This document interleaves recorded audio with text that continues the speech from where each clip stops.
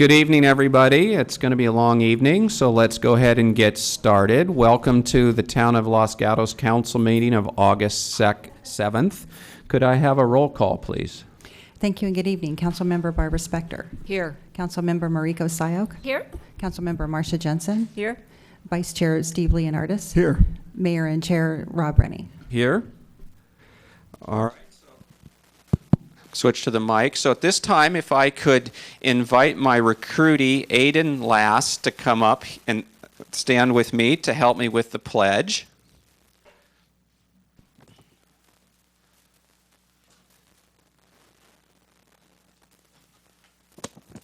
Mom can take pictures too.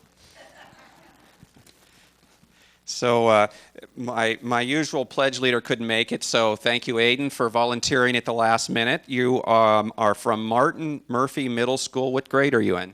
I'm in 7th. 7th grade, and you're here with Boy Scout Troop 219 on a project. What's your assignment for tonight? I'm doing merit badges. I'm doing citizenship in the community and communications. All right. Well, hopefully we'll have an interesting council meeting for you. So at this time, let's ask everybody to stand for the pledge, please. And I'm going to give you the mic, and then you can ask people to join you and go ahead and start. And our flag is this way. Please join me in the Pledge of Allegiance. I pledge allegiance to the flag of the United States of America and to the republic for which it stands, one nation, under God, indivisible, with liberty and justice for all. Thank you. So shake Steve Leonardis, our Vice Mayor, and Marcia Jensen, our council members' hands. Thank you. And Mariko Syok.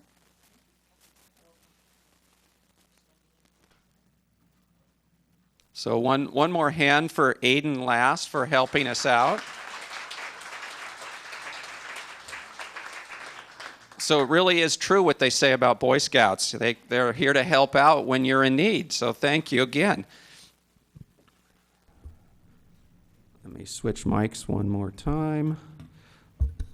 Okay, so next up, closed session report. I believe we had a closed session today and one last week. Good evening. Yes, council met in closed session on August 1st, and again prior to this meeting regarding labor negotiations. No action was taken in the Brown Act that requires reporting. Okay, thank you. Next is council and manager matters. We'll start with Councilmember Spector.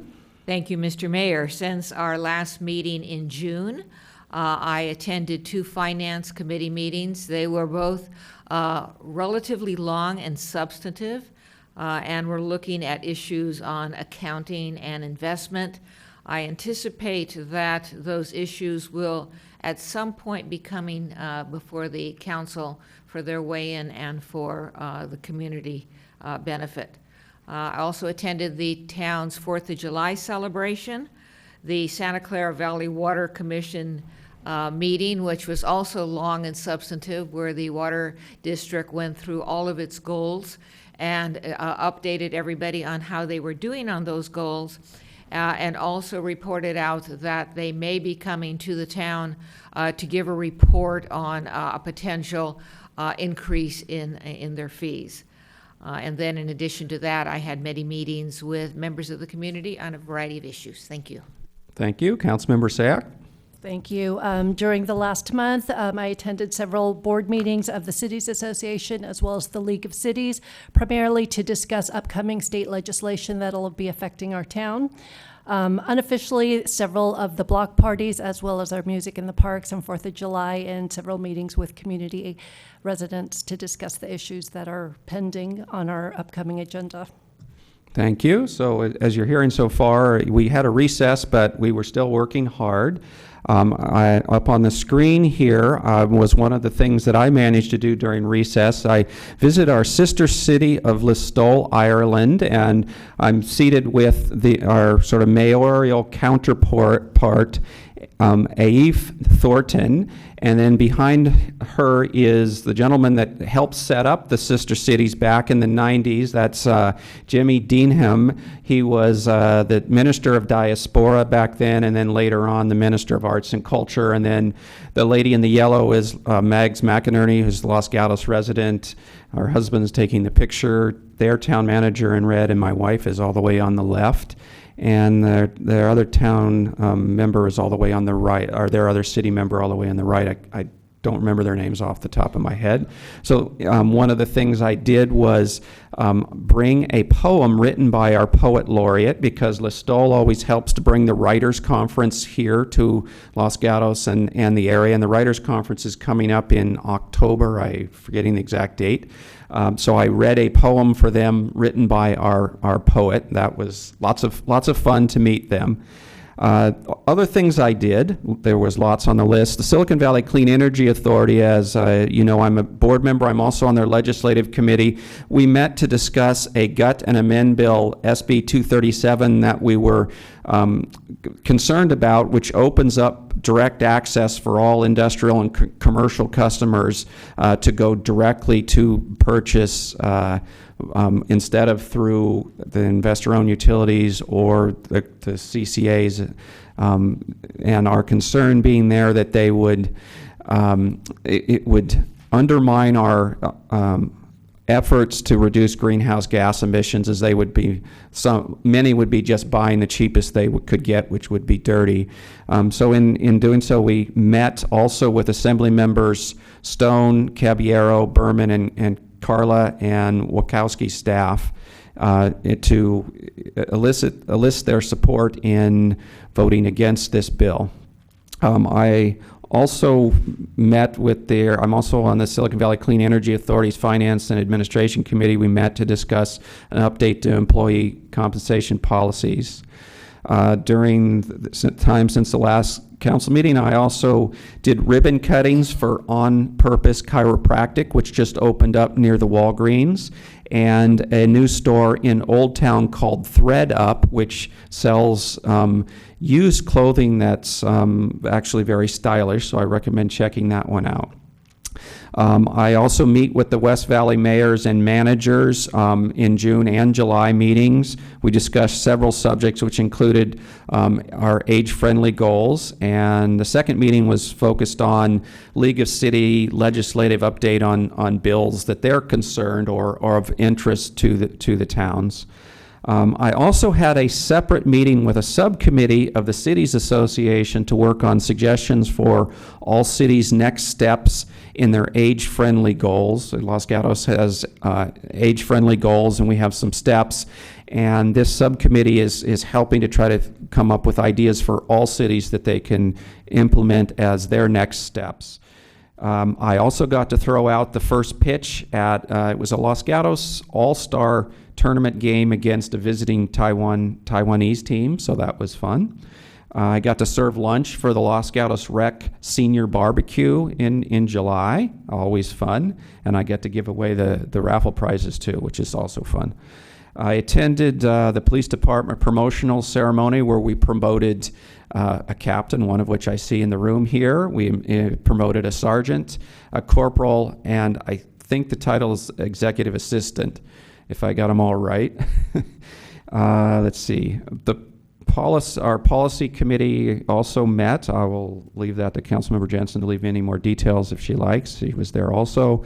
I also did a interview with KCAT TV, so maybe you'll see that if you're searching their shows.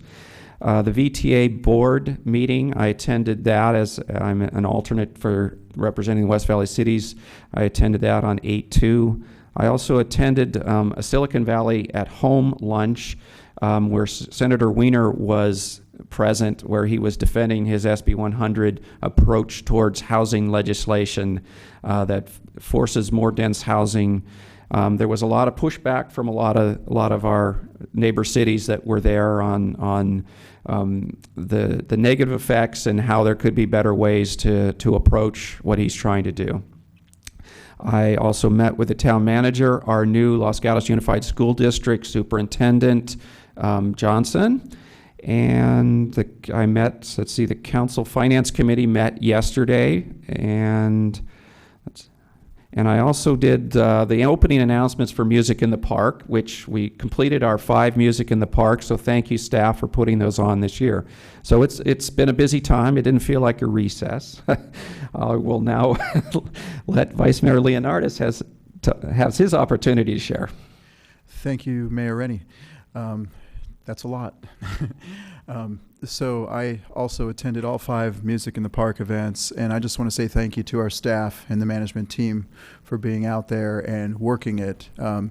You guys all put your heart and soul into it, and the public absolutely loved it, very well received, and kind of brought back some of the magic of the old Music in the Park, where it was very family oriented. So thank you all for your efforts, and we look forward to more. I attended the West Valley Clean Water Program Authority. This is a new board that we formed, taking over the West Valley Clean Water Authority from the West Valley Sanitation District recently, and there was one item of business that was approved, the technical services agreement. Nothing to report on that. And what else did I do? I went to one picnic for the West Valley Sanitation District. That's about all that I can remember. All right, thank you. Councilmember Jensen. After all that, I'm exhausted and I can't remember anything I did. I did attend the policy committee with the mayor, and I have met several times with members of the community and staff during our recess. Thank you. We'll go to Manager Matters. Thank you. I'd like to start by recognizing the photographs that are in the council chambers. This is part of the Chamber of Commerce photo contest, and I believe our mayor was one of the judges. So please enjoy the artwork from residents, and thank you very much for the chamber for hosting this. I'd also like to announce that we are now accepting applications to Leadership Los Gatos for the 18-19 season. Applications are due this month, and you can come to the Chamber's website for the application, the online application. And at this time, it's really my honor and pleasure to introduce to you Karen Briones, who will give us an update to our positive accomplishments with Safe Routes to School. Karen, welcome.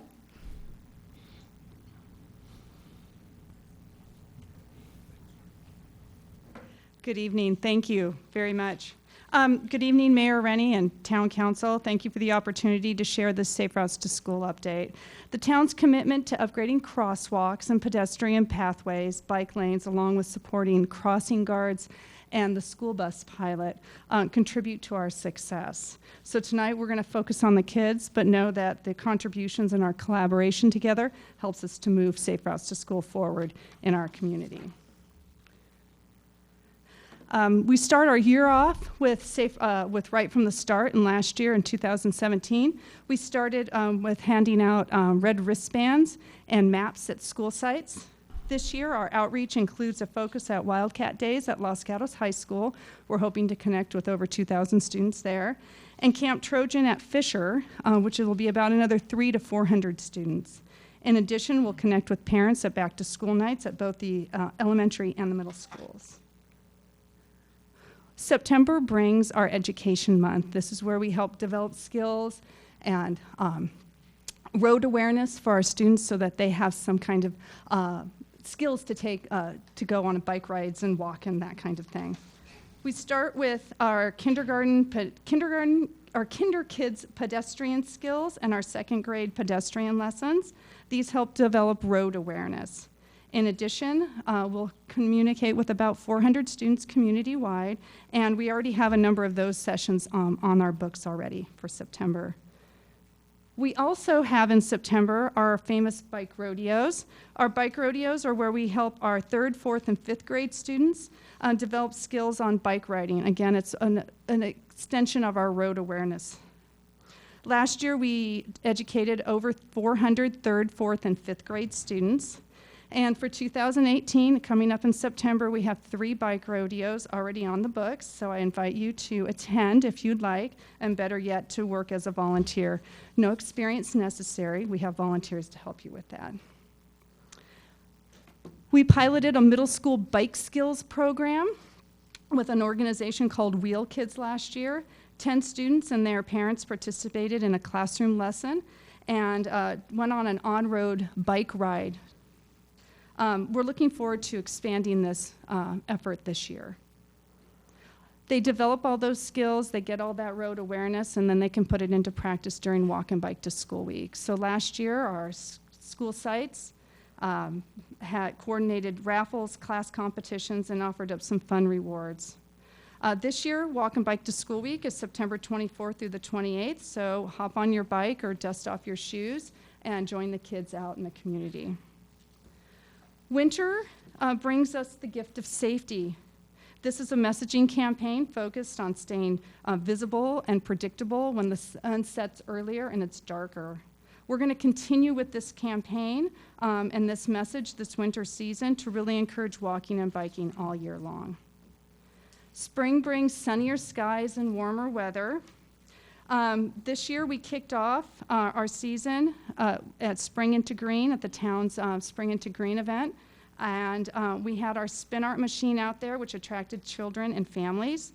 And we shared walking and biking tips with over 85 families, most of which actually don't even have kids in our schools yet. So it was really neat to connect with that part of the community. And we're looking forward to participating again this year. Spring also brings Bike to School Day, and we did something at the high school we've never done before. We celebrated it with a bike to breakfast. We handed out 8 dozen donuts to some very appreciative students who ride every day. One student, when he asked me, why is he getting a donut? I said, it's because you rode your bike. He goes, well, I should get a bike. I should get a donut every day. So we're kind of hoping to build on that. It was such a success and so much fun, not only for the students, but for our volunteers, that we're planning more this year, and we're hoping to reward our committed pedestrians also, and hopefully our skateboard and scooter riders. We celebrated 5 years of our student-to-student education program called our Helmet Educators. In 2013, with County Public Health, we trained 12 students in helmet safety lessons. And then we sent them out to give a presentation to, at that time, Lexington School was at the Fisher School site while the school was being renovated. So they presented a safety lesson to these 4th and 5th grade students. And it was very well received that since then, we've continued to train students. We've trained over 200 middle school students. They've presented to over 1,200 4th and 5th grade students. We've dropped probably 30 or more watermelons to demonstrate why you should wear a helmet. We've made 15 to 20 Jell-O brains. They jiggle them to show how squishy your brain is. We've had countless smiles. It's the best part of what I do is working with these kids. So we're still in the process, again, of building this schedule for this coming school year. They'll be trained at the end of September. But I invite you to come to a presentation and see our students in action. Another exciting part this past year is we had a parent volunteer who thought maybe we need a mascot. So he dreamt it and we built it, so to speak. So welcome Zippy. Zippy is our bike riding, walking, and skating new friend. He's already made some appearances at Spring Into Green. And he's been at some of our school events, so hopefully you can catch up with him around town. And hopefully he'll be in a carpool, and maybe he'll get to ride a school bus later on. This all happens due to the generous support of our sponsors, both local and regional. These are some of our sponsors both from last year and this year, and there's still room for more if anybody's interested. But the wheels on our bikes I like to say it, are our volunteers. This committed group of parents and community members educate students, advocate for safety, connect with parents, and make our organization move forward. In addition, they're lots of fun, and there's always room for more.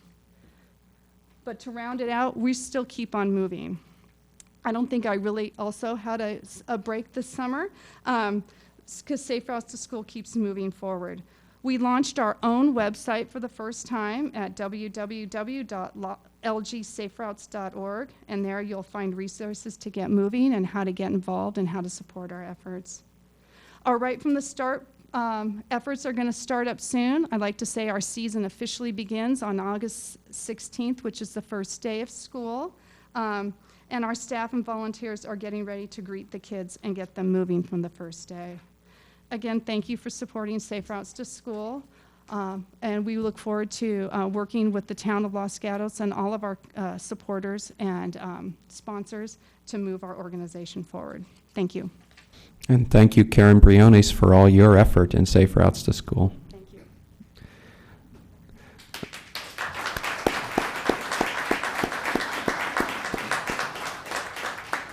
So next up is we're going to vote on our commission commission appointees. This is the mid-year where we have some openings in our commissions, and we interview just a few number of people to fill those openings. So we will now have voting that I will turn over to the clerk. Thank you. Good evening, Mayor and Council. The voting process will be conducted by ballot for the Bicycle and Pedestrian Advisory Commission and the General Plan Advisory Committee. The applicant for the Community and Senior Services Commission was unable to attend the interviews tonight and therefore is not eligible for appointment at this time. There is one unscheduled vacancy on the Bicycle and Pedestrian Advisory Commission, and 3 applications were received. Each council member will have 1 vote. There are 5 openings for the General Plan Advisory Committee, and 3 applications were received. Each council member will have 3 votes. The number of votes is also indicated on the ballot that the deputy clerk has just distributed to you. Please indicate your choice by either an X or a check mark next to the candidate's name. There's also a box on the ballot for none of the above. Please remember that you can only vote for each candidate once. If you vote for the same candidate more than once, all votes for that candidate will be disqualified.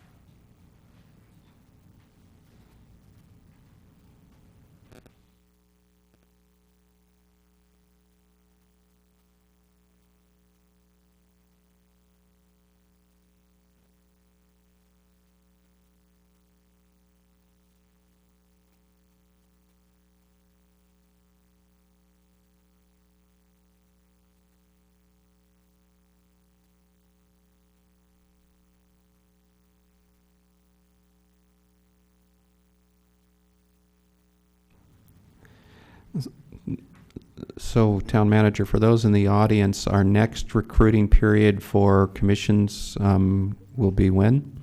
It'll begin in September, and we expect to have openings in several of our boards and commissions. The information will be posted on the Clerk Department website, and there will be an online application process. And pretty much applicants are required to show up for an interview, or they don't get considered, as was just mentioned. That's correct. We anticipate that interviews will be held in December, and you are required to be present for your consideration. Thank you. Okay. So for the Bicycle and Pedestrian Committee, applicant Kelly received 1 vote from Councilmember Spector. Applicant Lynch received 1 vote from Vice Mayor Leonardis. Applicant Thompson would be appointed with 3 votes, 1 from Jensen, Rennie, and Syok. For the General Plan Advisory Committee, 5 votes were received for applicant Moore Brown, 5 votes were received for applicant Rosenberg, and 4 votes were received for applicant Zola, with Marcia Jensen voting for Moore and Rosenberg. Okay, thank you. So I assume that closes that off. So the next item is our consent calendar. Would any member of council wish to pull an item from consent? Seeing none, do we have any cards, Madam Clerk, do we have any cards for any items on the consent calendar? Would any member of the public wish to pull an item from our consent calendar tonight? Okay, seeing none, I'll come back to the council and ask for a motion. Councilmember Jensen.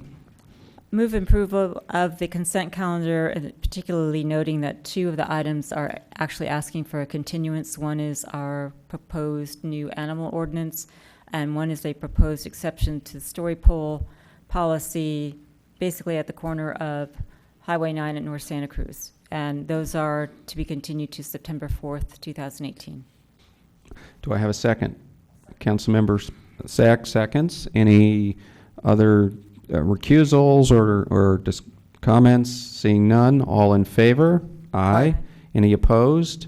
Seeing none, passes unanimously.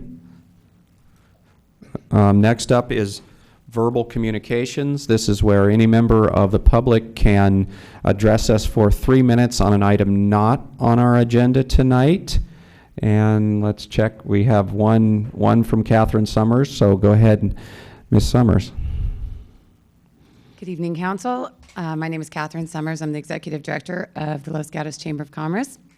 First, I wanted to thank the town manager for pointing out the great photos on the wall. It was a really successful photo contest that we have. It was kind of a clever idea that some of my staff came up with, which was to take photos that reflected the look and feel of Los Gatos, because I know a lot of times we debate what the look and feel is. So as you look around, this is what your photographers in town think that what the look and feel says to them. I also wanted to thank the council and the staff for turning on that fountain. It has made a huge difference. I have so many people coming in, and so I haven't taken credit for it, but they come in and they say how amazing it is coming down and having that fountain on. So that is a real gift to the town. So thank you for doing that. I also wanted to reiterate how excited we are to start the leadership program for 2018. That is a collaboration between the Chamber of Commerce and the town. And so if you've never done Leadership Los Gatos before, take a look at it on our website and see what the different sessions entail. And hopefully you'll think of participating this year. I wanted to remind everybody that our last downtown block party is on August 16th, and I hope that you will come out and take part in that. They've been pretty successful. We've learned a few lessons, and so I'd like to, at some point, hopefully discuss with the council, maybe individually or as, maybe not as a group, but just really to get your feedback on it and to see how we might be able to improve upon those next year. Interestingly, the community has loved it, but our whole intention was to make it good for the downtown merchants, and there's still some questions there. Lastly, I wanted to tell you about our annual awards dinner, which is October 4th this year. We will be honoring a Business of the Year, a Business Person of the Year, service organization or a nonprofit, and then our new addition this year is an award for Citizen of the Year. So please, that's really somebody who's gone above and beyond in our community and who has really made a difference in all of our lives in town. So I encourage you to go on our website and nominate that person. It's open until the end of August. Thank you. Any questions from council? Seeing none, thank you. Would any other member of the public wish to address us on an item not on the agenda? Please go ahead and give your card to the clerk, and then introduce yourself and let us know at the mic here. Go ahead and introduce yourself and tell us what you have.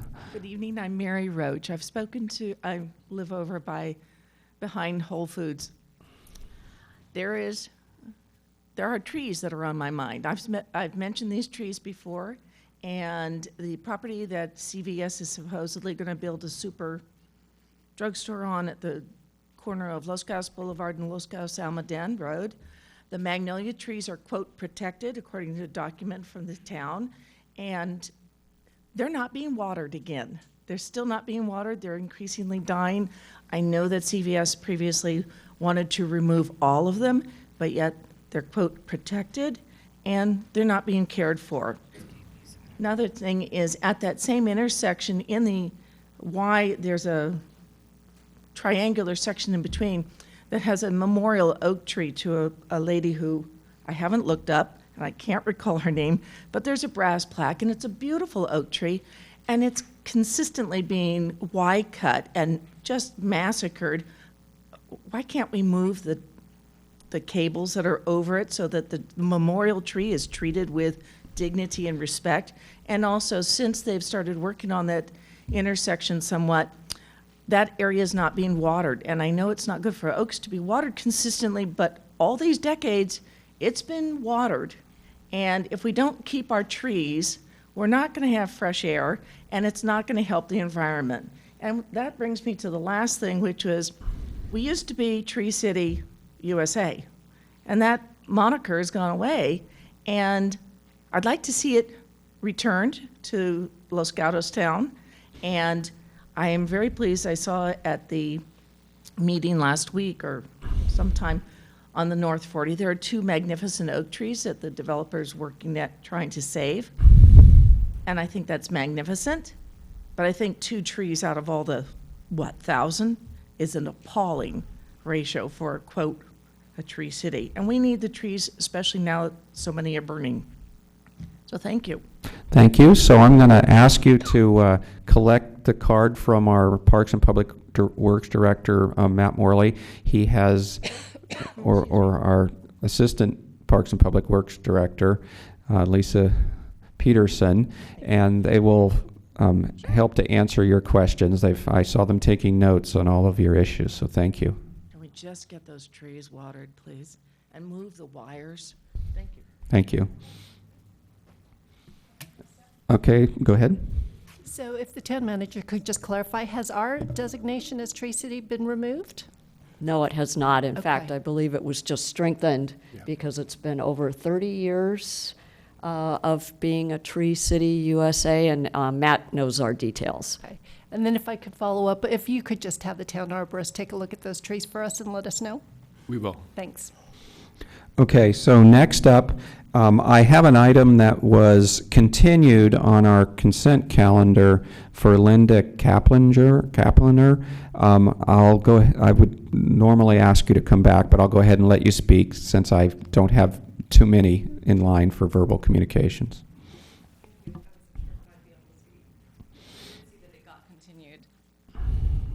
Does this work with PowerPoint or anything like that? You can put items on top of it, and sometimes they can be visible, or ahead of time you can give the clerk assistant, yeah.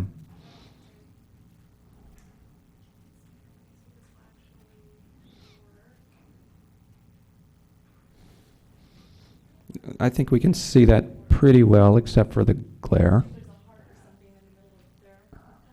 So anyways, I did notice on nextdoor.com, my name's Linda Kaplinger. If maybe you could take the mic out, you can pull it, go ahead and pull it out of there if you like. Okay. I'm the lead for Downtown Los Gatos on nextdoor.com. My name's Linda Kaplinger. I'm also the lead for the College Hill group up the hill here, and also a chicken group here downtown Los Gatos. We have 32 members, all in the downtown area, and it's just the people that happen to know that there's a nextdoor.com and happen to know there's a chicken group. So we suspect there's probably 3 times as many as 32. I've read through the entire new proposal that you guys are going to be looking at in September, and I think there's a lot of flaws there.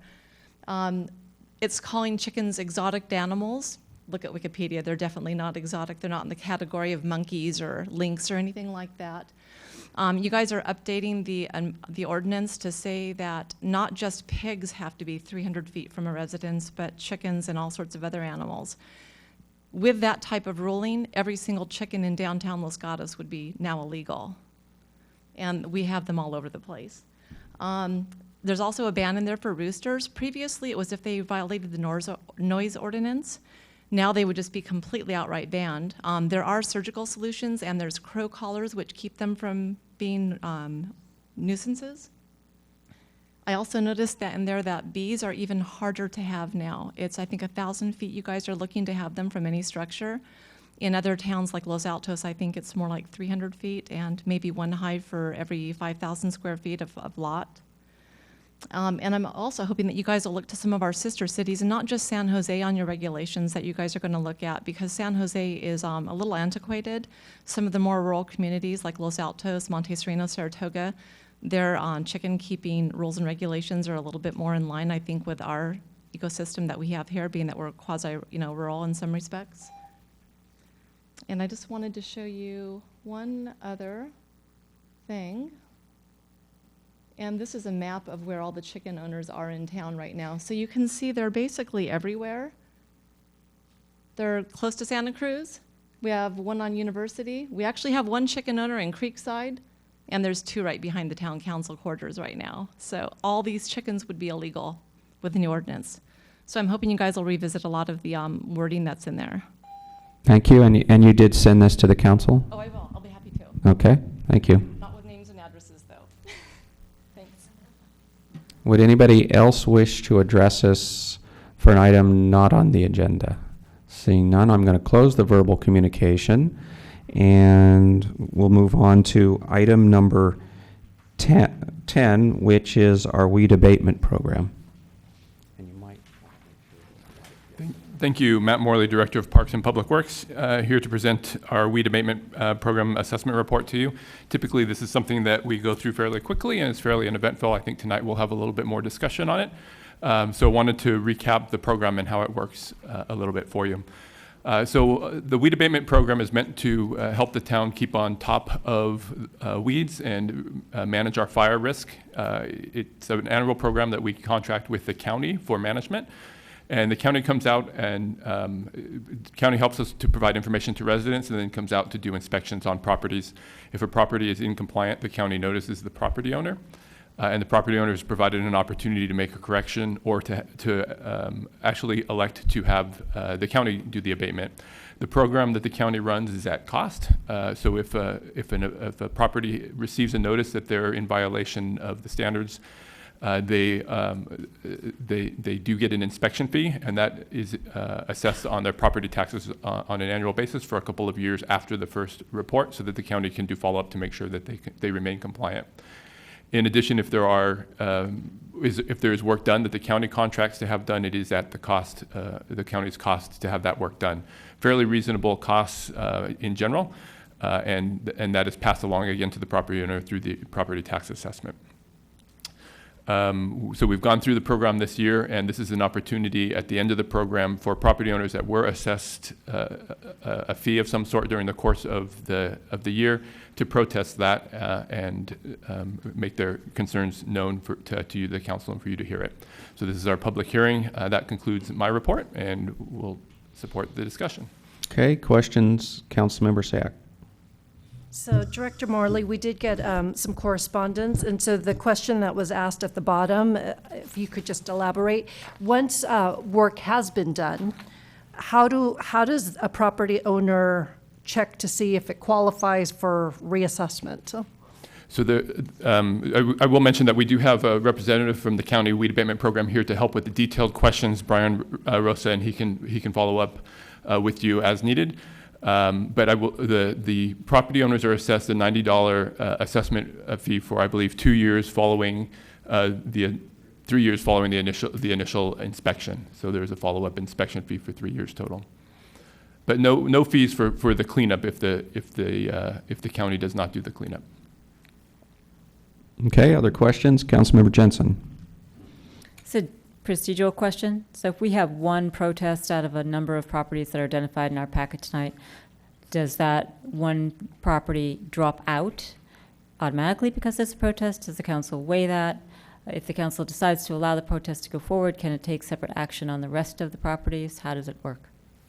So this is the opportunity for the council to hear the individual protests and to make a determination on those individual protests, not on the properties as a package. So you'll handle each of them individually. You do have one written correspondence in the packet, and I believe you'll have testimony tonight from another property owner as well. Okay. I see no other questions. I'm going to go ahead and open the public testimony. I have one card so far. If you're interested, please get a card to the clerk. So let me ask Marilyn Harlan to come up, please. You have 3 minutes. Good evening. I'm Marilyn Harlan, and I have property on Bella Vista Avenue, and I'm part of the program. And they charge you $90 for your initial inspection. And then they give you the opportunity to check. They send you a return reply form, and you can check A, B, or C. C says, I request that the county contractor perform weed abatement work on this parcel. Charges for this work will be added to my property tax bill.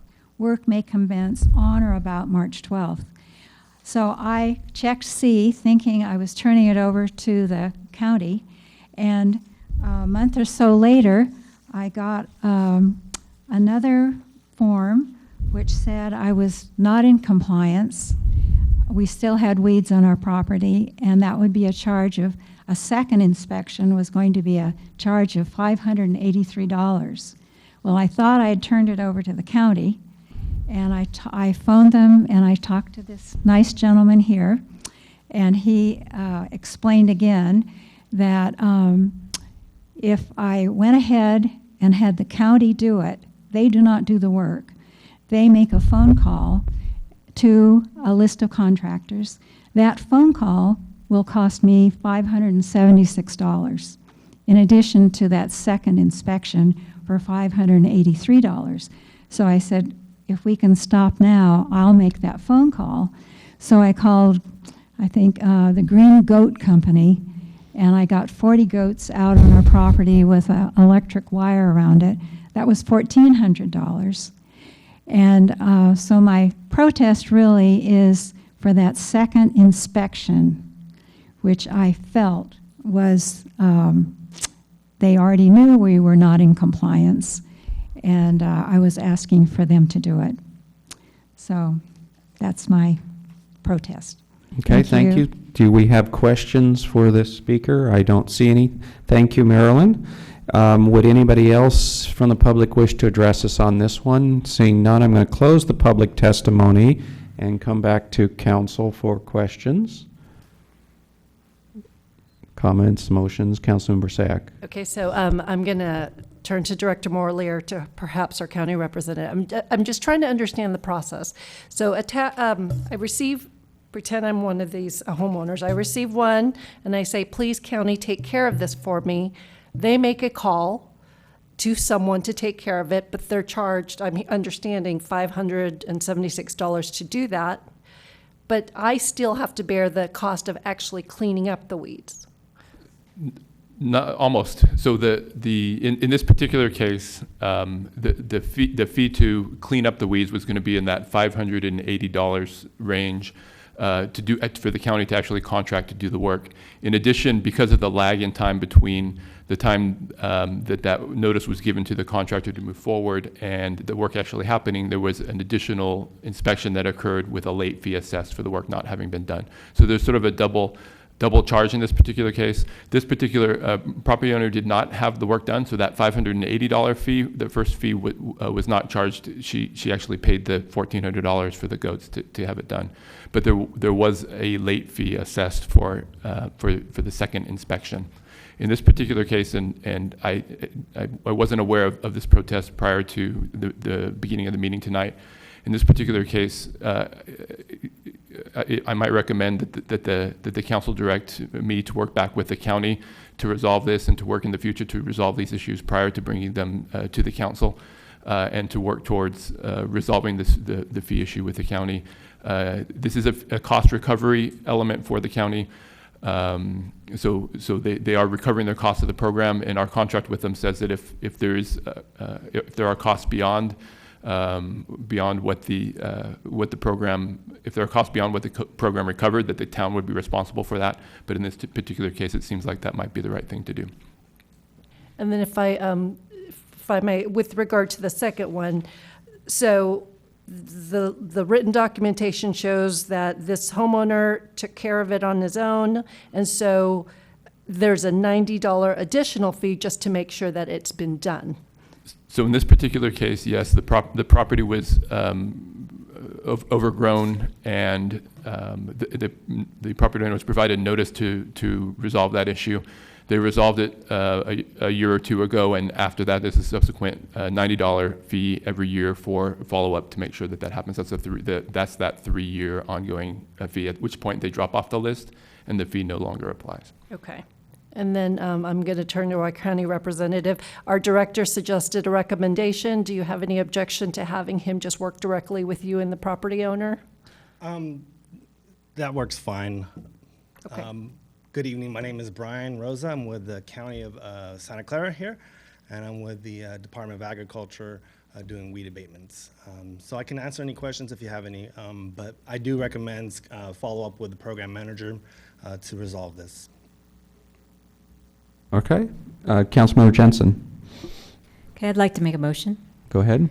My motion would be that we adopt the 2018 Weed Abatement Program Assessment Report, which is attachment 1, and authorize the collection of charges, and that we ask Mr. Morley to work with the county for those 2 items that we have before us with formal protests and ongoing, so that we can resolve protests and fees prior to this being brought to the council. And ma'am, I live on Bella Vista, and those goats were amazing. So I'm sorry you had to pay $1,400, but those goats were just the best thing ever. So that's my motion. Do I have a second for this? Okay, I have a motion and a second. Is there any further comment? Seeing none, all in favor? Aye. Anybody opposed? Seeing none, passes unanimously. Thank you, Mr. Morley. Next up is item number 11, which is going to be Mr. Morley again for the discussion of the dynamics of our cut-through traffic this year.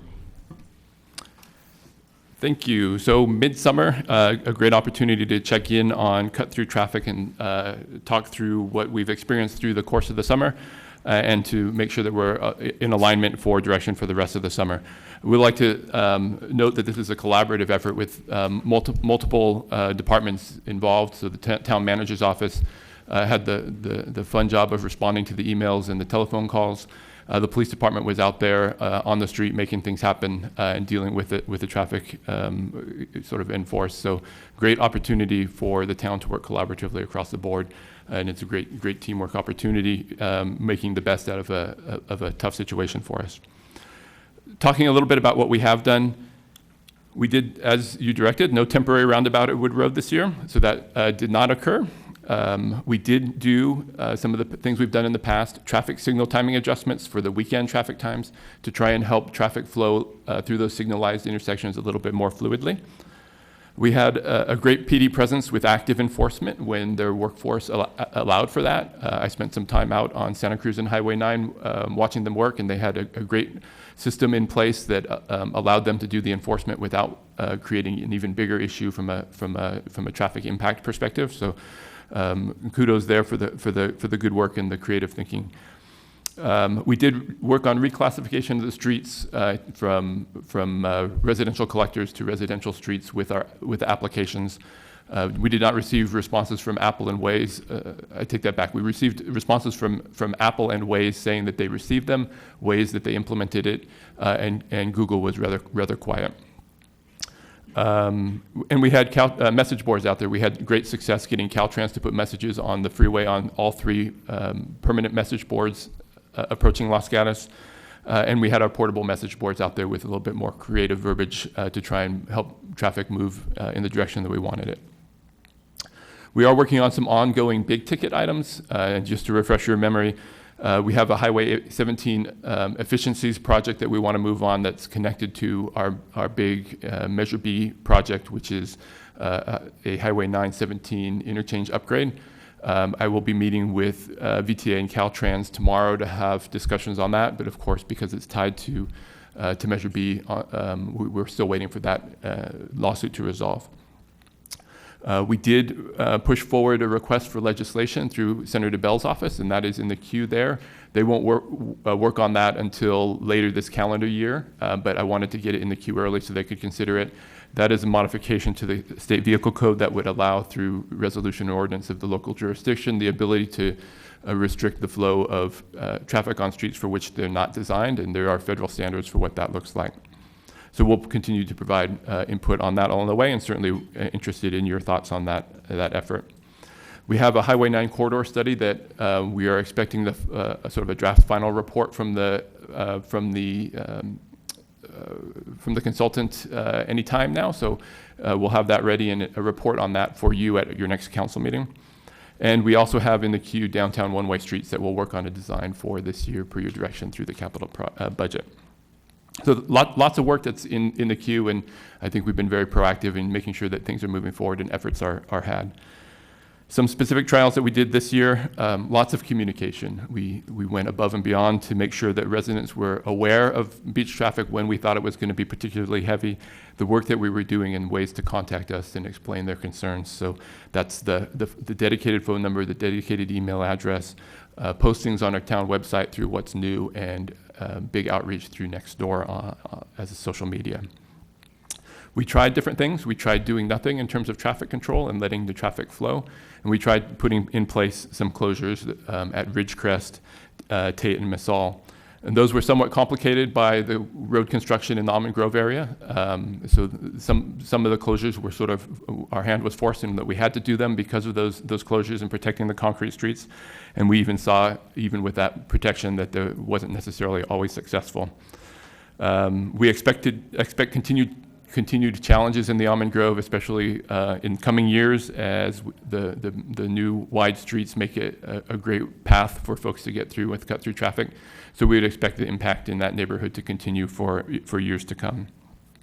In terms of the sort of the closures that we did, or the turn restrictions that we put in place, we put in turn restrictions at Ridgecrest, Tate, and Massall for 2 weeks. And then we waited a week in between and did nothing. I think that was very educational for us, in that it showed, we got a lot of feedback when we put the Ridgecrest closure in, and that it was very impactful for the folks that live up that direction, especially the Montserrat residents who have almost no option to get back home when that closure was in place. We did some modifications to it to try to allow some access. And still had some input counter to the turn restrictions. So we left it for a weekend and didn't do anything. And that's a weekend where we saw significant impacts in the downtown area, especially on Main Street, as folks cut through on Hernandez. So a little bit of back and forth in that whether we did something or we didn't, there were impacts to the individuals. And I think that that's been a common theme throughout our efforts to manage beach traffic, is that every time we do something, there's an impact to somebody somewhere along the way.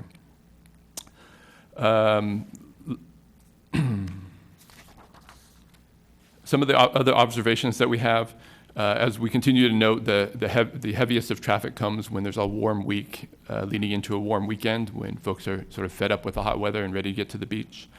The school schedules and holidays significantly impact the traffic. So around schools after Memorial Day, around school times, the traffic wasn't as bad, but once school let out, it really ramped up.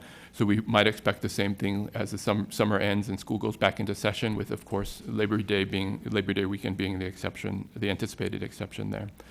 And with July 4th being midweek this year, we did see sort of perhaps a spread in the traffic and lighter traffic than we might have expected on the weekends, on the bookends there.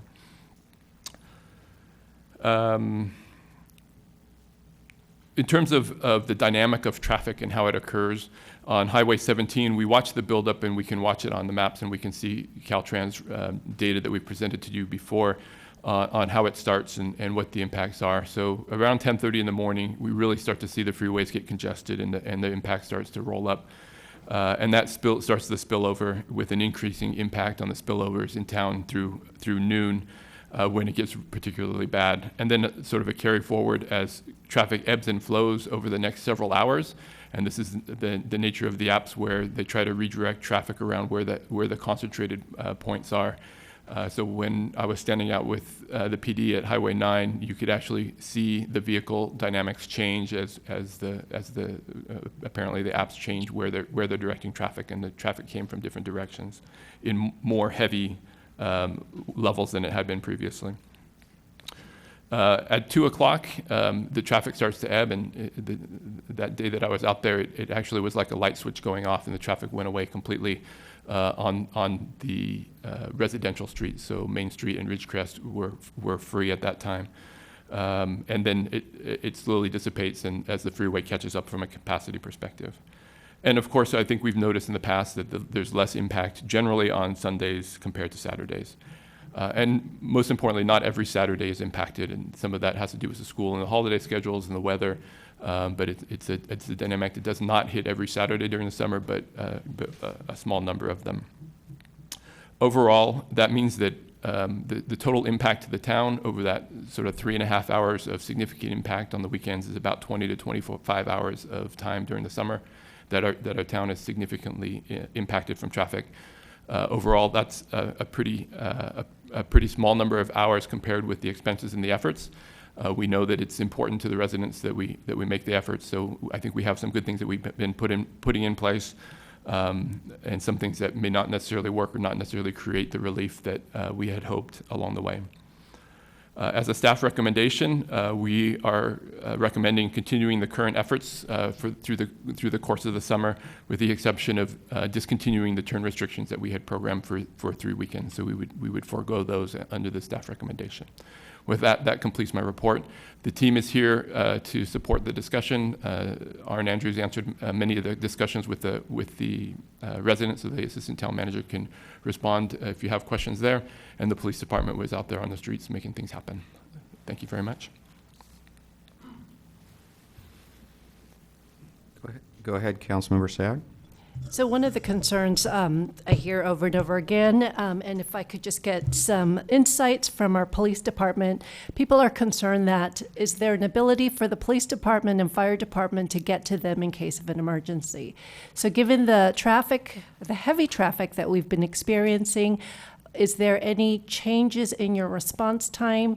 Are you aware of any changes in response to the fire department's response time? And what are some of the ways the police department has been able to adapt to that?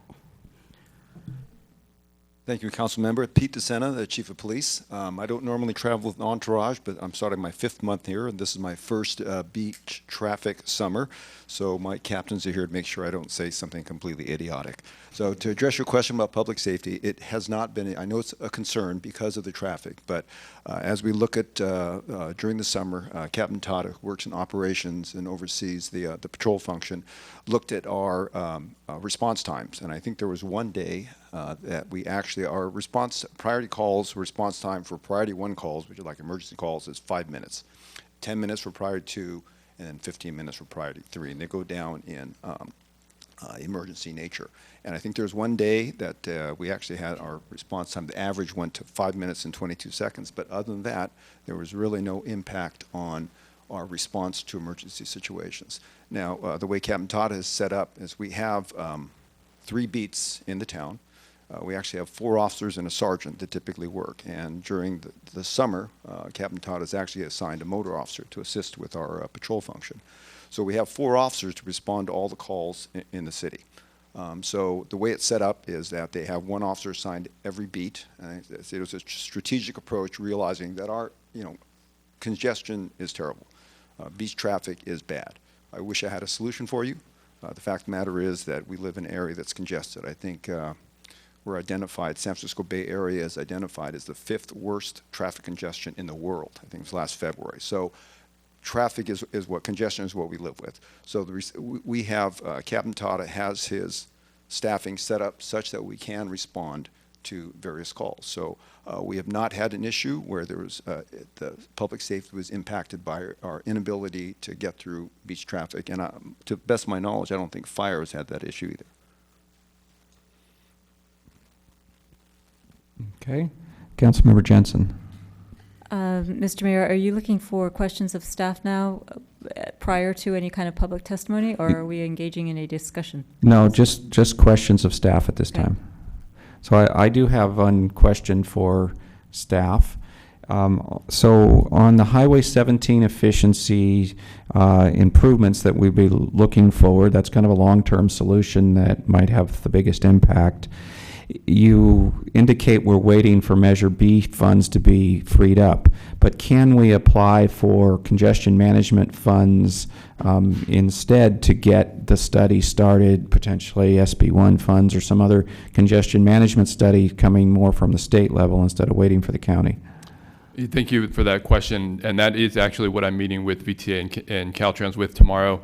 So the funds that we're looking for are for corridor improvements, and the applicant has to be, the main applicant has to be Caltrans or VTA, and the town could be a co-applicant, so we need them on board with us to make it happen. So I'm starting that conversation tomorrow so that we can have our application in for what is essentially a planning grant. So it's the very beginning opportunity to start looking at that solution. Okay, thank you. Councilmember Spector. Thank you, Mr. Mayor.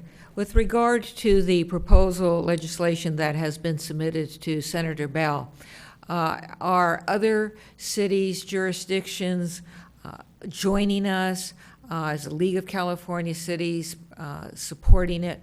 Where are we? Are we standing there alone, or are we with other folks?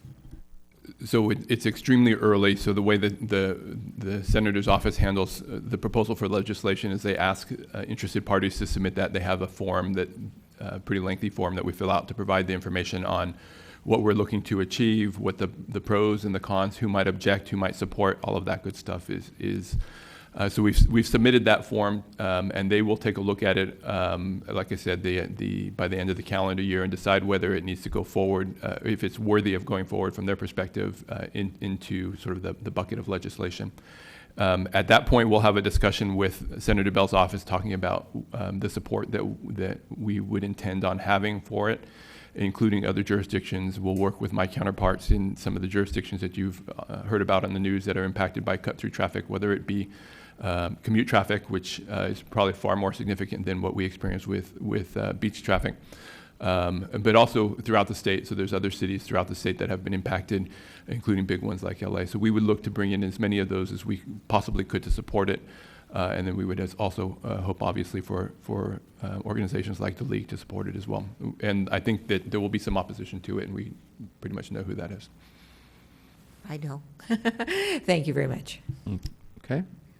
Councilmember, let's go with Vice Mayor Leonardis. Give him a chance. Thank you, Mayor Rennie. Mr. Morley, when we met with Senator Bell last year, he seemed to indicate that for many, many years there were planned improvements for the interchange at Highway 9. They were outmoded. And he seemed to mention that they were on the books to be done, and it wasn't contingent upon any type of funding from Measure B or whatever. In addition, we talked about a number of other things, widening Highway 17 between Lark and Highway 9, making it possibly 3 lanes, as well as timing the signals on Winchester and Los Gatos Boulevard to increase the flow, as well as limiting the hours when trucks could travel on Highway 17. So what is the status of all these ideas, and why can't we just cut to the chase instead of any further delays, since we've known about this traffic problem since about 1940? That is true. So I think we are progressing. There is no allocated funding for improvements on the Highway 17 corridor at this point. So the first battle is beginning that trek to acquire the dollars. It's much easier to get dollars for construction if you have a plan in place. So typically the process looks like getting planning funding in advance so that we can do the advanced planning and actually have a project that's got some momentum behind it to attract the construction dollars.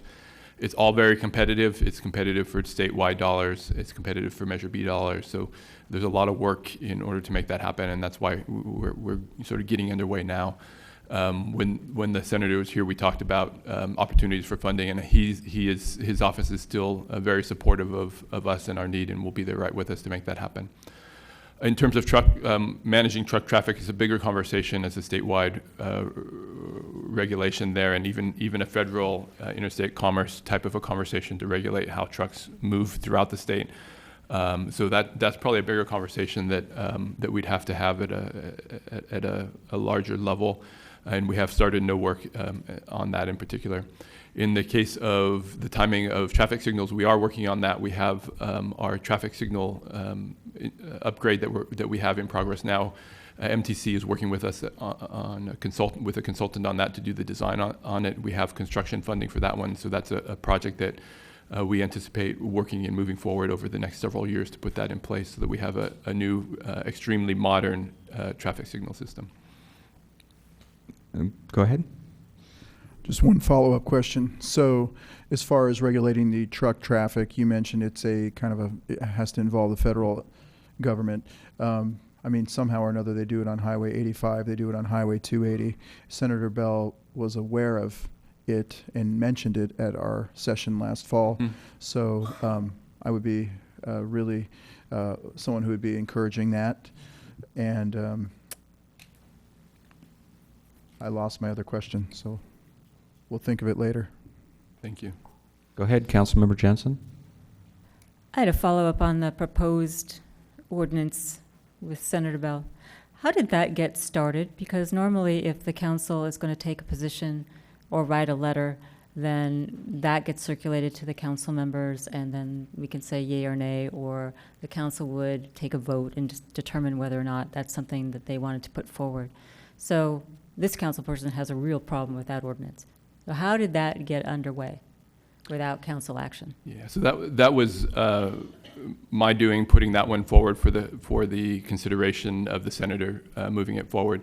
Yes, probably in front of the council to some extent, and we'd look ultimately before we make it formal on having the council weigh in on whether they support that or not, and certainly pulling it back at this point because it was an early submittal would be reasonable. I wanted to make sure that from a timing perspective, as the senator's office was considering potential legislation for the next year, that we were at the front of the queue should the council decide that that's what they wanted to do. So certainly worthy of a council discussion tonight because you have the language in the packet, or at a future time should the council decide that that's more appropriate. Okay, further questions? So go ahead, Vice Mayor. Thank you, Mayor Rennie. I thought of my other question. There was discussion about turning parts of North Santa Cruz downtown into one-way streets. Where are we at on that topic? So that was approved and included in our capital improvement program for this current year. And as soon as we get out of the the summer construction season, we'll work on the design for that program and be able to line out what that might look like, and we'd bring that back along the way for council discussion as the design starts to develop. Thank you. Okay, so let me open public testimony at this time. I'm going to start with Diane Siemens. Okay, Diane Siemens, Ellenwood Avenue, just where the Ridgecrest route comes out. I'd like to ask, this is probably a question, is the way I read the new state law that was in your packet, we could ask that services like Waze and Google not send people on a route that represents a safety hazard. I submit that the Ridgecrest route to Hernandez is a safety hazard because it narrows to one lane before it gets into Los Gatos, and that lane is blind. It goes around a curve. And also that canyon and the road are filled with brush and dead trees. It is a fire hazard. And I would like to see Waze and Google told not to use that route and cited if they do. Thank you. Okay, any questions for the speakers? Seeing none, thank you. Next up I have, I think it's Diane Carlson.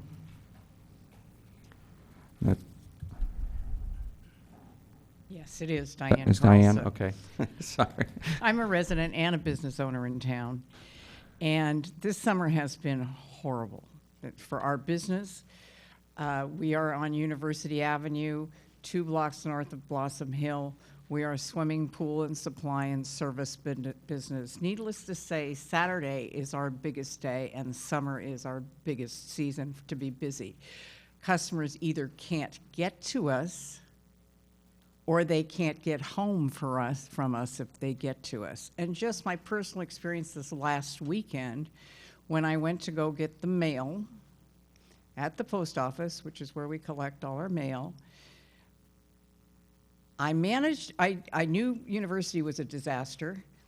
I went over to Los Gatos Boulevard. I managed to go some roads that I think Waze and doesn't know about yet. So I came down Bella Vista and came out at the corner of the high school on the main street. So that only took me about 15 minutes. It took me almost 40 minutes to go from the high school to the left turn at the post office because of the people wanting to take the south exit of town because that's what they've been told to do by the services, the route services, or whatever you want to call them. It's intolerable. It's impossible for residents to move in this town. It's impossible for business owners to conduct business in this town. That's all I'm trying to say. Hopefully you can come up with a solution because we really need it. This is our 3rd or 4th year where it's been really difficult to do business on the weekends. Thank you. Thank you. Any questions for this speakers? Seeing none, Catherine Summers.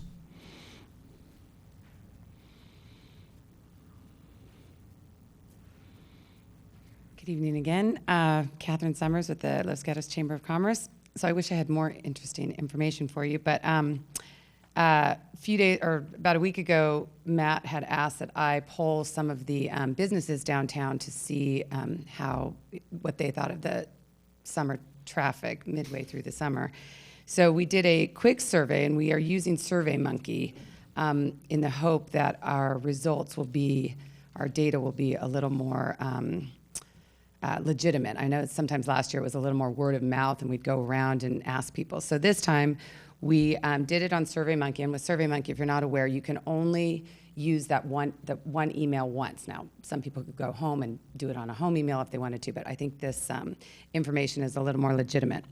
So we asked just a couple questions. We have 147 people that we polled downtown, and that was done. We had an intern that walked around and actually got all the emails of the businesses, particularly those that were in the downtown corridor that would be affected by traffic and be open on the weekend. So this really is more of a weekend survey. I'll get to that. But we asked, so 147 people. We had 31 responses only, which is a little shy of 20%. But it is at least a little bit, can tell you something. So we said, how were your sales volume this summer in relation to last summer? We thought that was an easy question to ask. Of the 31 respondents, 25% said that sales were up, 64% said that sales were down, and sales stayed the same, was 9.68%. It gives you a little information. I mean, interestingly, in a lot of the talks that I had with people, they came and said that sales were up, so I was sort of positive that I thought that these results would be a bit better. I can certainly continue. This was only done for 4 days, and we got 31 responses, which is pretty good. So I could continue this for another couple weeks or so and encourage everybody else to respond. I could also do another survey to the outer lying businesses to see what their sales volumes were like this summer. The other question that we asked was, do you think that downtown Los Gatos was more vibrant this summer than last? And I know some of the traffic mitigation plans we had in place were to try and make it more vibrant, as were the third Thursdays and whatnot. The answer, 31 respondents again, 35% of the respondents said yes, 48% said no. 16% said the same. Then we asked if they would do additional comments. I have pages of additional comments, and a lot of people did put their name of their business. I can certainly share this with the council. I can just send it along to you to your emails if you want to read these comments. I think the most interesting one always is Saturday is the worst. Most people did appreciate the efforts that were made to mitigate the traffic. A lot of respondents said it takes so long for people to get down here, and then they end up getting tickets on Saturdays, so it completely defeats the purpose that they've come down. So that's just. Any questions for Ms. Summers? Okay, we do have a question, Vice Mayor. Thank you, Mayor Rennie. So, Ms. Summers, in the past we've heard kind of mixed results about closing Wood Road. Some business owners said their business improved. Some business owners said their business was worse. How do you gauge? Well, I think closing the Wood Road exit? I think that was sort of indicated in this. Last year, we did ask that question. Do you want Wood Road open or closed? And the results were so mixed last year that we thought this was a little bit better question because the road was open. So are their sales up or down? I think that answers it, that it's still mixed. Some are up, some are down. I mean. Okay, Councilmember Sayre. Ms. Summers, I love the data and the surveys that you bring, so thank you for continuing to do that. With the first question, was it specific sales to the weekend only, or were they overall? And then the subset of that is there an ability to change a business model or business hours to try and bring up sales on the on the first Thursday that we were hoping could accommodate for the decrease in sales on that Saturday? So great question, because after we did it and started getting the feedback, we realized perhaps we should have asked, were sales up or down on Saturday or on the weekend? This is actually taking the whole summer thus far into consideration. So I can get more specific and ask that question of all the businesses throughout town, again, dividing it into different geographic areas. To the second part of the question, I'm not sure. I don't think they felt that the third Thursdays helped their sales at all overall. Go ahead. So one more Follow-up. question. So what I'm hearing from the comments that you received, because one of the things we constantly ask for is there any specific ideas, since we're all trying to come up with solutions. One I hear is increasing parking hours so that when you do get to downtown, you can actually stay for a while and hopefully ride out the traffic. I do think that would be a nice gesture on the town's part to help people once they get here that they don't have the parking to consider and to worry about as well. And did you get any more specific feedback, increasing by an hour, 2 hours, 3 hours? Any more discussion on what that looks like? No, not Okay. specifically. Again, I can certainly include any of those in the survey. I do think our methodology of doing these surveys has gotten better. Matt and I talked about the questions that I might ask, and we couldn't really come up with specifics. And I'm not an expert at asking those questions, but I certainly am open to suggestions from you all of what you would like to know, and I think we can start getting the responses. And if I may, my third question, as you're doing these surveys, are you seeing responses from the same group of people? Not or are necessarily. you getting a wider network now? I think a wider network, and I think my task, I think I can start getting more engagement if we do these surveys more often. My past president, actually, Patty Rice, really wanted to start doing these on a bi-weekly basis to, and it might be this, I don't think you can do that all year long, but I think right now, because people have so much to say, that I think we could get a lot of responses to questions if we, kind of put it in place, and I can certainly do that for you all. Okay, thank you. I have no more cards. Would anybody else wish to speak on this item? Seeing none, I'll close the public testimony, come back to council for, I guess we don't need any motions or actions. It's just comments and maybe direction or something. Councilmember Jensen. I had a question for the police department, and I'm going to direct it to Captain D'Antonio and Captain Tada, not Chief DeSena, not out of disrespect because you weren't here.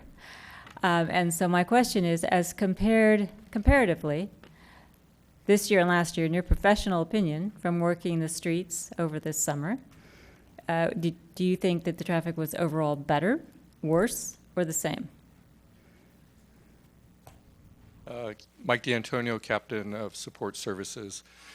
So without the data in front of me, this is going to be more from observations and complaints that we got, that I think the efforts that we put forward this year, when we look at signal timing, when we look at the signage that we put up, the additional efforts that the police department put forward in the intersections, that it was actually better. And I know that some neighborhoods may have been impacted more, but when we look at the complaints we got last year, and when we really saw the east side of town being impacted, it feels like some of the things that we have done have made a difference. Now, part of that is what Director Morley said, is as the years, in the future years, I think Almond Grove is going to be impacted even more. I think some of the construction this year actually, an unintended consequence was helped out the Almond Grove. So I think with the construction, with the efforts that we put forward, overall, I think it was a better year than the last 2 years. Thank you. Councilmember Spector. Thank you, Mr. Mayor. I just wanted to weigh in on the fact that there was a statement made that the actual impact was only 20 to 25 hours. And I understand that there probably are many of you who are sitting out there or listening who may not agree with that. But we understand that the impact is not measured by the number of hours. It's measured by our quality of life, of the desirability of people wanting to live here or come to Los Gatos. And we also understand that visitors and residents have learned what to do. If you live here, you do your errands from 8 to 10 a.m., and then you stay in your house. If you're going to go, if you live here and you're going to go south, you're going to be on the freeway by 9 a.m. or so. If you're going to go north, you're going to come back no sooner than 4 p.m. in the afternoon. So and if you invite your friends or your business acquaintances to come to Los Gatos on the weekend, they say, no way, you come to wherever we are. So we understand that the quality of life and the desirability of being here have decreased, and we understand that it's not simply a metric of 20 to 25 hours, over a weekend or over the past months. And we are going to continue working on it. But I just wanted to verbalize a sensitivity to those of you who do not think that what was stated reflects what you think. Councilmember Jensen. I actually think the metrics do make a difference. I respect what Councilwoman Spector has said. When you think about, I actually agree with more Chief DeSena's comment that we live in the fifth most impacted traffic area in the world. We live in a very desirable area, and we're 20 minutes from the beach.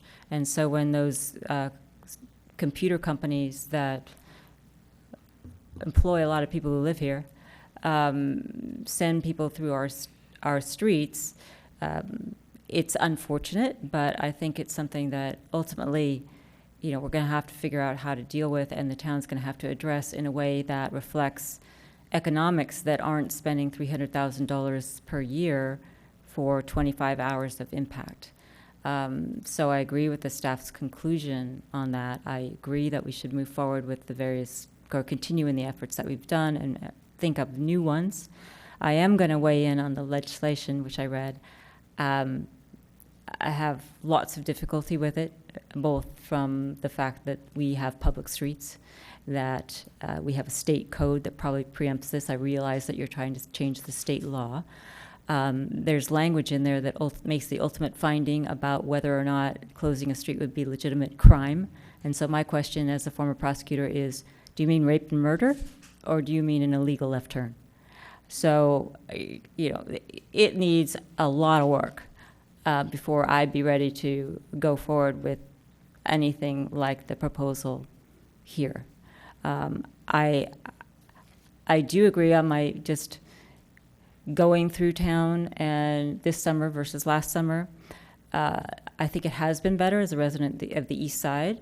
We are not getting the extreme impacts. When the Ridgecrest was closed, Highway 9 was backed up to Los Gatos Boulevard all the Saturdays, and there was a lot of impact on the east side. So the residents on the west side are used to dealing with this, and they're very vocal. The residents on the east side are not quite as used to working with it, but are far less vocal.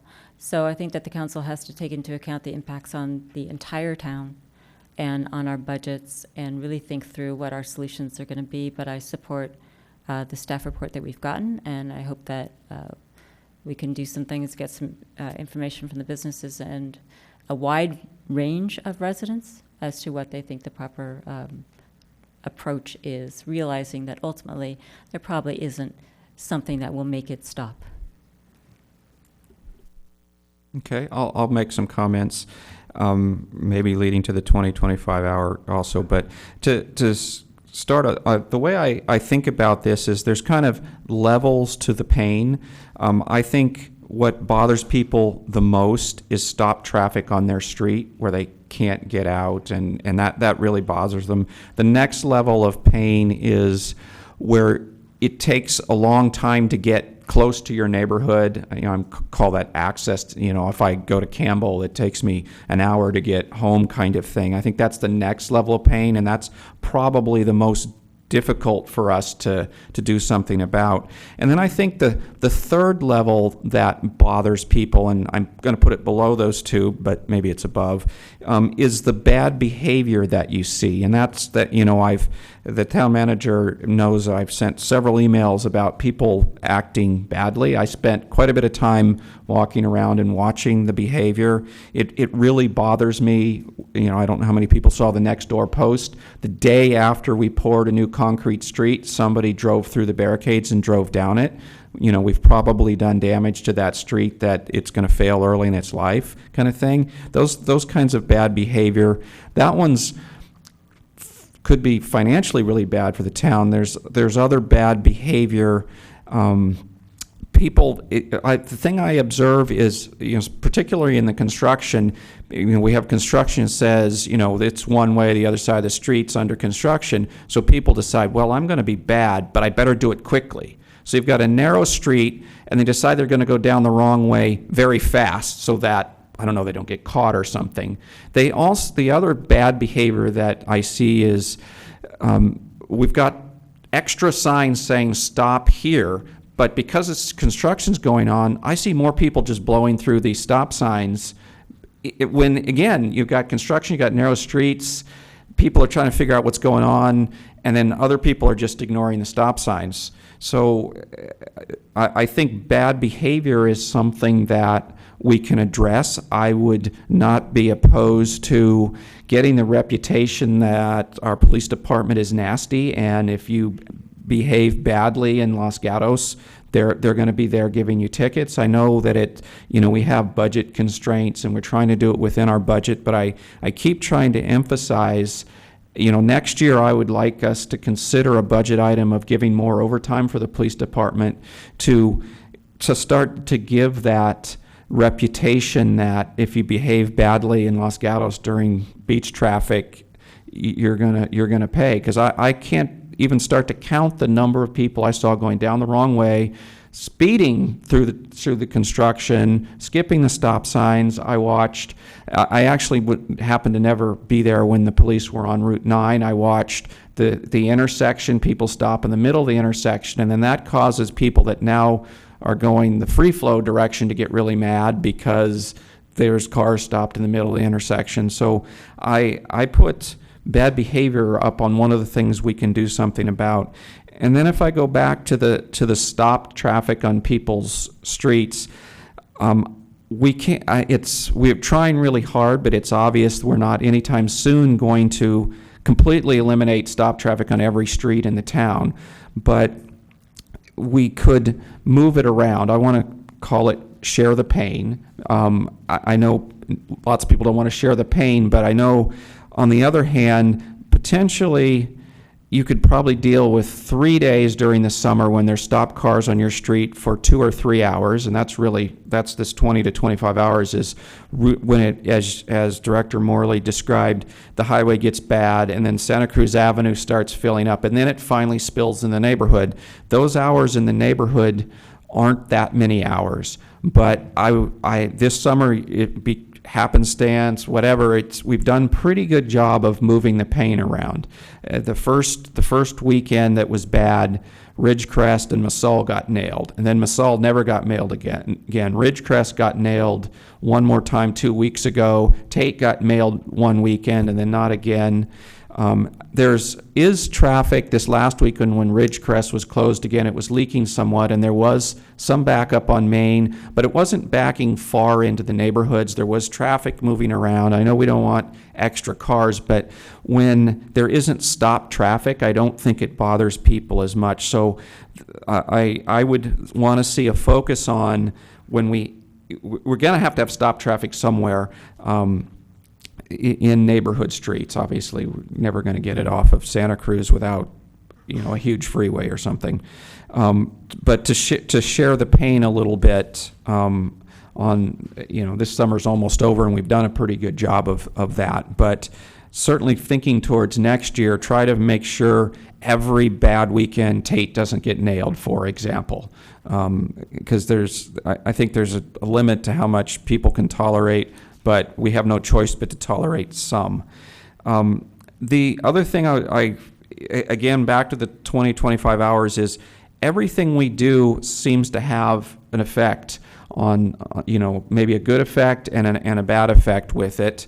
When we closed Wood Road, the Los Gatos Boulevard neighborhoods really got affected badly. This year we didn't close it. They got it some, but not as bad. Now it gets down into around town neighborhoods more. When we close Ridgecrest, now you have some people that have a very tough time getting home that didn't have the pain at all. So of course they're unhappy. And again, share the pain. Some days Ridgecrest was closed, some days it's not. So I don't feel so bad if 2 days some people on Ridgecrest had a little trouble getting home because they did their part of sharing the pain a little bit. But the part I kept commenting that I wasn't so happy with is we're closing on Sunday, and I don't see stop traffic in the neighborhoods on any Sunday. So again, it sounds nice to close Ridgecrest, but it has a negative effect in doing it all weekend. Means we've added an effect on Sunday to some people, which we didn't really add much of a positive impact to others. And again, that gets back to these 20 to 25 hours. Since each thing we do has a negative effect in addition to the positive effect, let's try to make sure we're only doing them for the hours that we need to. I think I covered all my notes here. Other thoughts? Vice Mayor Leonardis. Thank you, Mayor Rennie. Every time I step outside and I feel a hot day, I feel this Darth Vader. It's like choking our town. When he does that, the people. I feel like he's choking Los Gatos. And I said earlier in the year, pray for a cold summer, and it worked up until just after the 4th of July. We spent a lot of money on the Almond Grove streets, and for those to be used as highway traffic through our neighborhoods is ridiculous. Nobody gave us any money for those streets from the state or anywhere else. It took us 40 years to get them done, and they're not meant to handle that kind of traffic. Obviously, it's not an easy problem, but we have to address it on all kinds of fronts. It's going to be a combination of variables, and it's expensive no matter how you look at it, but we just have to get going with it. I don't want to look at it in terms of it's only 20, 25 hours on hot weekends or holiday weekends or things like that. When we get a bad storm, Highway 17 gets backed up, we get bad traffic. The commuters going over to Santa Cruz, they get stuck in bad traffic. It all affects our town. And I made a list of things, and I'm going to repeat these again, and I know we've talked about them, some of these things even this evening. But they're all expensive. But listen, we've known about this since 1940, and people have been paying their taxes in this community. So we don't have to wait for some organization to say we don't have enough money for you. What have they been doing with all the money all these years? We need to really get on them, moving forward. Widening Highway 17 between Lark and Highway 9. Modernizing the ramps at Highway 9, which was discussed. Both of these things were discussed with Senator Bell last fall. We talked about signal timing on Winchester and Los Gatos Boulevard, which I hope we're working on. Downtown parking was brought up by the Chamber president this evening. There's also been discussion of a parking garage, which could help eliminate street parking on North Santa Cruz, which could help eliminate people backing in and out on North Santa Cruz every 2 hours and causing a chain reaction, which backs up our whole town. That seems pretty illogical at this day and age. We talked about traffic enforcement. We have a wonderful police department. We don't want them to be known as big, bad Gestapo traffic enforcers. I think traffic direction is a more appropriate thing, and it's been proven that when traffic is directed rather than enforced, that the traffic will flow better. So I think it's important to understand what we're dealing with the freeway backup and how it's choking our town, and inform our police department to direct the traffic just to get it to flow the easiest, as opposed to, hey, you're in the intersection, I'm going to write you a ticket, pull you over, and it causes more traffic. Truck traffic we discussed earlier was discussed with Senator Bell, but I say we get on that right away. I brought up the idea of a lane zipper for Highway 17. Again, if we're going to widen it, if we're going to look at spending a lot of money, big budget items. This is something that can help everybody, the commuters. You notice that we don't have this problem of coming northbound on Highway 17 because everybody's going downhill. It's when they hit that first hill and it chokes to 2 lanes and someone's got their air conditioning on in their RV and it stalls and it just backs it all the way down the hill. But if we had 3 lanes going all the way from Camden Avenue all the way, none of this, where it merges to 2 lanes, it goes back to 3 and merges to 2, eliminated all that, and then we were able to move the lane over with the zipper and have 3 lanes going over during commute hours, like the Golden Gate Bridge. That would be fantastic. Last but not least, whatever we could do to deal with these apps, Waze, Google, Apple, whether we call it private roads, resident traffic only roads, reclassify the roads. If we have to hack them, trick them, whatever we got to do, we got to address that problem. That might be the lowest hanging fruit on this whole list. Ultimately, I think we have to do all these things because if you look at the growth of the valley and where we're headed, and we, most of us sitting in this room, we may not even live in Los Gatos by the time some of these things are implemented, but we owe it to the future of the residents living here that all these things get addressed. And we need to start getting really, really tough on traffic. To me, this is like the number one thing we got to go after. And, well, I said last but not least, but this is last but not least. Congestion pricing has been brought up before. This is done in places around the world. It's not legal at the state level yet. They're looking at doing a couple pilots. I'm sure there is some areas like the MacArthur Maze or something where, arguably they get more cars going through there, and Los Gatos is not as important. We're always going to be the small voice in the back of the room, but we need to make ourselves a bigger voice, and if we can do something to implement a congestion pricing or some kind of thing, that might help us as well. But I think a combination of all these ideas and just go after it really hard is we got to go now. Okay, other comments? All right, so seeing no more comments, I think we've come to the end of this agenda item. So I'll go ahead and close this agenda item and move on to item number 12, which is potential amendments to the North 40 specific plan.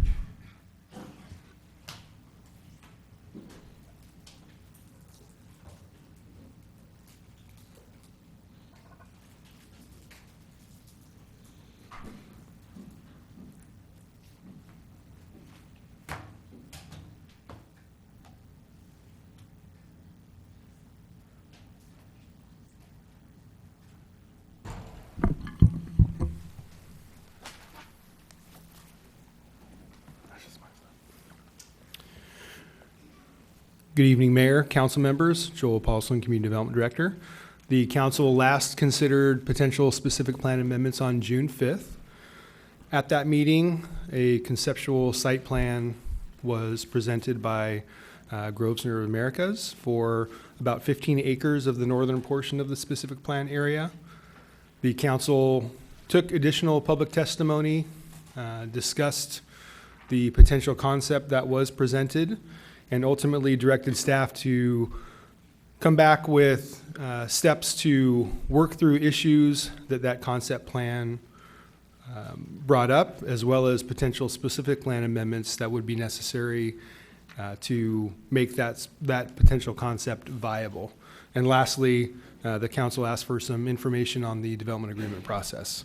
So all that information is outlined in the staff report, followed by staff responses. We have kind of outlined the big issues, and then we have potential specific plan amendments to address those issues underneath that. This meeting will provide another opportunity for the council to consider those amendments, along with the other amendments that were presented previously in attachment 27 in the June 5th council report, and also take additional public testimony. So tonight, staff's really looking for some specific direction so we can actually craft potential amendments that the council can ultimately take action on. So we're looking for specific direction on any of these topics so that we can package those into a new exhibit attached to a resolution to come back at a later date for council consideration. And we would be looking for that item to be continued to a date certain. For this item tonight, we do have a desk item and an addendum, which are available, and that concludes staff's report. We have the team here this evening to answer questions and help the council through this topic. We have the town attorney, town manager, as well as representatives from Parks and Public Works. And that concludes staff's report, and we're available for any questions. Okay, questions? Councilmember Spector. Thank you, Mr. Mayor. I was looking at, I think it was, you mentioned attachment 27. Was the genesis of that motions that were adopted by the council, or was the genesis of that discussion that was given to staff and then they came back with this document? It would be the latter. So it was discussion and direction from council to prepare amendments for those topics. And ultimately, many of those were never acted on by any motion. I think I know the answer to this, but has the council acted upon any issue with regard to amending the specific plan? No. Thank you. Vice Mayor? Thank you, Mayor Rennie. Perhaps for the town attorney, there's been a number of letters about extending the moratorium. So for the public, when does the moratorium expire? Is it something that needs to be considered this evening? If council wanted to extend it, what are the periods of time if council wanted to extend it, and so on and so forth? So the moratorium is scheduled to expire on August 15th. If council tonight takes that subject up and decides by 4/5 vote to approve the moratorium for an additional year, we'll have to bring that back at a special meeting with findings to allow that to occur. There's special findings that have to be made with regards to an immediate threat of health safety issues that would have to be made. So if in fact council starts to head in that direction, we can provide you with additional information. Go ahead. Thank you, Mayor Rennie. Does it have to be for a whole year, or can it be for a period? No, you could do it for a shorter period of time. Thank you. Councilmember Spector. Following up on that, if 4/5 vote of this council were to want to extend the moratorium now ends on the 15th, a week from today. Is that right? Yes. And then, no, it would be, anyway, would we have to have a special meeting to come back to do that? And would that special meeting have to be prior to August 15th? Yes, it would have to be. Yes, on both counts? Yes. Thank you. Councilmember Jensen. Following up on those procedural issues, if the council were to take a vote tonight with respect to extending the moratorium, number one is can we do that? Is that on our agenda and noticed? Number two, does a vote to consider extending the moratorium have to pass by a 4/5 vote? And then if there's a special meeting before August 15th, does the extension then have to pass by a 4/5 vote? So tonight, you can just provide direction to council direction to staff to bring this back at a special meeting before August 15th. That motion would only take a majority legally, but would be an exercise in futility if only a majority wants to have a special meeting to consider a moratorium when actually it will require 4/5 to put that in place. So it's kind of like the sales tax measure, you remember, that required 4/5 vote, and we were requesting that 4/5 vote for us to bring back the ordinance to make that happen, when really all you needed was a majority to direct staff to do something. But ultimately, it will take 4/5 vote to continue the moratorium, whether it's a month or whether it's a year. Okay, Councilmember Spector. Thank you. Along those lines, is another pathway for the town, for the council, to, for example, have another special meeting on or before August 15th, where the issue or issues are not the moratorium, but a continuing consideration and action upon the specific plan? Thank you. Absolutely. Councilmember Jensen. Sorry, I'm going to keep engaging in this procedure. So hypothetically, the council says we want to continue discussion at a special meeting prior to August 15th of the specific plan, and there's nothing in the notice of that to indicate that any kind of extension of the moratorium is to be considered.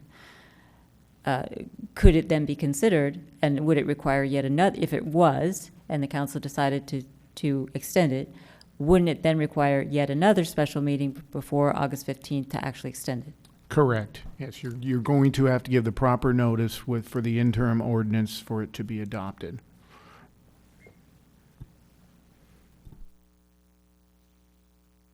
Okay, we're done with that. Any other questions? Seeing none, let me open the public testimony for this then. First up, I have Ana Salvador Rodriguez.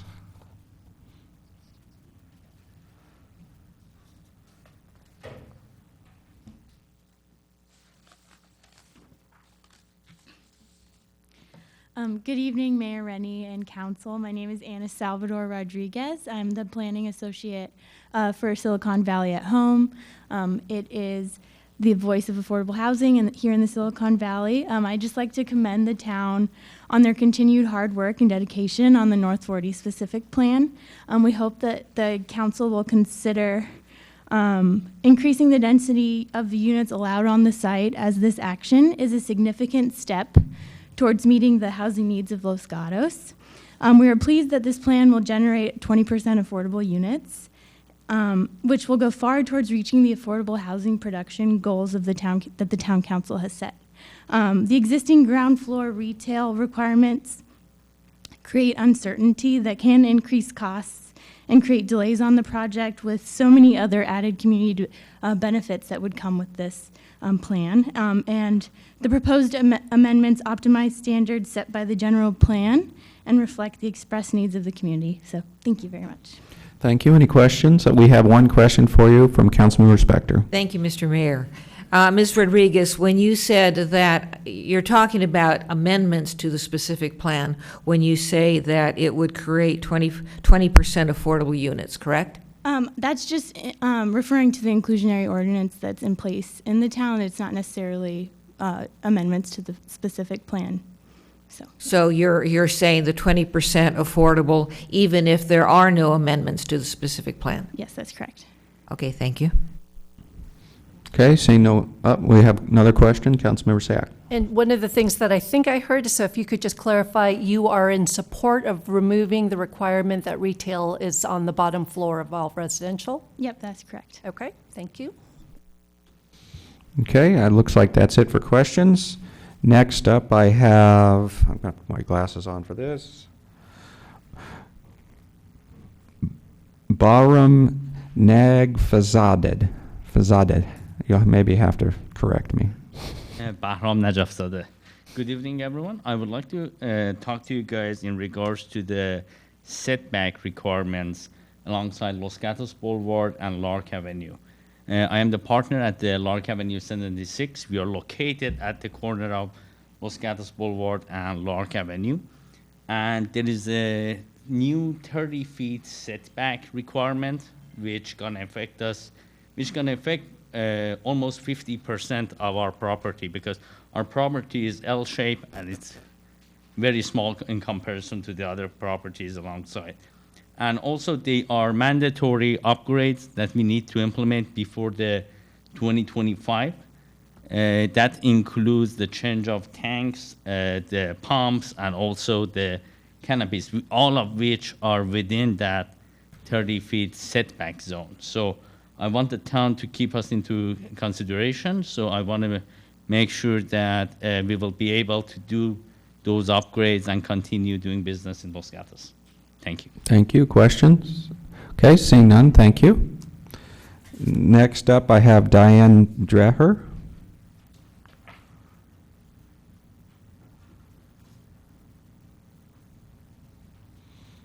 I'm Markeen Smith, but I'm asked by Diane Dreher to read her statement because she had to leave Sure. She had to be home at 9 o'clock, and she lives near me, near the North 40. Although we've never been to each other's houses, she's on Arroyo Grande Way in Los Gatos. And she is, she said, her statement reads, "I strongly recommend that we have a moratorium on any proposed changes to the North 40 specific plan regarding increased building height and building density until after we see the results on our town from the first phase of the North 40 construction." That's her statement. And then if I could take my 3 minutes. Yes, go ahead with yours Might next. as well double. You got a card for me too. Yes, I got it next. Go ahead. I totally agree with Diane. We did not figure it out in advance or anything else, but we're talking all about traffic earlier, and the traffic in the north part of town is the worst imaginable, and nobody on the council lives there. Most of you don't go there. Getting off of 85 to get to any place on the north part of town, or getting off of 17 on Lark Avenue, it's piled up all the way to like Camden, most just weekdays. And then on weekends, it's way up to Hamilton, coming south, you know, and then going north, it's really hard to get out too, just because they're directing us to go on Lester Lane because Samaritan is blocked. It's almost impossible to make a left turn from National Avenue onto Samaritan Drive at any hour of the day or night. Certainly during business hours, it's almost impossible, but you have to do that to get to 85. And so the other way is to cut through the neighborhood and go on Lester Lane and go up there. And it's a wreck. People are coming out of, there's a little Starbucks at 85 and Samaritan, and there's so little parking there. There are like 5 or 6 paces. Everybody's parked on the dirt on the Yuki property behind the Starbucks. Like 20 or 30 cars often on the dirt there. I just had my car washed and had to park on the dirt to stop and get a sandwich on the way to my own home construction. But it's going to be a total disaster once they start building the North 42. We're all trying to get all of our home renovation projects done this summer so that, because in the fall, they're going to start building. And it's going to be a wreck. There's earth-moving equipment and everything in there. Yeah, I think it's a health and safety, this is me talking, but it's a health and safety issue. In particular, getting to Samaritan Hospital, but also just all the cars idling on the freeway. That is a quality of life thing for all of us. They're idling right near our houses. They're certainly going to be idling on the north, right going by the North 40. Okay, now that's Diane's over, and now it's my turn, right?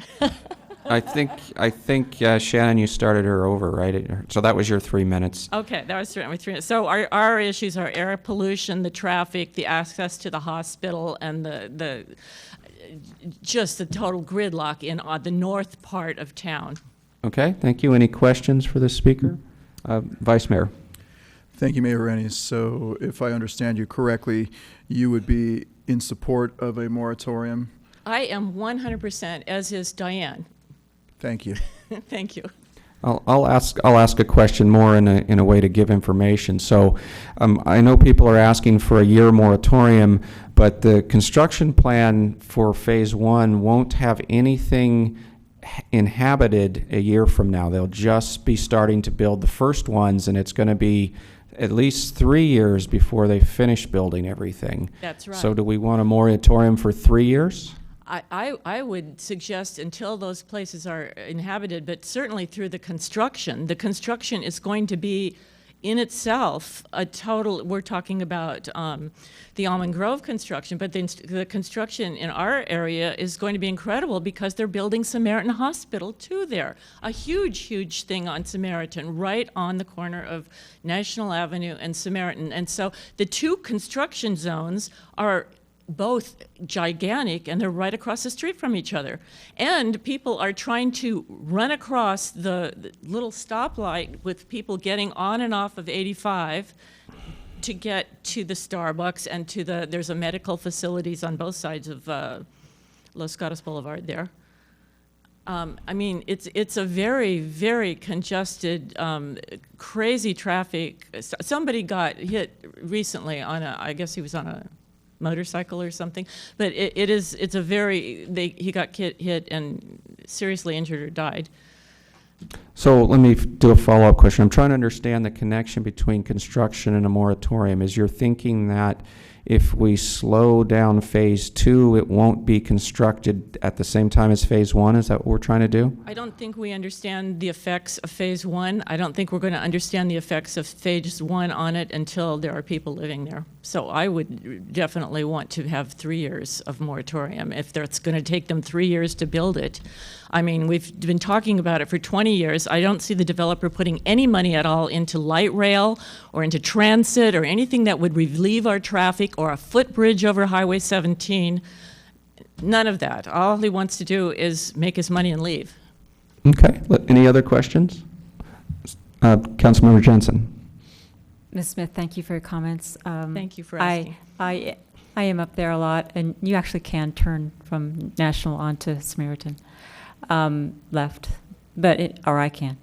I want to try to explore a bit your thinking on the moratorium. The moratorium is in effect while the town council considers amendments to the specific plan. I hear you talk about construction impacts, traffic impacts from actual build out of phase 1. Can you tell me how the impacts that you're talking about are related to any kind of amendment to the specific plan such that a moratorium could be continued given your rationale for having a moratorium? Well, we made our specific plan, 20 years ago or something? 10 years ago? I mean, originally, and then it was actually passed? It got modified, and then it got changed. It got passed in September of 2016? Right, but then when people were talking about it up here at the microphone, they were all saying they had waited 20 years or something, you know. I'm talking about the developers. I don't think we're going to know. I think we were like whistling in the dark, not knowing what the effect, what the developer would do with our specific plan until we got the plans, and then they ended up in a lawsuit to move forward, which we lost, and they're moving forward with the plans that they decided on.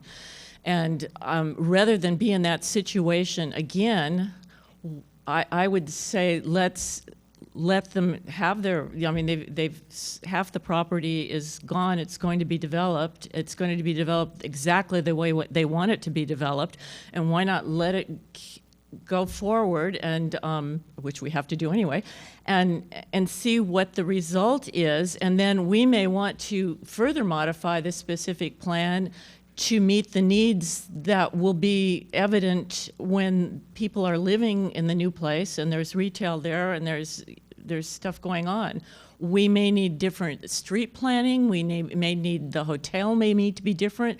There may need to be a recreation. There definitely, to me, needs to be a footbridge over Highway 17 and some way to get across Lark Avenue to get people to and from town and, you know, athletic facilities, the park, the trails.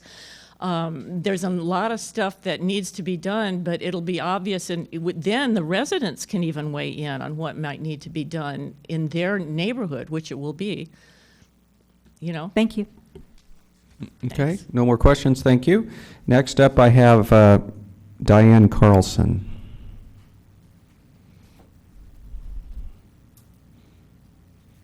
I'm wearing a different hat at the moment. I'm wearing the hat of a person who is of that age group that many in town are past now or getting to, where they are going to need, as Grosvenor likes to call it, move-down housing, so that they can move out of their homes that they can't keep up anymore because their properties are too big, and et cetera, into smaller units that they can keep up and still have community around them, still stay in their own communities, still be with their children, and that type of thing. And I know, in quotes, the new amendments that Grosvenor's talking about, one of the things they talked about in addition to millennial housing was move-down housing. I went to the meeting last Thursday night. But without specifying it as senior housing, that doesn't require them to use it for senior housing. it allows them to use it for anybody who wants to move in. So my concern, because I think this is a perfect location for senior housing, it's close to medical, it would be just a really good, it's going to have some services for the residents. There's going to be a market in phase 1, things that they need that would be close by. They don't create as much traffic as families or millennials do because they're generally moving down. They'll only keep one car, if they have a car, for that matter. The units need to be in the neighborhood probably of the 1,000 square foot to 1,200 square foot, because that would give them a bedroom or a bedroom and a den, or maybe at the most with 1,200 square feet, 2-bedroom and a den. But I know Grosvenor's talking about 1,500 square feet. Well, 1,500 square feet is a starter house for a lot of people with families, with young families. And so I'm hoping that if you somehow decide to go through with the amendments, and I'm not saying you should necessarily, but if you do decide to do that, that you require that they specify that one of those buildings be senior housing with an age limit on it, not just move down housing, because move down housing doesn't require anything. I'll start off with a question for you. So first I'll give you the information that we legally cannot require age restriction. That's what the town attorney will tell us. We can't do that. The developer could develop it and have age restriction, but we could not put in our specific plan or any requirement, because that would be prejudicial, right? It'd be like saying you can't have black people live there, or we can't do anything that is age discriminatory or any other kind of discriminatory. So I guess I liked your information that you think 1,200 square feet is about the right size, or the right size maximum. What if we did an average of 1,200 square feet, and that would allow them, maybe they could have some 15 if they want, but then they could have some thousands to make up the average? That might work. I'm just concerned that it'll get lost and seniors won't get it. That's kind of where I'm going with that. I just know so many people that are looking for this type, and we have the meadows, we have the terraces. I know there's a new complex going in on Blossom Hill near the freeway, but that's still nowhere near enough for the seniors that are in town. And so sort of a follow-up, how many units are you in support of? They're going to tell you, well, if I have to build them smaller, I need to build more of them, or that's what they have been telling us. Are you in support of more units in order to get smaller units? Depends. I'm worried about the height. I like the single-level condominium concept. I broached at the meeting that underground parking, which they don't want to do because obviously it's expensive, more expensive to do. But by taking up space on ground level for parking in a garage, they cut back on what's available, one for building, but also for open space. And that's another thing that I know is in a minimum in this project is open space. So, and that would be nice to have that. I know some of the comments that I've seen in the packet for community garden type space and that type of thing that came on the agenda. We don't want to change the character of this town, and we don't want to force its residents to move outside of town, which they're being forced to do now when they have to move. It's just, anyway. Okay. That's my feeling. I don't see any more any questions. I think I've run out, so thank you. You're welcome. Next up, I have Pete Siemens.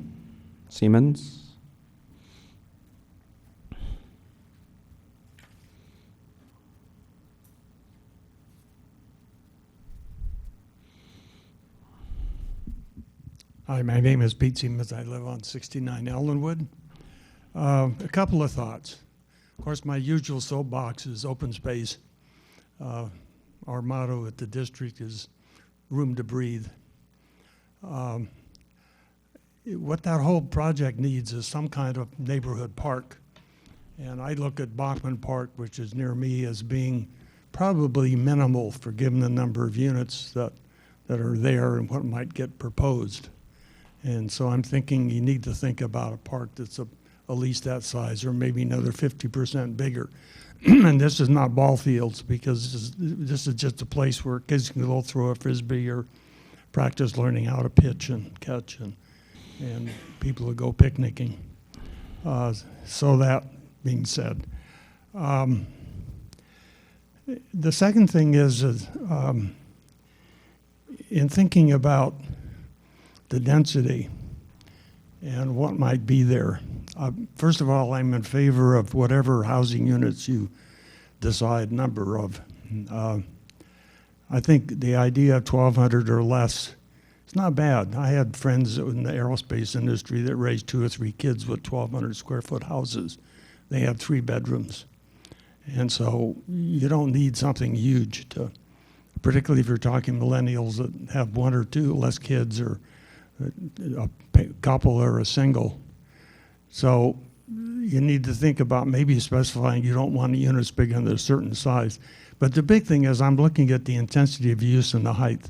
And I don't see any really good reason why we should violate our height rules, other than maybe allowing for, air conditioning units and pitched roofs and things. But for the most part, I maybe will allow a little bit of height, but mainly just to accommodate that kind of features.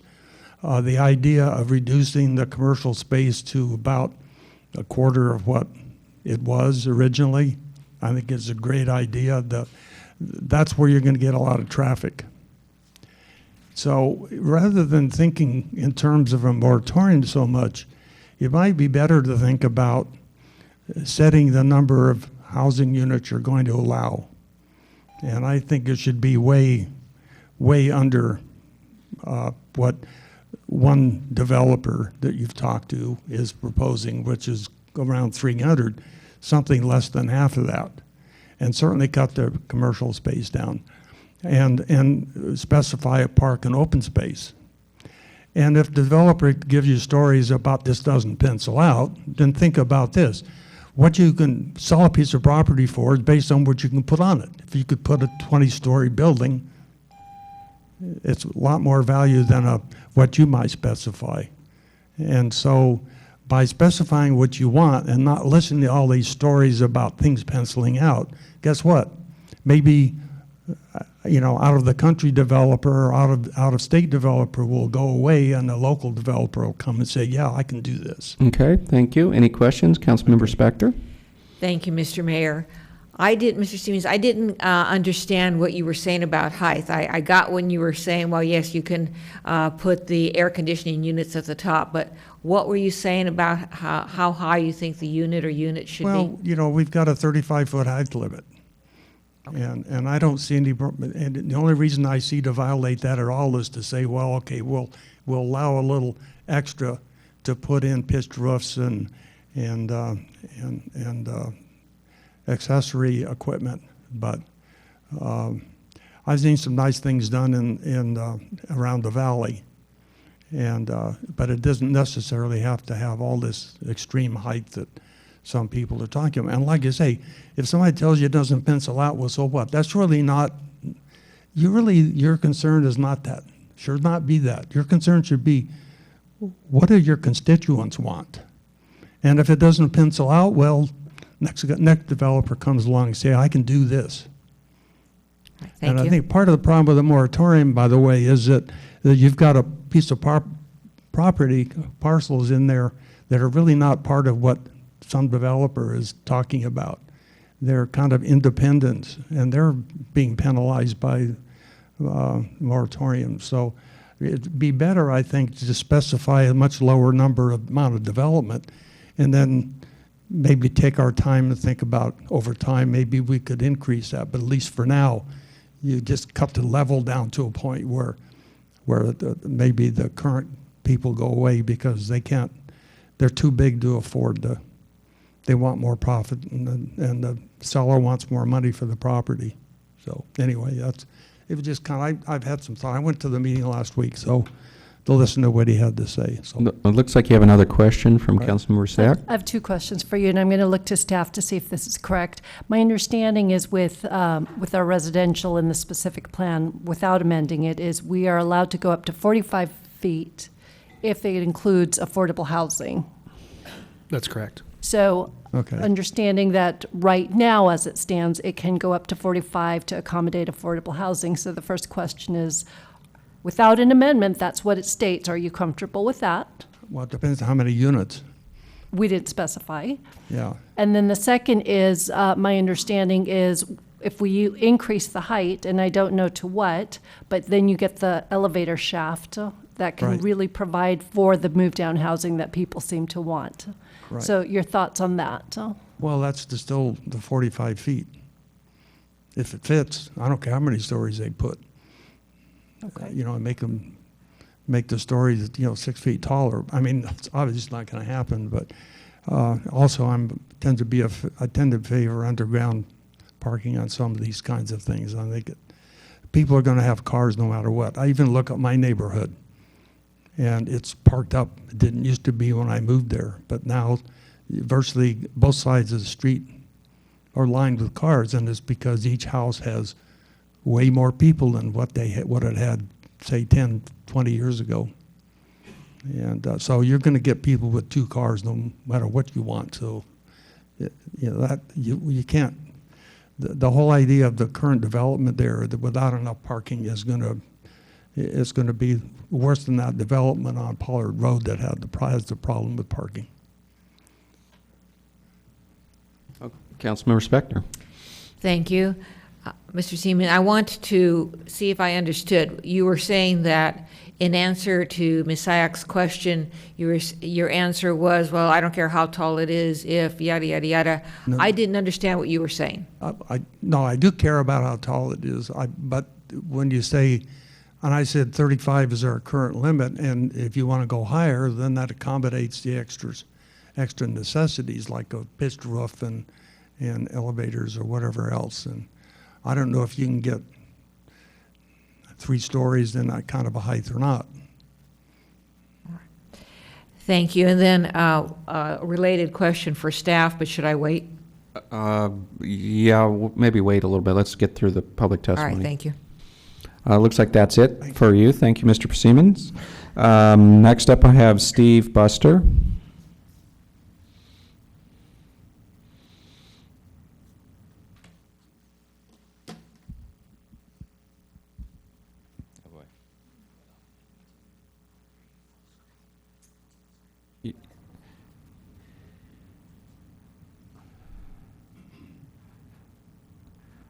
Feel free to take the mic out too. You might find it easier.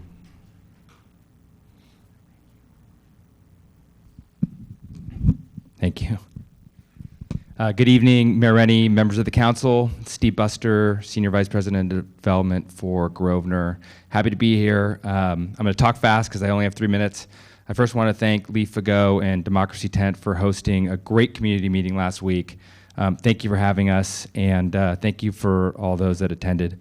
Thought it was great. I wanted to remind the council, last time we were here, we went through a list of priorities or feedback that the community had. They were focused on uses that generate less traffic, like residential, deliver a hotel to the north side, focus on uses that don't compete with downtown retail, and deliver millennial and move-down housing. That's the main feedback that we've heard over the last year. And you recall I showed you this site plan, again, concept only, just for discussion, very conceptual. And we thought that addressed some of the feedback that we've heard from the community over the last year or so. You'll recall also we talked about trading certain things. Our community had mentioned willingness to negotiate for additional community benefits. They were willing to trade other things. We brought up an example, trade open space for more height. So we showed you this plan, which shows an additional open space in this corner that would give us additional height and would allow me to deliver millennial housing, move-down housing, as was said. We also integrated the Phase 2 plan into the entire North 40 just to show what it would look like with Phase 1 We thought there were some really nice things going on with the neighborhood serving retail and how it integrated with each other. We showed that. Lastly, we made recommendations. What would need to happen? What would need to change in the specific plan to make a concept like this work? We sent you a letter also. You should have that. I'm not going to go through it again, but those are the recommendations to get a concept like that. What I wanted to spend more time on today, there were some questions by the community about the open space. Just to give context on just the park, the green open space, we did a scale drawing to show the town square that we had programmed next to the Town Plaza Park and the Town Hall Park, just to show people the scale. So that's, and they're relatively similar.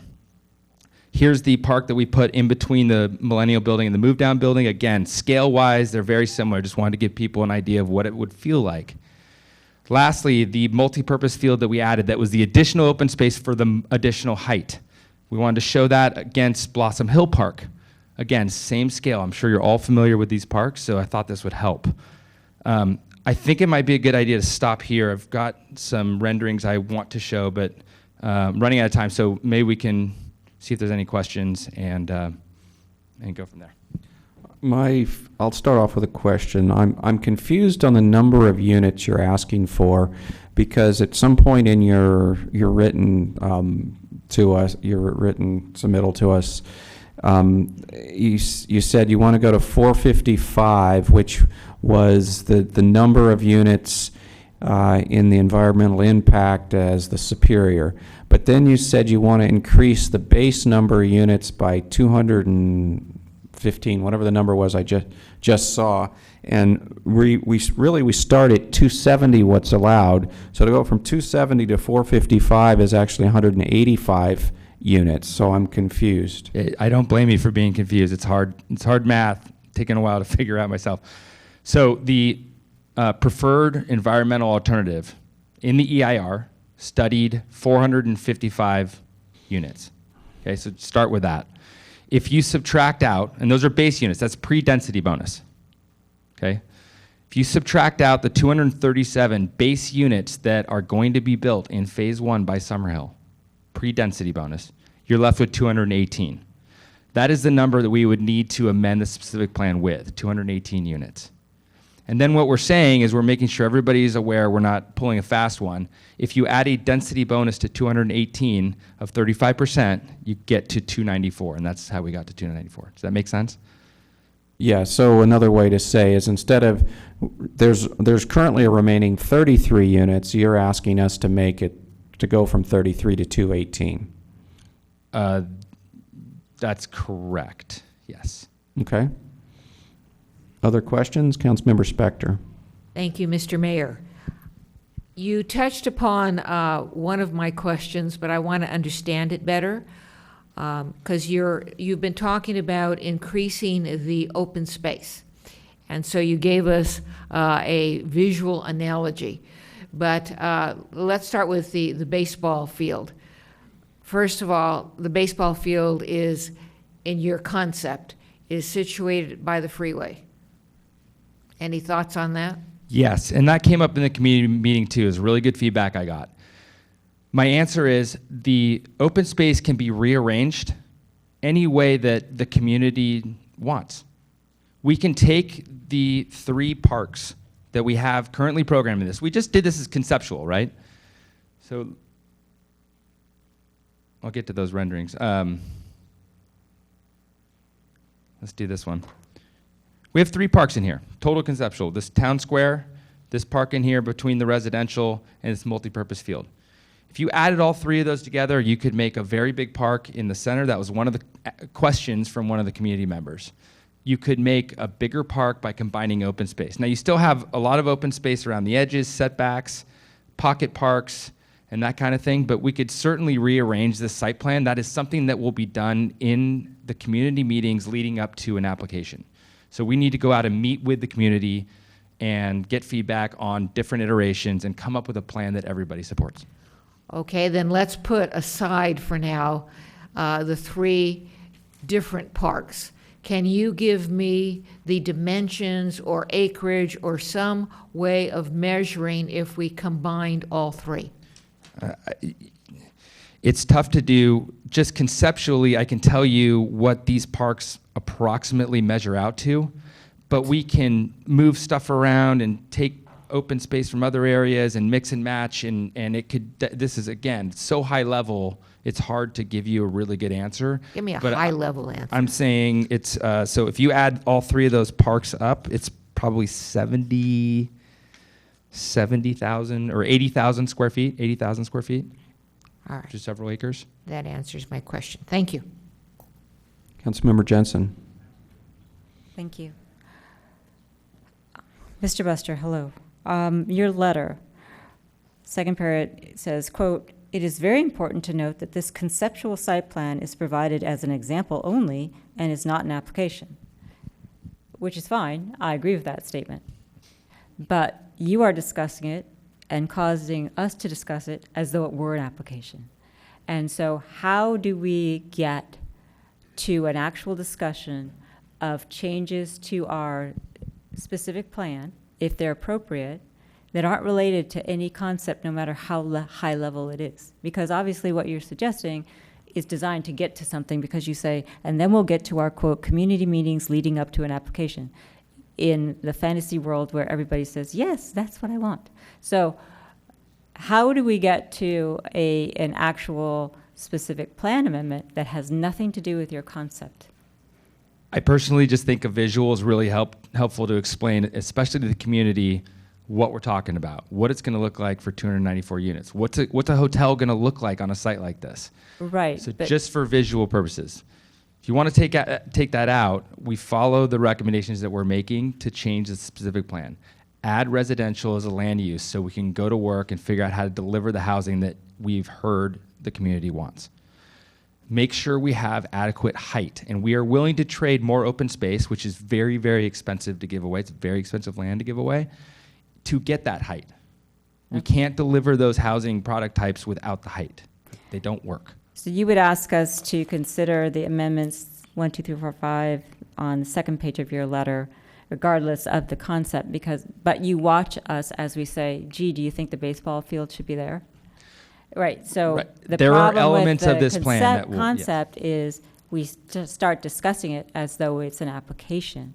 And I, for one, don't like to do it that way because you don't have an application.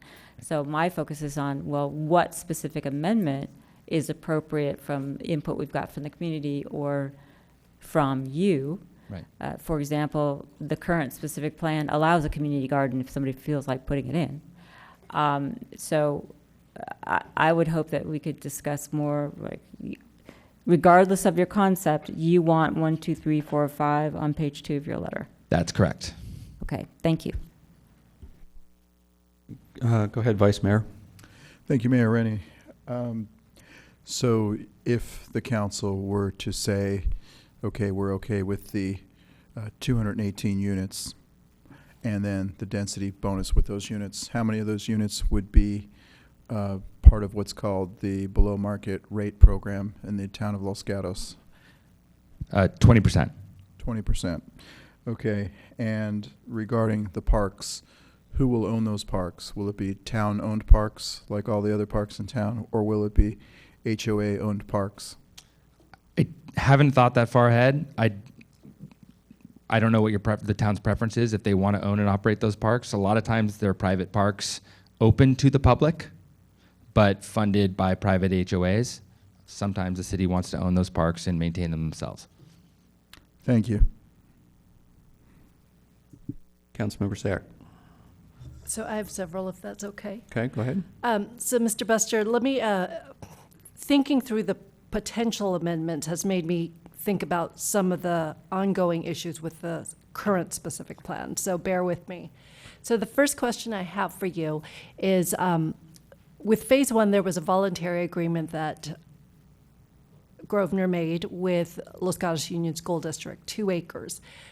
Do we or you need to accommodate 2 acres on this parcel, or is there some discussions that you've had where those 2 acres would be elsewhere? So that's the first question.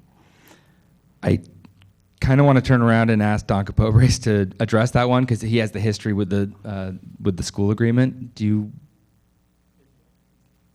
Is it okay if I have Don come up and answer that? Yes.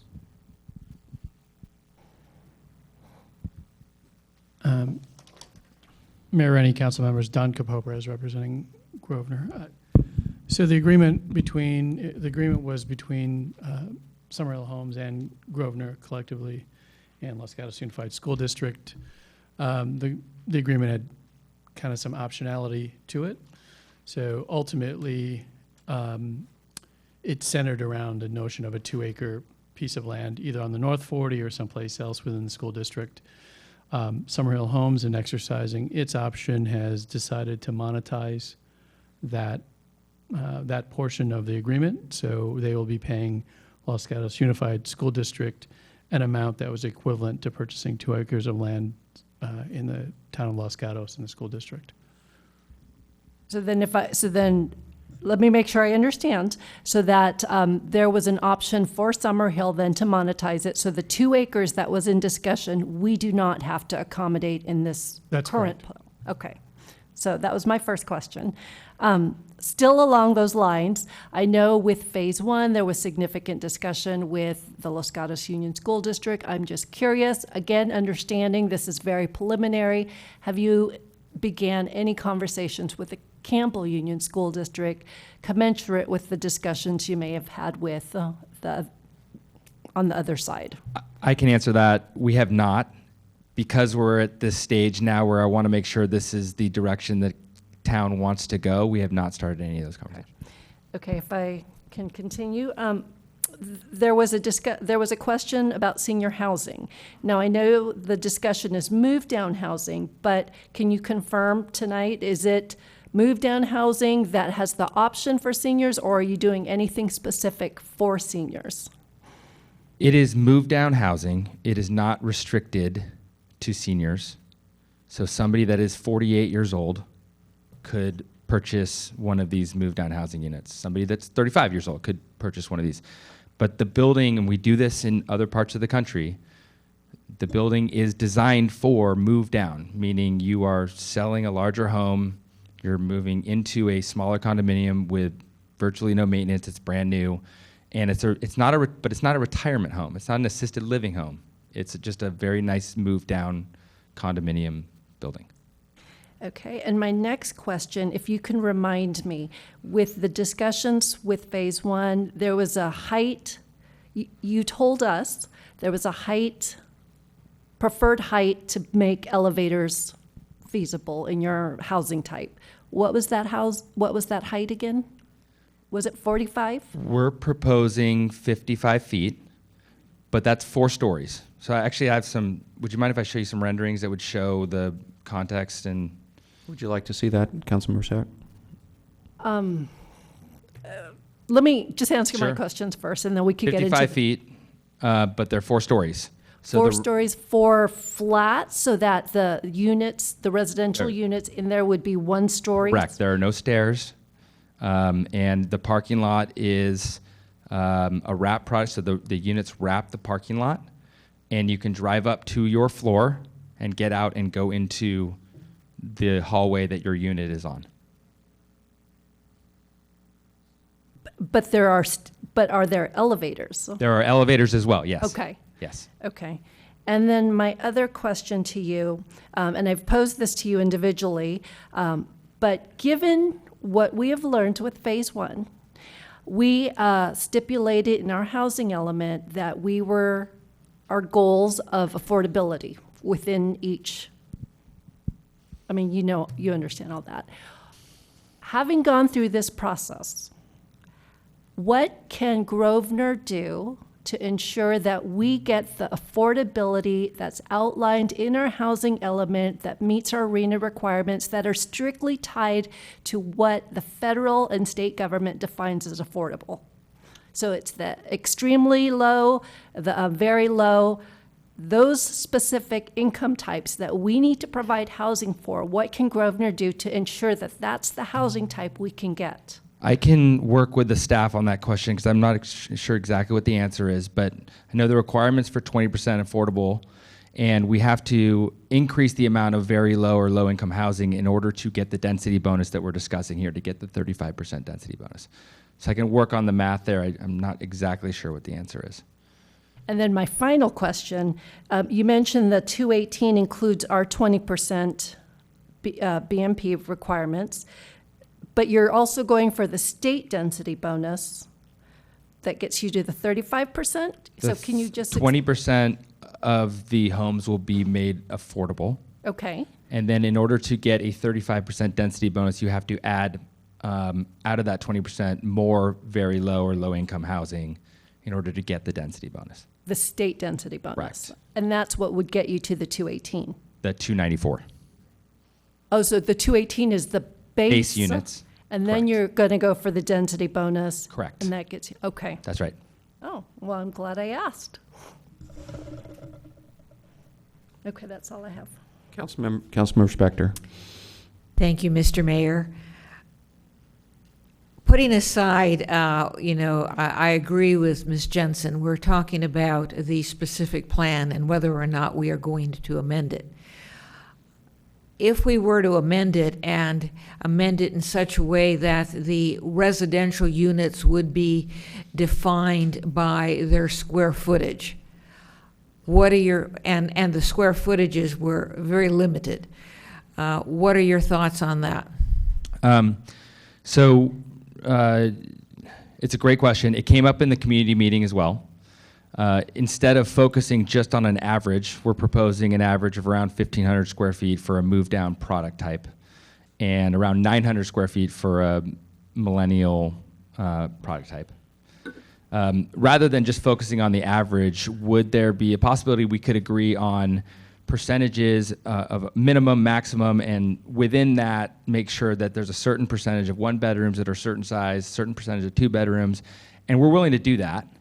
So everybody would have a good idea of what the product mix will be. I would just ask that we keep it flexible. Designing these buildings is not easy, so we just need to keep flexibility, but I think it would give people assurance that we wouldn't be delivering all very big units. I mean, we're gonna want a few studios, we're gonna want 1 bedroom, 2 bedrooms, and maybe a few 3 bedrooms. It's normally how we distribute the units. Most of them are 1s and 2s. And so it averages out to 1,500 square feet a unit.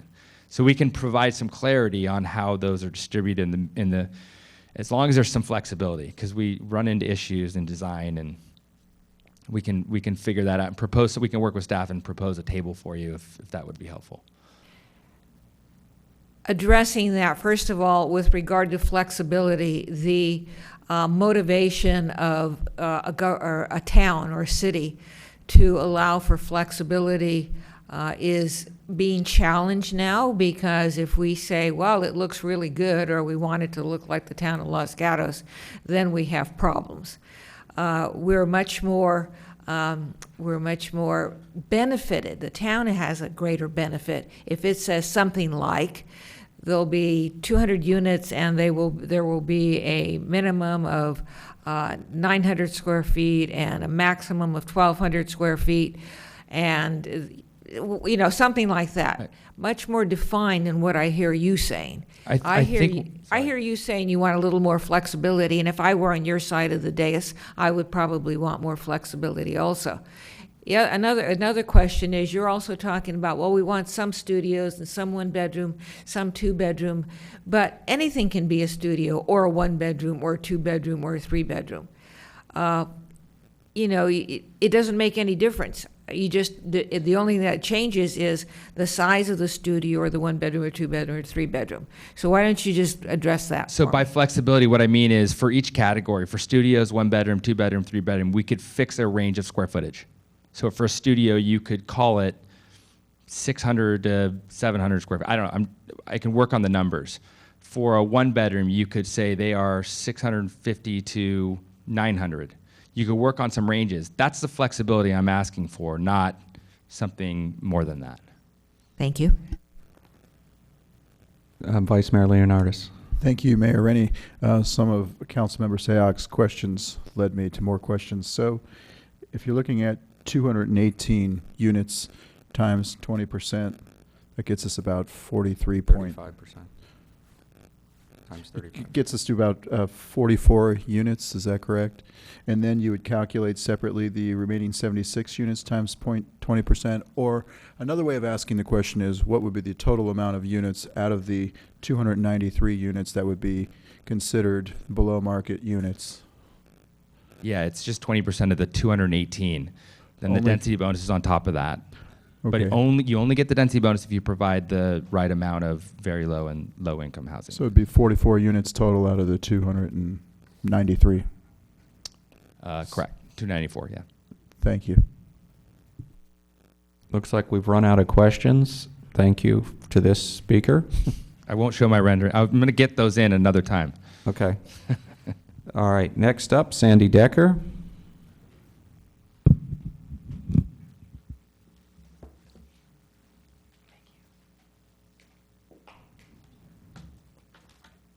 Good evening, Council. Sandy Decker.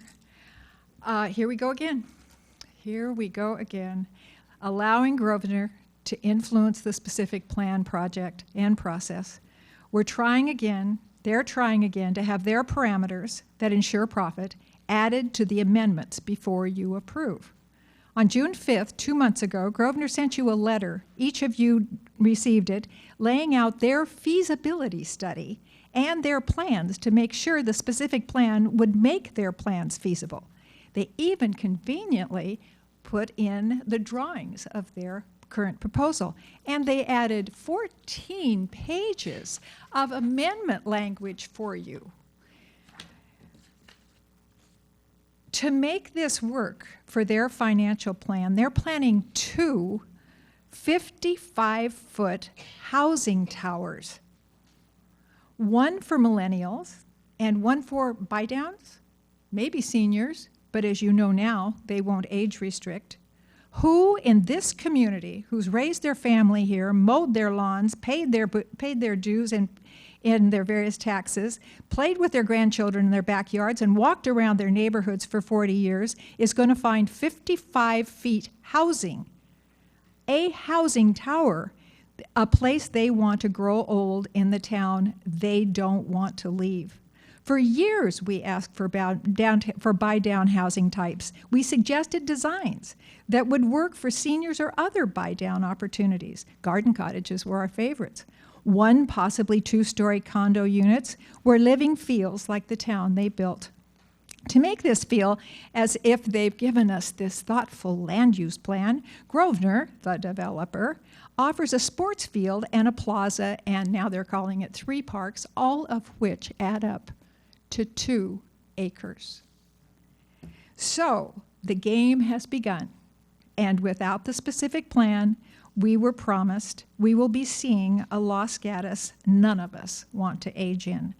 I will ask you yet again, Council, that you look to the community, not the developer, for what we want and need in Phase 2. A moratorium is essential. Just because we need to see some of the construction impacts, we need to know what this community will look like, and we need this to ensure that our amendments were what was really needed after seeing some of the impacts of the construction and of the livability. I'd love your questions, and thank you. Okay, any questions for the speaker? See, okay, Vice Mayor Leonardis. Thank you, Mayor Rennie. Ms. Decker, previously the specific plan was calling for 400,000 square feet, I think, of commercial, 33 homes, and now it's come back to us as of June 5th as a proposal of mostly housing and reduce the commercial space. I'm sorry, June 5th, what came to you? The June 5th meeting, this new idea of an increased number of housing units and a reduction in the commercial. Whose new idea?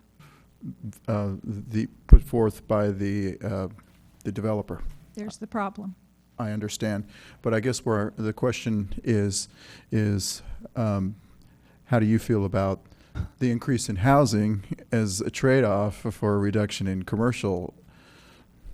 As Mrs. Spector and Mrs. Jensen put it so eloquently, we're not here to feel about a proposal, no matter how high level it is. We're here to amend a specific plan that this community worked very hard on so that we wouldn't have the impacts of the whim of a developer and the state on the other end of this.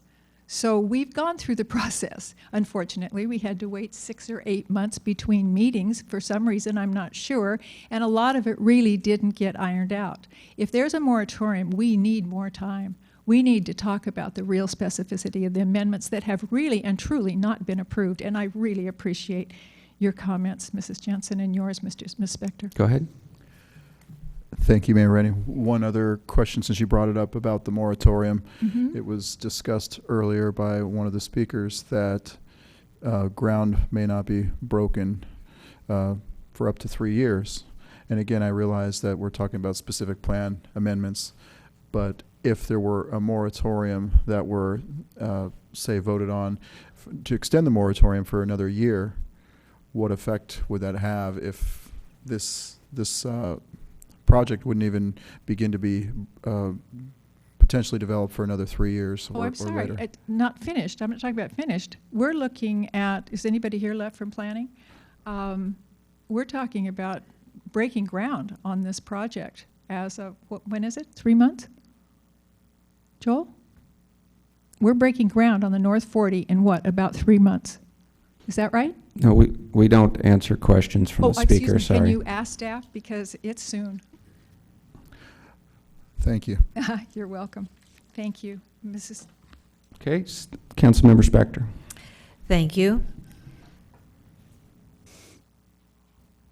You're going to have to bear with me because I understand that we have a specific plan in place. I understand that we were to have been amending that specific plan, and I do understand that's a developer who comes forward that those ideas are not necessarily part of the specific plan. So within that parameter, what is your input on the concept of reducing or largely eliminating commercial and increasing residential if the residential is low, has a low square footage, a reduced square footage? Mrs. Spector, you and I sat through so many meetings where we really tried to take a look, especially at this section of the North 40, to finally be resident serving for the north end of Los Gatos Boulevard.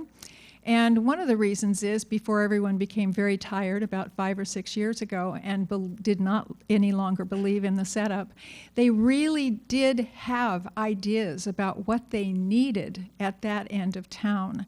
And through many, many years I've been a part of this, we've always looked to expand what the residents needed in that end of town. So this was their opportunity. It was an opportunity to bring in some revenue because we were going to put in a hotel. I think that's still part of it because amazingly enough, we're seeing with, I don't even want to get back to what this developer's doing, but nevertheless, I like the idea of having housing there, but 294 units to the exclusion of possibly having not anything that's going to compete with downtown, but what the residents in that area suggested to all of you. I mean, it was pages of ideas of things that they wanted the retail component to consist of. Now it's going to become all this housing, and I think we've lost our way, or at least lost the purpose again. Thank you. You're welcome. Okay, seeing no more questions, thank you, Ms. Decker. You're welcome. Next up, I have Chris Chapman. Hi, can you put that picture you had up of the concept development? It's not, yes, I can't. Just the picture we had. Or maybe if you each have a picture, that's fine. At the bottom of the development here, the elephant in the room. So we need you to talk into the mic, since there are people at home that would love to hear what you have to say. That's perfect. You can just take like it out if you like, though. Okay. The elephant in the room in this concept is Los Gatos Boulevard. And you see in how small letters they are, because nobody's paying attention to what needs to happen to Los Gatos Boulevard. I hear in our community over here, I hear that maybe we'll get our synchronized stoplights in the next couple of years online. I hear the vice mayor saying, you know, we really need to address what we're going to do with the beach traffic and Highway 17. I don't think that the money is there to do what we need to do with Los Gatos Boulevard. I liked Ms. Jensen's comment. Her comment that she used, or a phrase, was, think through the solutions, and I'm going to add to that, before the town engages and approves a more high-density development. We've got to think these through. Where is the funds? We know that maybe the developer will kick in maybe $5 million, $6 million, whatever it was on the first 320 that were built. But it's not going to be much more than that, and I don't think to widen Los Gatos Boulevard, because we already know there's no setback available to widen on the left side going north on Los Gatos Boulevard. So that means we've got to look at things like that beautiful office building that Dr. Walker has on oral surgery. There's no room to take from that building setback to make a third lane. I don't see the collaboration with our town council after all we've been through with Good Sam. It's like we have our head in the ground or in the sand when we know that Good Sam is going to double in size in their expansion in the next 3 to 5 years. I really think that this town council needs to develop a financial plan to secure the land to widen Los Gatos Boulevard. This needs to be accomplished and presented to the public. I want our town council to be proactive, that they will say, you know, we're going to start in our budget in 2019 $5 million a year so that in 36 months we can address the traffic that's going to occur. I don't hear anybody on the town council thinking of how they're going to do the financial budget to address this issue. Thank you. I also think that we should mandate underground parking for this development. I mean, that was the big thing with the Valco developments. Get it underground. And why wouldn't you do that? Money. Thank you. Let's see if there's any questions. Don't see any questions, so thank you very much, Ms. Chapman. Next up I have Lee Katana.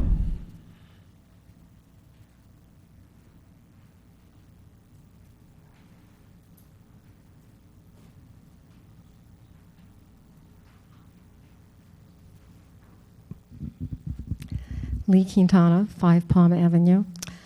Good evening. First thing I want to say is that I think we do have to think about whether to extend the moratorium or not extend the moratorium. And the other comment I would make regarding that is that the amendments that have been proposed so far, to me, do not seem to be accomplishing what Councilman Spector talked about, is providing more objective criteria for the future phases of the plan.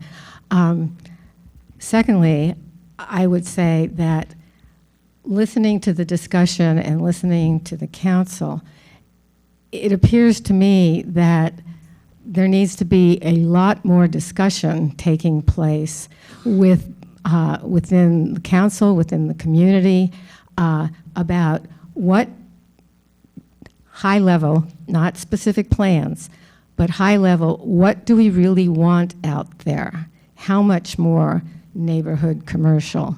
How much more residential? How much more, et cetera? And then more specifics as to the kind we want or how it develops.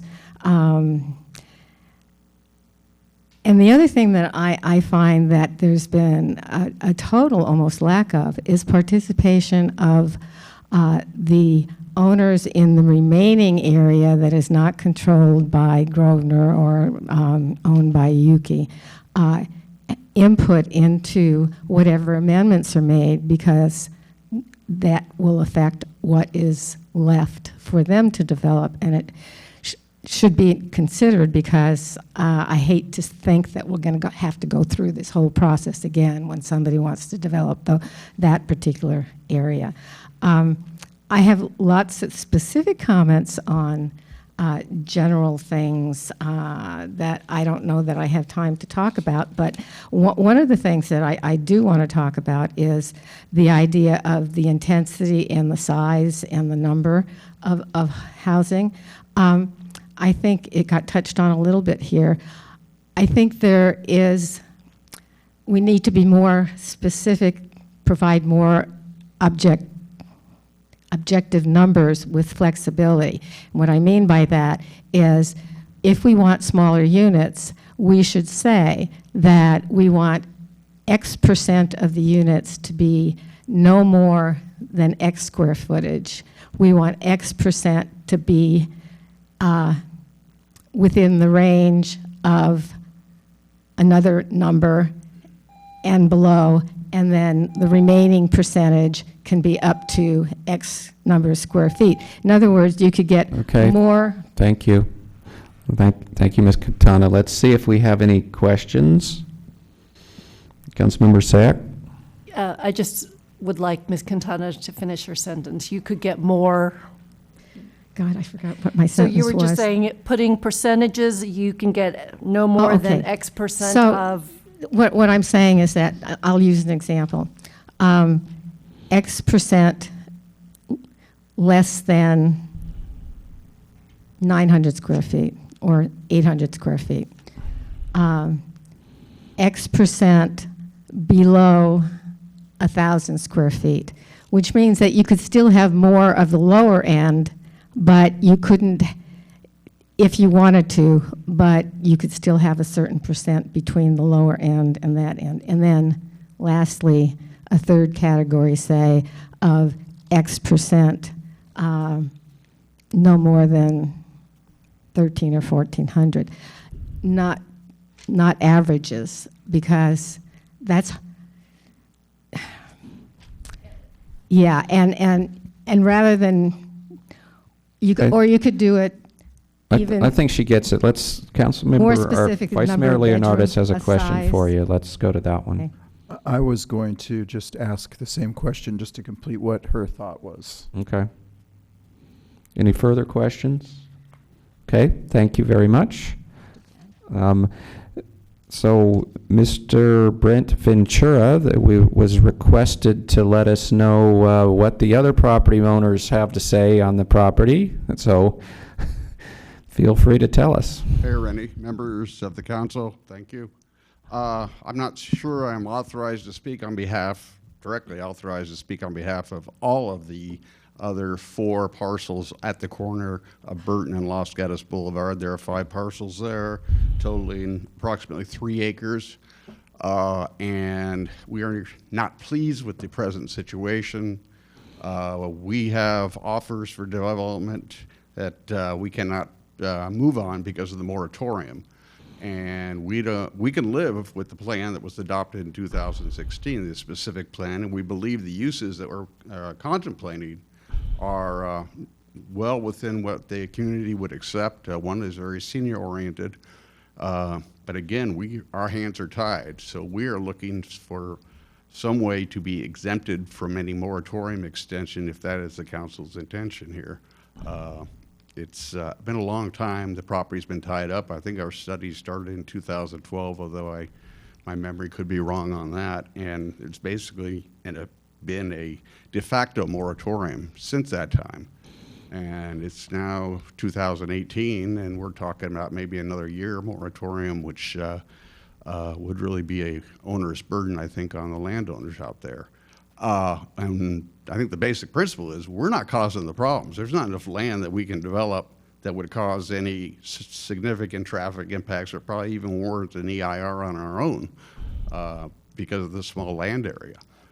We can live with all of the limits you set in the 2016 specific plan, but What we're having now is the controlling landowner wants all these amendments. They want all these changes, quite a bit of changes, 180 degrees from my point of view. And because of that, we're having to stop everything. And I think in our position, we should be exempted. And legally, as I understand it, you may have to be creative to find a way to do that, but I would certainly urge you to do that. The other thing I'd like to point out is we've talked about the capacity of the build out for the controlling landowner, but that leaves nothing for the 3 acres on the corner. So whatever they're asking for, you should add another 15% on top of that, because to be equitable, everybody gets to build out. Otherwise, it's a taking. It's inverse condemnation. So trying to be want to work and be fair with everybody, understand the planning process here. But I think after all of these years and a plan in place that we can live with, we should be allowed to move forward, since we're not trying to change the rules midway through the game. We had a study and a plan that was adopted 2 years ago, and we can live with it. We'd like to move forward. Any changes that are made, we've asked that an allocation of 15% be preserved for those 5 parcels on the corner. Thank you. Thank you. A question from Vice Mayor? Yeah. Thank you, Mayor Rennie. Mr. Ventura, I did read your letter, and I guess after listening to you this evening, I'm trying to determine what is the best approach moving forward in fairness for the remaining property owners. And I think what I'm hearing you say is you're happy with the plan that was adopted in 2016. We can live with it. We're not coming before you. We're not supporting any amendments to that plan. We're trying to work with the plan that has already been adopted. So, in other words, if there were a proposal, proposed changes to the specific plan allowing for more houses, you would not prefer that? I would not necessarily be opposed to it. I would just say they're asking for approximately 300 new units. I would say we would want 45 or 50 of those units allocated to those parcels there. For the remaining 3 acres? Yes. 5 acres. Yeah. So then you'd be looking at closer to 340 or 345 new units, or it'd be deducted from their share. That's up to the council. But they can't develop and take all the building allocation themselves, and that's basically what they're proposing. Go ahead. Is it the intention of your owner that you represent to potentially sell to Grosvenor, or are they just looking for outside? Well, the other advantage of allowing a building allocation, it does in some ways provide a motivation for the controlling landowner to work with the owners of the small parcels. Right now, they won't buy anything from us, and they won't sell us any land. We tried to buy some land from them to work on this project that we're trying to put together, and they wouldn't sell us any land. Well, they have no motivation to work with us. A master plan like Phase 1 was, where all the parcels were controlled and everything was built, I think would be superior than having us proceed on our own course and the controlling landowner do 85% on their land, and we have to come up with what we can on our 15%. We can do it, but I think the allocation provides them with more incentive to work with us, and you get a master plan, which I think is in the long run better for the town. Go ahead. One last question. So on the Phase 1, we had the Hirschman property, which was kind of carved out and exempted. Yeah. Are you looking, I guess, what you're saying is we'd like to have the same opportunity? Yeah, they were already developed, and we didn't get through the development door, so to speak. We weren't in that big a hurry. Now we're getting to retirement age, and it's a little bit more pressing. But yeah, if we have to, we'll do it on our own. But what we don't want is a moratorium to be in place, preventing us from doing anything because of the plans, changes in plans proposed by the controlling landowners out there. Thank you very much. Yeah. Councilmember Spector. Thank you, Mr. Mayor. If you assume, for Barbara's hypothetical, if you assume that the current specific plan is not amended right away, and that the moratorium is no longer in existence, what would your clients do at that point? And secondly, what could they do or would they do with regard to requisite infrastructure? Well, we would probably, in terms of infrastructure, do what Hirschman did. I believe they connected the Los Gatos Boulevard utilities, if I'm not mistaken. And that's what we would have to do. And I didn't understand your question. What would you do? Current specific plan, no moratorium, what would you do? We would try to work with the proposals we have received to build out the projects that these developers are proposing, one of which is senior-oriented and would fit with the height limit, the build-outs allocations already allowed in the approved plan. In the current specific plan? Correct. Okay, thank you. Okay, seeing no more questions, thank you, Mr. Ventura. I have no more cards. Nobody else wishes to speak. I then will close the public testimony. Would council like a bathroom break? Yes, okay, so let's take a 7 to 10 minute break.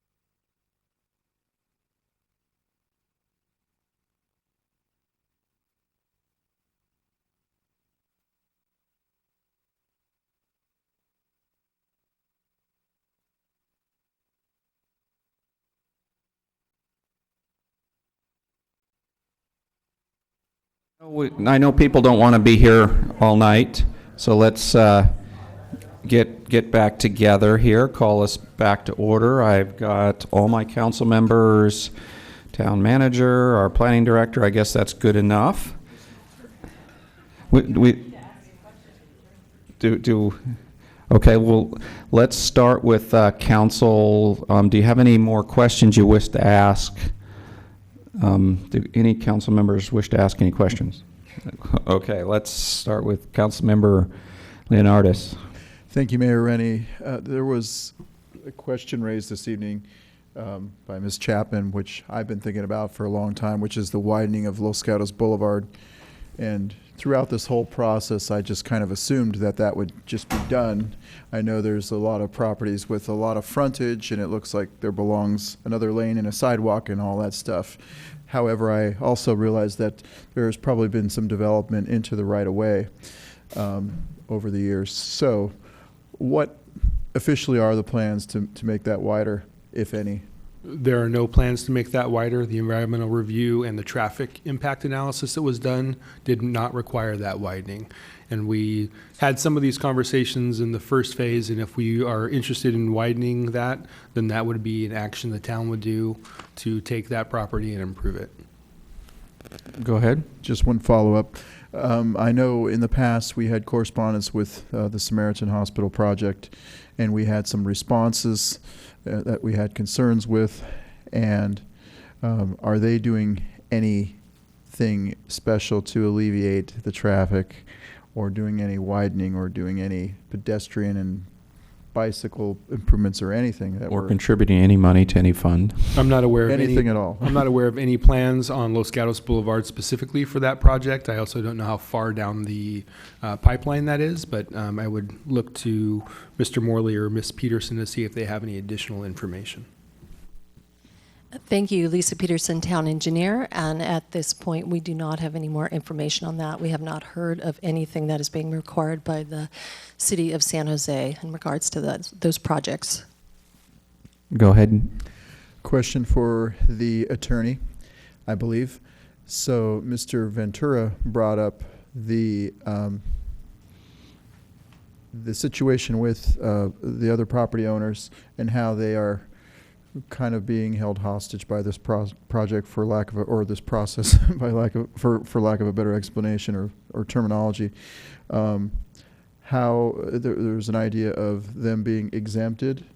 What are some solutions to those owners' problems? How do we help them out of this pickle? You would have to do amendments to your specific plan if you were going to carve them out. You can't do a moratorium on part of the specific plan and not part of the other one without me doing further research, because I don't know where you would be able to draw that line between where that imminent danger or threat to public safety exists for one parcel in the specific plan but not to another, and making that difference.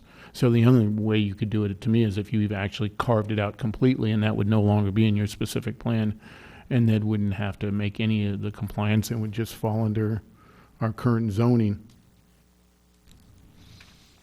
Okay, continue. Yeah, So so that would even require all sorts of zone changes. I heard Mr. Ventura say that they were happy with the existing specific plan, but if there are any amendments and or the moratorium in itself is problematic. So I guess what would be the process to, I guess you kind of explained it, there'd have to be zone changes, there'd have to be public hearings, there would have to be lengthy planning commission hearings and all that stuff. If I understand the question is how do you make a moratorium on just the part that is currently under Grosvenor's control and not under the other property owners? Yes, that's problematic, and would require all sorts of hearings and zone changes to be able to do that. Go ahead. But if the moratorium is to expire on the whole project on the in North 40, then their project could move forward under our current specific plan. Mr. Ventura mentioned something about a 15% or 20% allocation.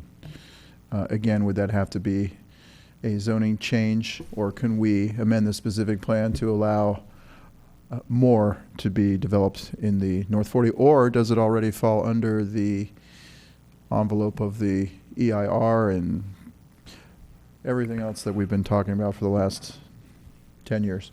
Sure. Well, I would just offer that just looking at the rough numbers of the concept of what Grosvenor is presenting with the hotel and some additional retail, in addition to the phase one commercial and the existing commercial, there's over 200,000 square feet of commercial square footage available for those remaining parcels. The residential is a little trickier, and I got a little more clarity tonight as Grosvenor explained how they were planning to structure their density bonus. And so I made a statement in the desk item today that there'd be minimal residential units, and that could be as few as the remaining units that are on those parcels, those remaining 5 parcels. So that could be, a handful of residential units. So they would be lacking in the residential under this concept, but there's more than enough commercial to be split among those parcels. All right, thank you. Let me follow up on that question. Actually, you just intimated that, let's say we increase the maximum base units to the 455, and 10 of them sat on these extra 5 acres. Does that mean that only 445 are available to Grosvenor? That's correct. Okay. Councilmember Spector. Thank you, Mr. Mayor. I'm going to give this a shot, see where it goes. I think that this council needs more time to put its arms around the concept of continuing on with the current specific plan, which obviously does have its proponents, and also modifying the specific plan, which also has its proponents. And that is the issue before us right now, is the specific plan. Are we going to amend it or not? What are we going to do about the moratorium? I understand that at this point the testimony is closed, and so I am going to move that we continue this agenda item to August 15th, 2018, that we include as a separate agenda item on that evening a consideration of whether or not we want to continue on with the moratorium, and that I would suggest that I understand that this is a short leash, and that any council members that are not available in person be allowed to appear electronically as we have done in the not too distant past. Okay, I have a motion. Would anybody like to second the motion? Councilmember Jensen. Can I ask my question first of the attorney before? I didn't get an opportunity to ask my question. Is it relevant to whether you want a second? Because I need a second. Okay, I'm not going to second if I can't ask my question. Councilmember, Vice Mayor Leonardis. I will second the motion so we can continue the discussion, and Ms. Jensen can ask her question. Okay, good move. Councilmember Jensen. Well, there's a motion pending, so my question doesn't matter for my vote on the motion. Okay. So I guess, let me,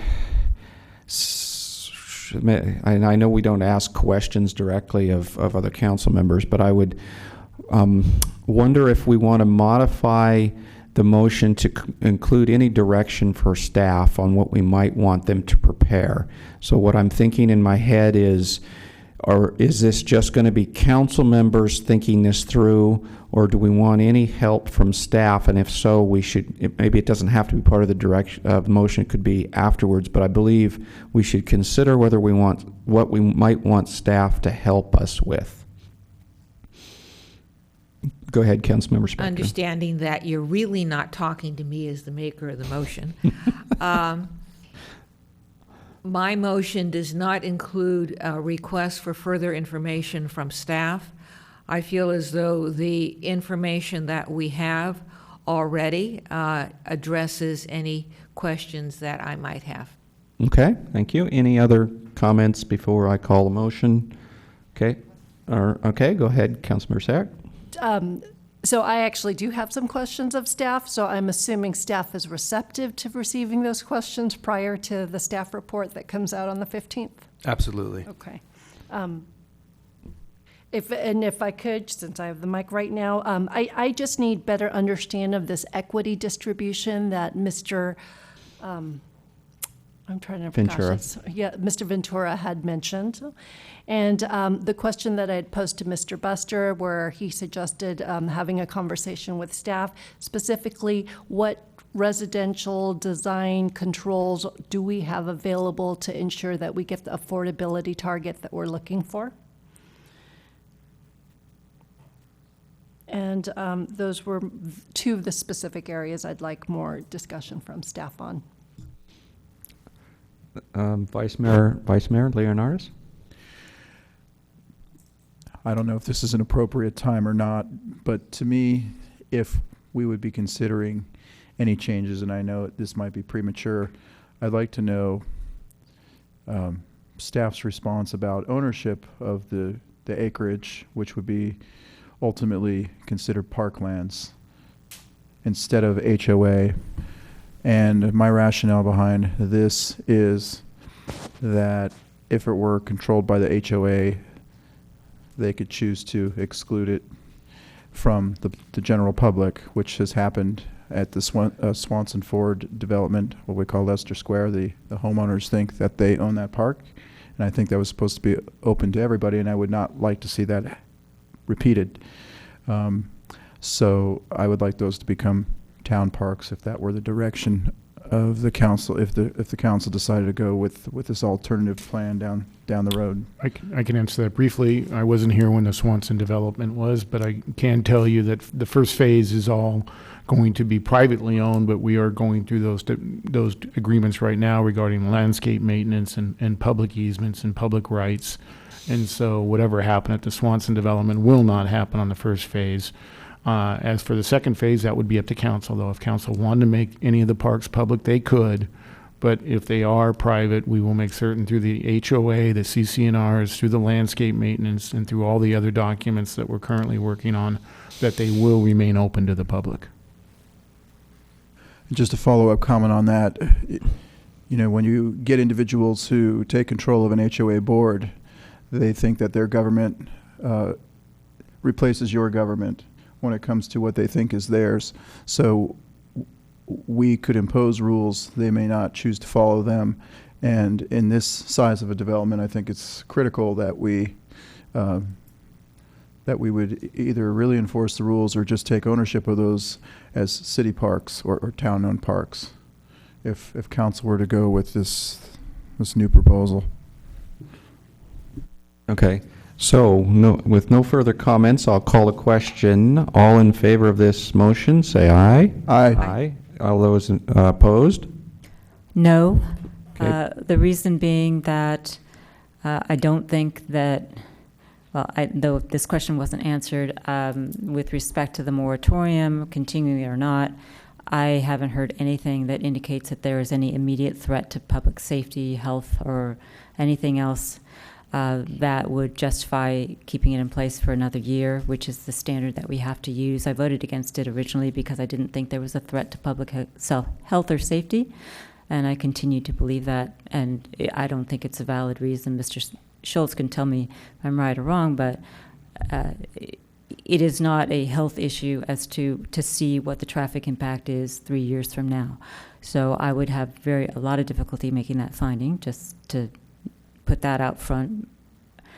But the more I listen to the discussion that we have engaged in about amending the specific plan, the more I am convinced that what we really need to do is consider a development agreement, because the things that are being asked for by residents, the things that are being discussed, are things that are allowed under our specific plan as it stands now.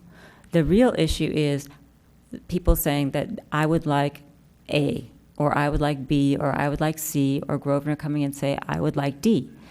And so, for example, let's agree on a percentage of square footage that we can have for this amount. Let's have an obligation to provide another square footage for this other property. Let's agree on open space, be it ceded to the town by way of a development agreement or maintained as a privately owned public open space by a homeowners association. Let's have a guarantee that we meet state mandated levels of affordability. Well, the only way we can do that is through a contractual agreement. We can't do that through a specific plan. So, we can put in the plan, I want 800 square foot units that are only affordable to very low income. I don't think we can do that in a specific plan, my own opinion. So all of this sounds like subjects of negotiation for a development agreement, not like things that go into specific plan, because a specific plan is a general document that lays out general ideas about what the town would like to see a developer come forward with. Right now, we have this amorphous process where a developer is giving us a proposal and saying it's really not an application, but we're all treating it like an application, and then we're amending it, considering amending a specific plan to go with a proposal that's not an application. Let's have an application. And if the application is under the current specific plan, fine. The things that are being discussed tonight, aside from the number of houses, basically, or an offset for height for open space, are allowed under our current specific plan. Now, I don't know the answer for whether a development agreement can agree to set aside certain standards, but I think it can based upon the manual that we were provided with, thank you very much, in our staff report, so that you could even use the current specific plan, negotiate for things that people want, increased open space, a height trade-off for the developer, and we would have a specific, I don't want to use that, a particular plan and application that we were now going to start from and start negotiating as the town is used to, the residents, the planning commission. We are very used to getting a plan development that we tweak forever and ever, and then we make concessions. We're not used to doing a planning document and then leaving it open for somebody to come forward and then have it fit and then not like it. We're used to having a plan development where we say, I don't like it, come back with something different, and we can do it. In this context, we don't really do it that way, and I think it's been very, very difficult for all the participants in the process to try to adjust to a different way of looking at it. And maybe this is the time to bring out a different tool, which is a development agreement, or change the specific plan to allow things to come forward like a plan development so that it gets treated in a way that we're all used to. I think that we could have made a basic decision about whether to keep the specific plan as is, keep the moratorium, not keep the moratorium tonight. So that's why I'm voting against continuing it to next week, where I think we're going to have the same discussion again. I hope not, but that's why I make these remarks, because I hope to tell the council at least what I'm thinking and where I'm going, and tell the public what I'm thinking about, in the hopes that we don't get here next week and basically have the same discussion. So that's why I'm voting no. Okay, so the motion It's to continue. The motion passed, and so the question, would Councilmember Jensen like staff to prepare anything around development agreements that might help you make a motion that way next week? Not for my purposes, no. Okay, thank you. So that motion passed 4-1 with Councilmember Jensen in disagreement. Other comments before we leave this item? Councilmember Sack. So if I could just have staff work through the logistics. So the motion did include, so I do have, I'm going to put on the record, I have a work conflict that evening. So I'll need to figure out how to participate remotely and work on timing. Okay, other comments then? Then we will close this item. And next I will look to staff, to council. So next item is number 13, which is a town code amendment related to our affordable overlay zones. Would the council like to continue this to a date? Do we need a date certain? or any point in the future? I'm not sure why we would need a continuance. This is an ordinance. Do you think it'll be quick? Staff is I have some indications people are concerned about the family that's sitting here late for item 14, so there was some interest in moving 13 potentially. We could do 14 before 13 if that's the preference of the mayor. That's not my preference at all, since I can't be here for 14. I think 13 can go rather quickly. Okay, let's go on item 13 then.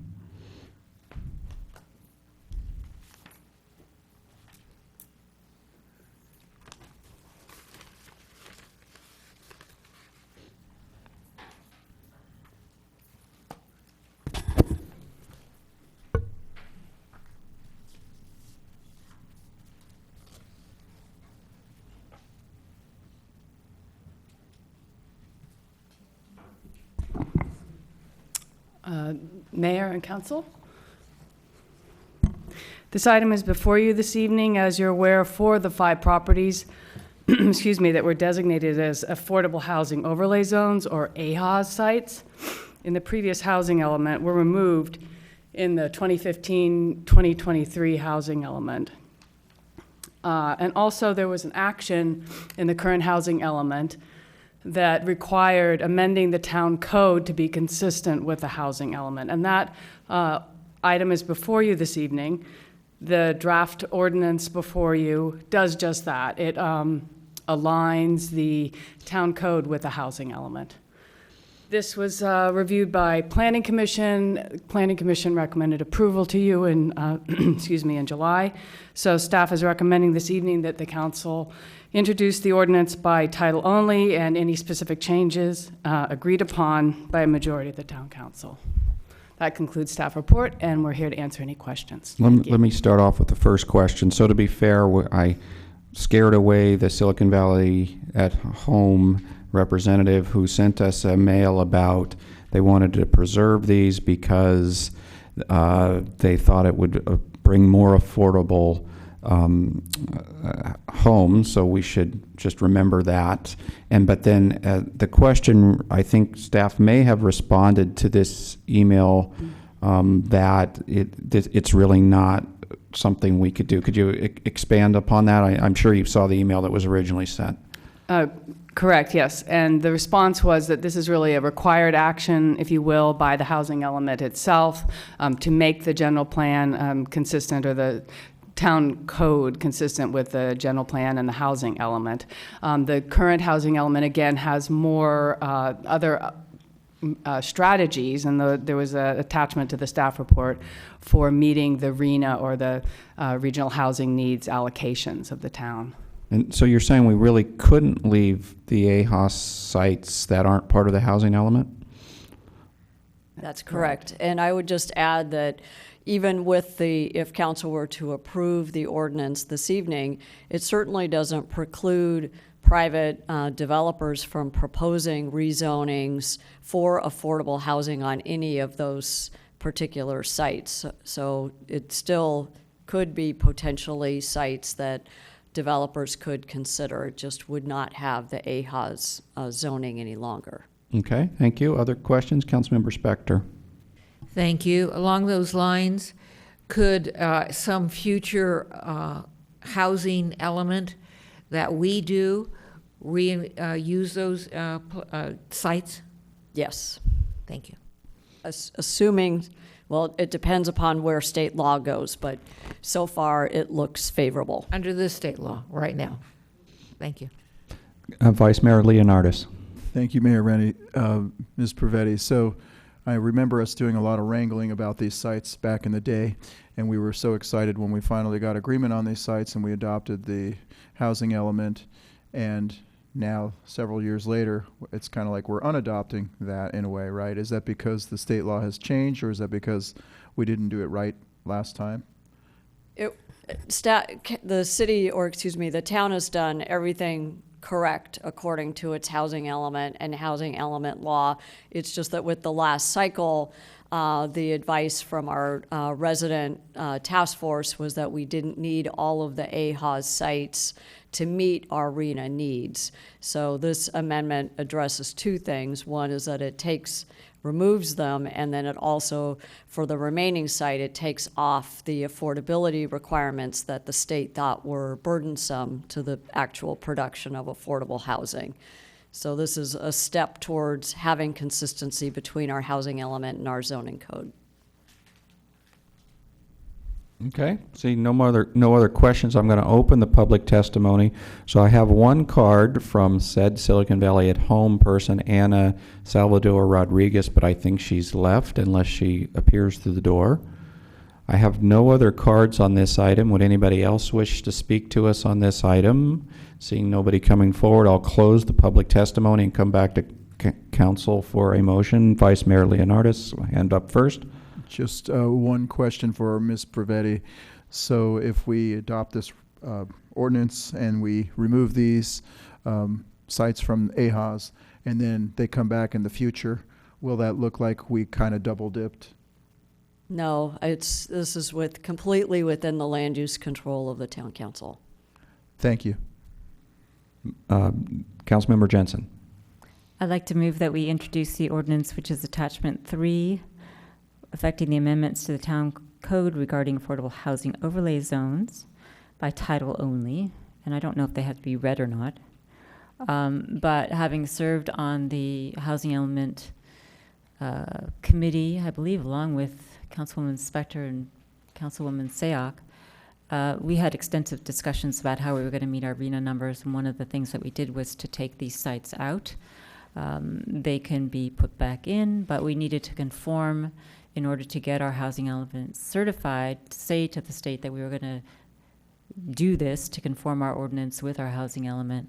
The percentages that are discussed are the state thought that imposing particular percentages or numbers for particular categories like low income, very low income, was a disincentive to building housing. So we actually had to remove those, which is reflected in the ordinance here. So in order to conform our ordinance with our housing element, my motion is that we adopt the ordinance. Do I have a second? Councilmember Sack, second. Okay, any further discussion? Seeing none, all in favor? Aye. Aye. Anybody opposed? Seeing none, passes unanimously. Any other comments on this one? We'll go ahead and let the clerk read the titles. Ordinance of the Town of Los Gatos rescinding ordinances 2226, 2227, 2228, and 2229, and amending Article 8, Division 5 of Chapter 29, zoning regulations of the Town Code regarding affordable housing overlay zones. All right, thank you. So moving on to... That was item number 13. So we're moving on to item number 14, which is an appeal, a minor development in a historic district. This project happens to be in the same block that I live in, and I am required to recuse myself since I live within 500 feet, and it could have an effect on my property value. So I'm going to turn the meeting over to Vice Mayor Leonardis, and see you all later. Thank you, Mayor Rennie, and we will wait for him to exit the room. And we will admire his ability to enjoy the rest of his evening.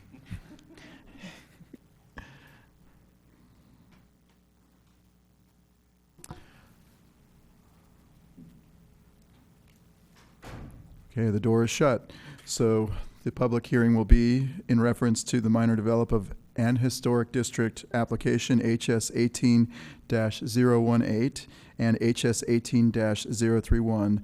The project is located at 223 Masol Avenue, and this is an appeal of a planning commission hearing. And do we have a staff report, Mr. Mullen?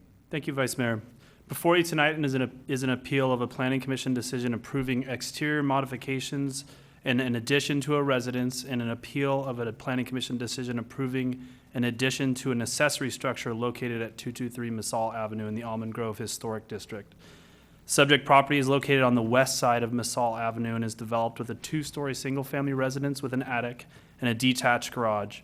The applicant proposes 2 separate projects, one for the residence and one for the garage. The proposal for the residence includes exterior modifications and a 99 square foot addition to the existing attic. And the proposal includes a modified roof pitch, changes to window and door locations, and additional massing at the attic. The proposal for the detached garage includes an addition to the east and west elevations. The existing non-conforming garage partially extends over the property line to the south, and the proposed additions would be located on the subject property along the property line. A new exterior stairway with an awning would provide access to the residence, and a new deck would be located above the garage. On April 25th, 2018, the Historic Preservation Committee approved the applications with conditions requiring minor design revisions. The HPC approvals were appealed to the Planning Commission on May 7th on behalf of the property owners at 216 Glenridge Avenue. On June 13th, the Planning Commission denied the appeals, affirming the HPC's approvals. The Commission's decisions have been appealed by the same party to the Town Council tonight. The appellant included 2 points in their reasoning for the appeal, which are discussed on pages 5 through 7 of the staff report.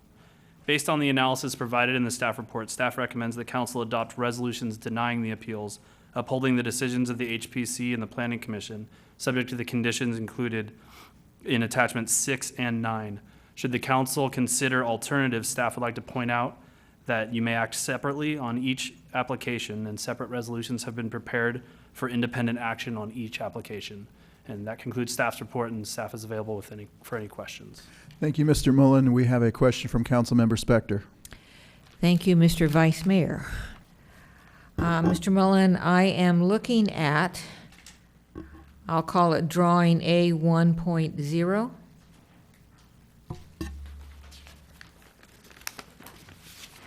Site plan.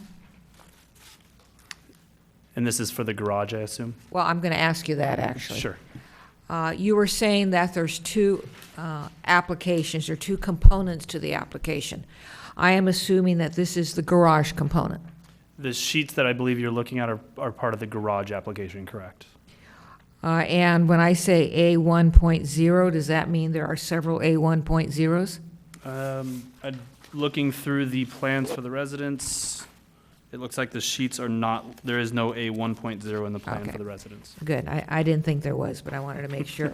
So looking at A 1.0, we're looking at drawings that relate to the garage modifications, correct? That is correct. And there is a broken line with a trapezoid kind of a structure, and that trapezoid kind of structure goes over the dotted line. Is that where the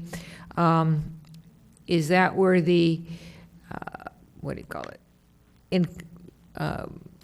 Where the property is supposedly goes over into the appellant's property? That is correct. The portion, when you're looking at the page above that dashed line, would be the wall section and roof eave that's located on the appellant's property, as well as the property to the west, or your left, when looking at the plans. And what is occurring under this plan? What is occurring in the portion that goes of the garage that goes over the property line? Under the current plan, the roof would be replaced to reflect the requirements of the HPC's approval to match the hip roof to the porch element on the residence. Okay, well, that's all. I probably have more questions, but I'll just stop for now. Thank you. Councilmember Sayak. So I want to make sure I understand. So is it the HPC's recommendation to change the roof caused this overhang, or was this overhang already in existence? Thank you. The overhang is already in existence. The HPC was a deciding body in this case, so they didn't make a recommendation, but their decision to approve the project included a condition to modify the roof to match the residence, the new porch element on the residence. The result would be that the eave that projects into the neighboring properties would actually be reduced and shortened. Okay. The depth of that eave would be brought back in a little bit. And actually, if I may follow up, do you happen to have a diagram of how much was over and how much is being reduced? Or do you have at least a figure that we can? The best we have at this point is to compare sheets A 3.0 and A 3.1 of that same plan set the drawing on the lower part of the page labeled number 1, if you look at the roof eaves there, these are scaled drawings, but if you look at the roof eaves there, A3.0 is the existing condition, so you'll see that it's just a shallow gable roof with a simple eave, and A3.1 includes the new hipped roof with the metal roof material and the reduced depth eave. The wall would stay where it is. Councilmember Jensen. Thank you. I think my question is for Mr. Schultz. You have an existing non-conforming structure and you do something to it. Does that change its status as a legal non-conforming structure? No, I don't believe so. We're not changing the use of it. I mean, usually you see the non-conforming within a commercial, is usually when we talk about a non-conforming. So in this issue, it's a residential use. It is a garage now that would be a secondary unit. So in that sense, no, we still see it as it was non-conforming now and it will continue as a non-conforming. Okay, thank you. Any further questions from council? Seeing none, we will open the public hearing calling for the appellant. I think you have 10 minutes to present your case. Thank you. Good evening. Thanks.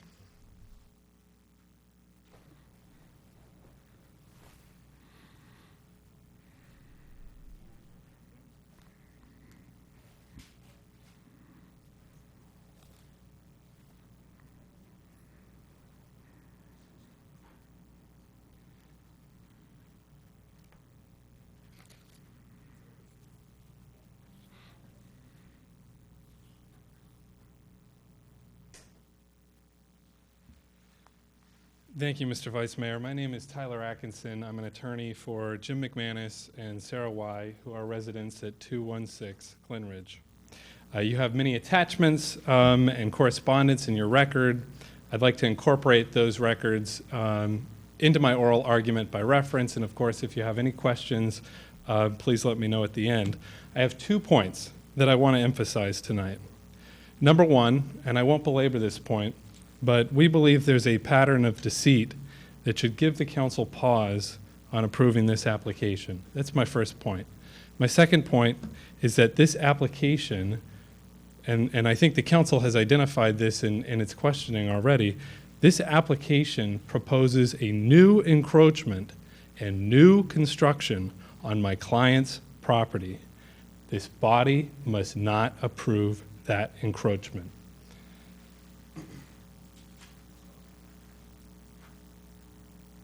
Now, I'd like to start with the residential design guidelines on my first point.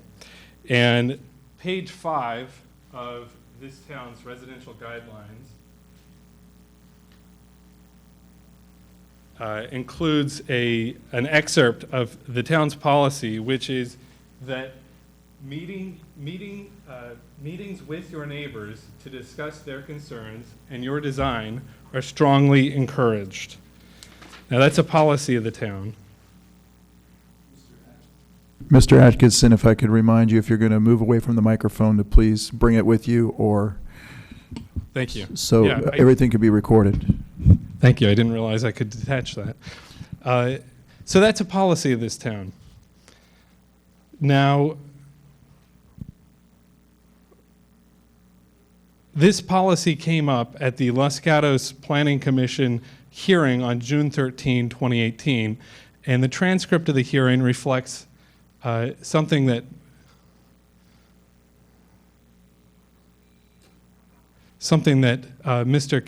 Konevsky testified to, which is, I knocked on all the doors and frankly met most of the neighbors, and I knocked on Jim and Sarah's door many times during the day when I'm there and I'm working on the house. Frankly, nobody was home to answer the door. Now, this claim is belied by the next door neighbors who appeared at an April 2018 HPC meeting, and these are notes from my paralegal. I was also in attendance, and I recall the testimony of neighbors at that meeting.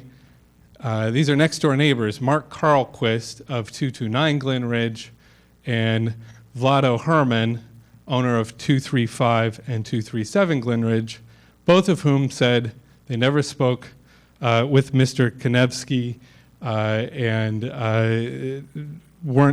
didn't discuss these plans with Mr. Konevsky. Now, so you have a policy.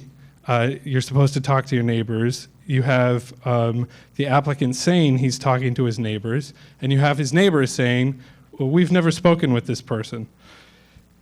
The town, through Mr. Mullen, contacted Ms. Payne and specifically requested, please let me know if you or Vlad, that's Mr. Konevsky, have done any neighborhood outreach for the project. A summary of your efforts would be helpful, including neighbors contacted, date contacted, and response. Now, I personally sent a letter subsequent to that letter to Mr. Konevsky asking him, regarding your duty to contact neighbors before submitting an application, Sean Mullen asked your architect as long as February 6th for a summary of neighborhood outreach efforts, including neighbors contacted, date contacted, and response. To date, we've seen no summary. And I can say to date, as of tonight, we've seen no summary of whatever neighbors were purportedly contacted.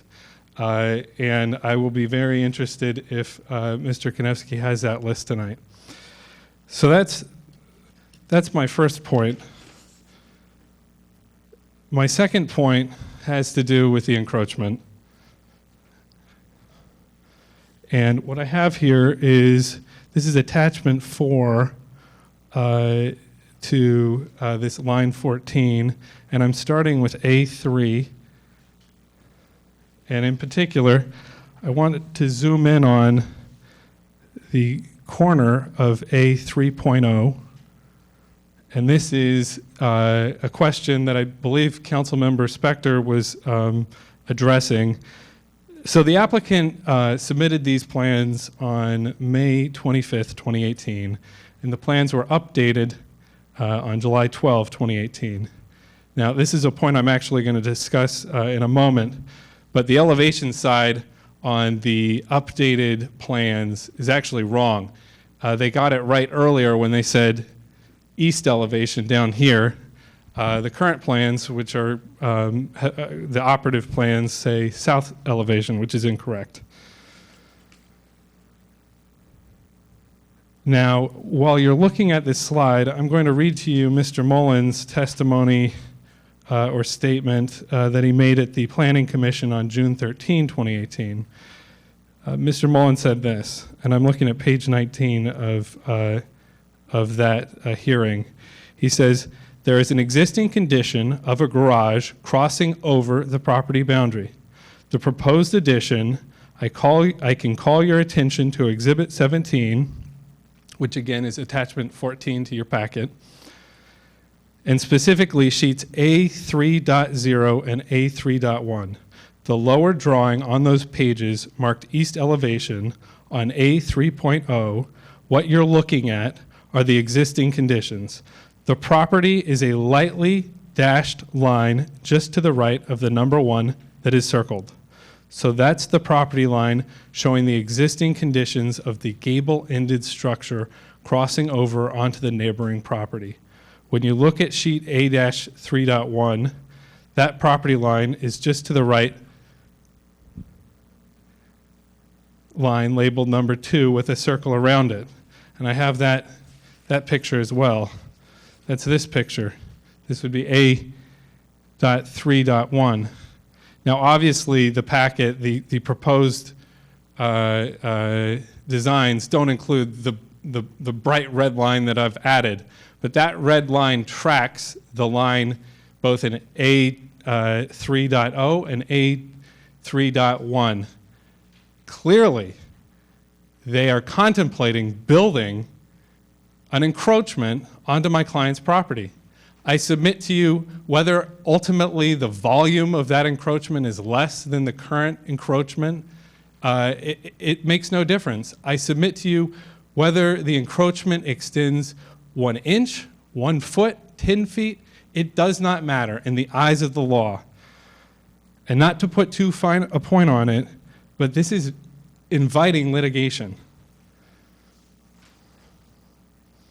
Now, again, we have the slide stating east elevation, and then you have the July submission talking about south elevation.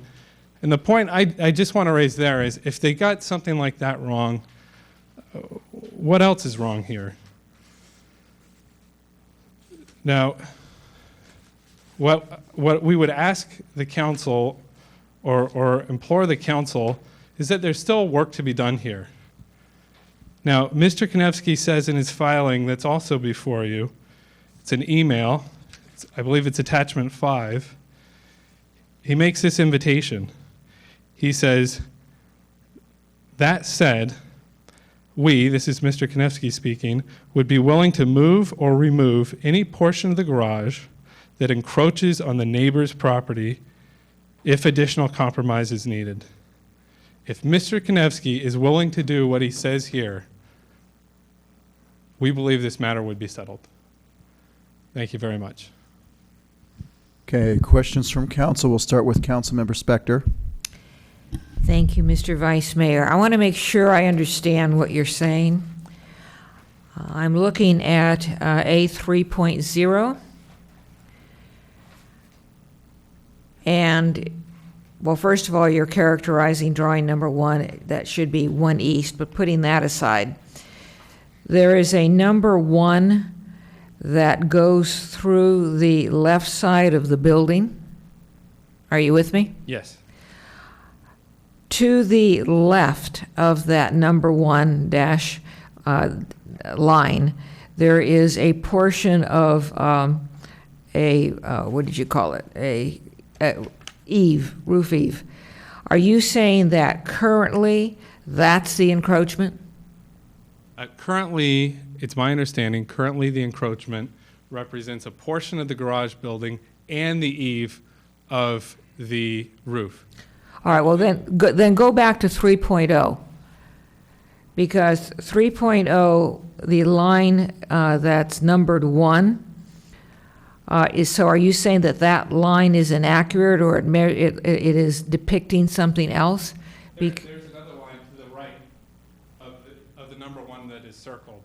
I see that. And that is, I believe, that is the property line. Now, when you say I believe, how do we know? Well, you have Mr. Mullen telling us. Mr. Atkinson, could you please use the microphone to respond? Yes. Can you hear me? You could take it with you if you need to. You have Mr. Mullen telling you the property line is a lightly dashed line to the right of number 1 that is circled.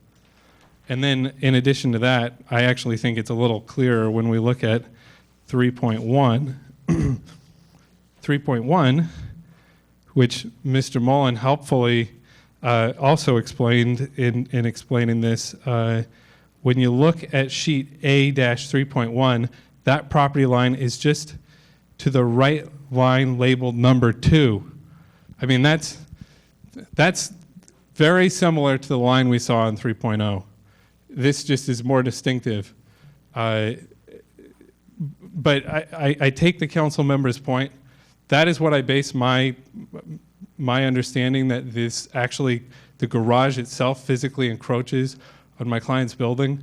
But I also submit to the council, even if it were just an overhang, you cannot build an overhang over somebody else's property. They have the space above the property, and this council should not bless that. But we contend that it's more than just the overhang. It's additional parts of the roof and any improvement to the building that's on my client's property. Let me stop you there, because I'm actually changing my analysis and thinking, and that's what the testimony's for. So what I hear you saying is that under A3.0, the dotted line that depicts what you're saying is the encroachment, the area hasn't changed. So The area hasn't changed from the current encroachment. So what is different with this application if what is encroaching hasn't changed? What's changing is it's new construction. You can't. This encroachment occurred something like 50 years ago, maybe 100 years ago. I submit that to you. If the time to act and to prevent that encroachment has passed, that's one thing. But if you're talking about new encroachment, if I've built a barn on somebody's property and they've forfeited the right to challenge that barn, I cannot knock down that barn and build a McDonald's and say, well, I didn't actually change the amount of space on your property, so you're going to have to live with the McDonald's. You cannot, essentially, until there's some kind of resolution here, and what I'm trying to express is I think there may be room for decisions to be made that could help resolve this, but until it happens, this structure under the law can't change to the extent it's encroaching on my client's property without my client's permission. Okay, I understand what you're saying, but I also understand that we are acting as council members under a land use appeal. Thank you. So we'll go with Councilmember Sayoc and then on to Councilmember Jensen. So a couple of points. I wanted just to clarify, the land use is not changing. So we're not going from a garage to something else. It's a garage staying to a garage. So just wanted to clarify that I wanted to make sure we're understanding the same thing, because your analogy of the barn to McDonald's is two different land uses. And so what I'm hearing from our town attorney, a non-conforming use can continue as a non-conforming use because the land use itself has not changed. So are you disputing that? I actually think it's a little simpler than that. It's the notion that this body would approve plans that would actually involve constructing what does not exist currently. We're talking about a new eave. We're talking about new other things on the garage on top of my client's property. And I believe that's beyond the ability of this body to authorize. Okay, so Mr. Atkinson, if you can help me, it's late. I want to focus. Is the basis of your appeal the change of a non-conforming use? Is it the basis of the eave, or is it this idea that, I'm getting confused now here, is there any portion of the garage that is encroaching on your client's property other than the eave? Because I'm not sure what this red dotted line is supposed to signify. Is this is this a garage that's on your client's property? Yes. A portion of the garage is on my client's property. Not just the eave, but the eave also overhangs the property. Okay, so do we have documentation that shows that? I actually think Mr. Mullen would be able to, if he's consistent with his testimony to the Planning Commission, these lines show where the property line begins and ends, and clearly part of the property is over the line. Okay, so when we get to staff questions, I'll ask that of him, but because this is our opportunity. Understood. So do you have documentation that shows that portions of this garage is on your client's property? So you have it. It's in the record. I don't have it directly in front of me. Beyond the records, I believe that the records I've already shown you and called out establish this. But in addition to these records, I recall there are other plans that demonstrate, well, the meets and bounds of the properties and show, and I may, with my friend here, be able to find even more pages, but I think this is enough. And I mean, I don't see, and of course, the other side hasn't had an opportunity to present you with contrary information. I do not see some further explanation for why it is we have these drawings that reflect what I'm talking about, which is property extending into my client's property, or construction extending into my client's property. Okay, thank you. Councilmember Jensen. Mr. Atkinson, we have documents in front of us, so can we agree that the 223 Masal was built in 1908, both the residence and the garage? I sometime around then, yes. Okay. And so can we agree that the residence and the garage has stood on that property, arguably encroaching on your client's land since 1908? in an unchanged condition? That's my understanding, yes. Okay. Yeah. And can we agree that there can be such a thing as a legally non-conforming use, which this property built in 1908 would be and currently is? And I just... Correct? I as far as that goes, that... Do we agree on that? That it's a legally non-conforming use as it exists today? I just can't agree or disagree with that. Okay. Yeah. I want to use your barn analogy. If I had this garage, if I had a barn, that was your garage, and I knocked it down, or it fell down in a wind or a rainstorm because it's built in 1908, and I built another barn exactly the same proportions, I just replaced it. Is your argument that my barn, a replacement barn, would now be illegal, and you would sue me for it? If this was my property... and Or your client. You made the argument that we Sure. should not approve something that's going to result in a suit. So I'm assuming that, okay, the follow-on is, I want to figure out your analogy with the barn. My barn falls down. I want to build it back. I want to build it back exactly the same from 1908, except it's got like new wood and a new paint job. Is it your contention that now my barn is illegal? Yes, absolutely. Okay. What if I paint my barn?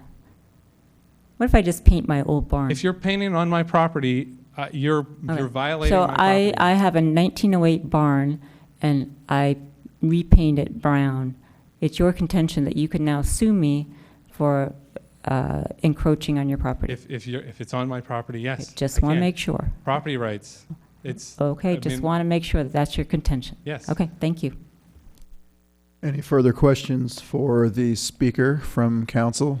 Seeing none, I have a couple. So I'm a little confused about something. I'm assuming there was a survey done, and that was part of the record, and it depicts the structure on your client's property? Yes, and I believe we've got, we'll be able to locate that in the record in terms of a map of how far this extends. But I really stress it's not a matter of whether it's a little bit or a lot. Once it's on somebody else's property, you're invading their rights. So going back to Councilmember Jensen's analogy, if it falls down in a windstorm, so right now it's there and your clients know about it and they live happily ever after in its existing condition. But if it is knocked down and rebuilt in exactly the same place by an act of God or, through a development application, obviously your clients would not be satisfied with that. Well, that restarts my client's ability to take some kind of action because then you have new construction on their property, and they have a right to defend their property interest. And I may just respectfully disagree with the town's attorney on this, but I do not believe that this city can authorize construction on somebody else's property. Yeah. Okay, thank you. All right. So we have I don't have speaker cards. I'm assuming there is the applicant. The applicant would come forward and you have, I believe, 5 minutes. 10 minutes. You get 10 minutes also. Thank you. My name is Vladimir Konevsky, 223 Masol. I guess I'll just break this up into two parts since there's two applications. I'll address the garage first since we just spent the last, 15 minutes talking about it. For the record, we have a preliminary plot lot map and survey that we're actually getting submitted and recorded in the county or the city. That should be done on the 10th, but the encroachment is 6 inches over. The wall is encroaching, not the eave, but the wall of the garage. The current garage is 6 inches.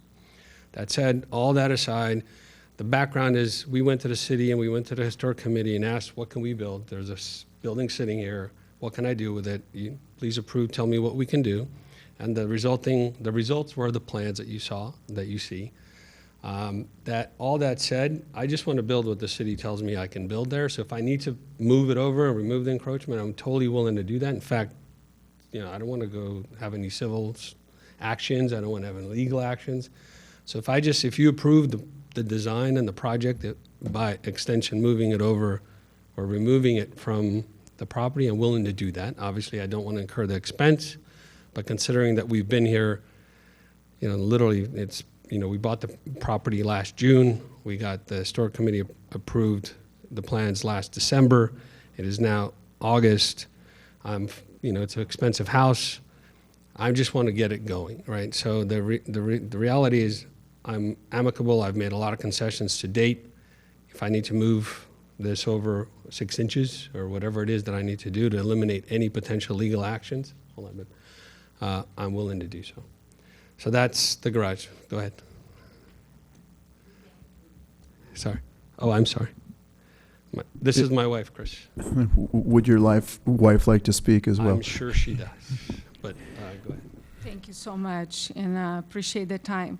I just want to make, I wanted my kids to be here today because, this is not about us doing anything against anybody. To your point, and thank you so much, this has been there for almost, 100 years or so.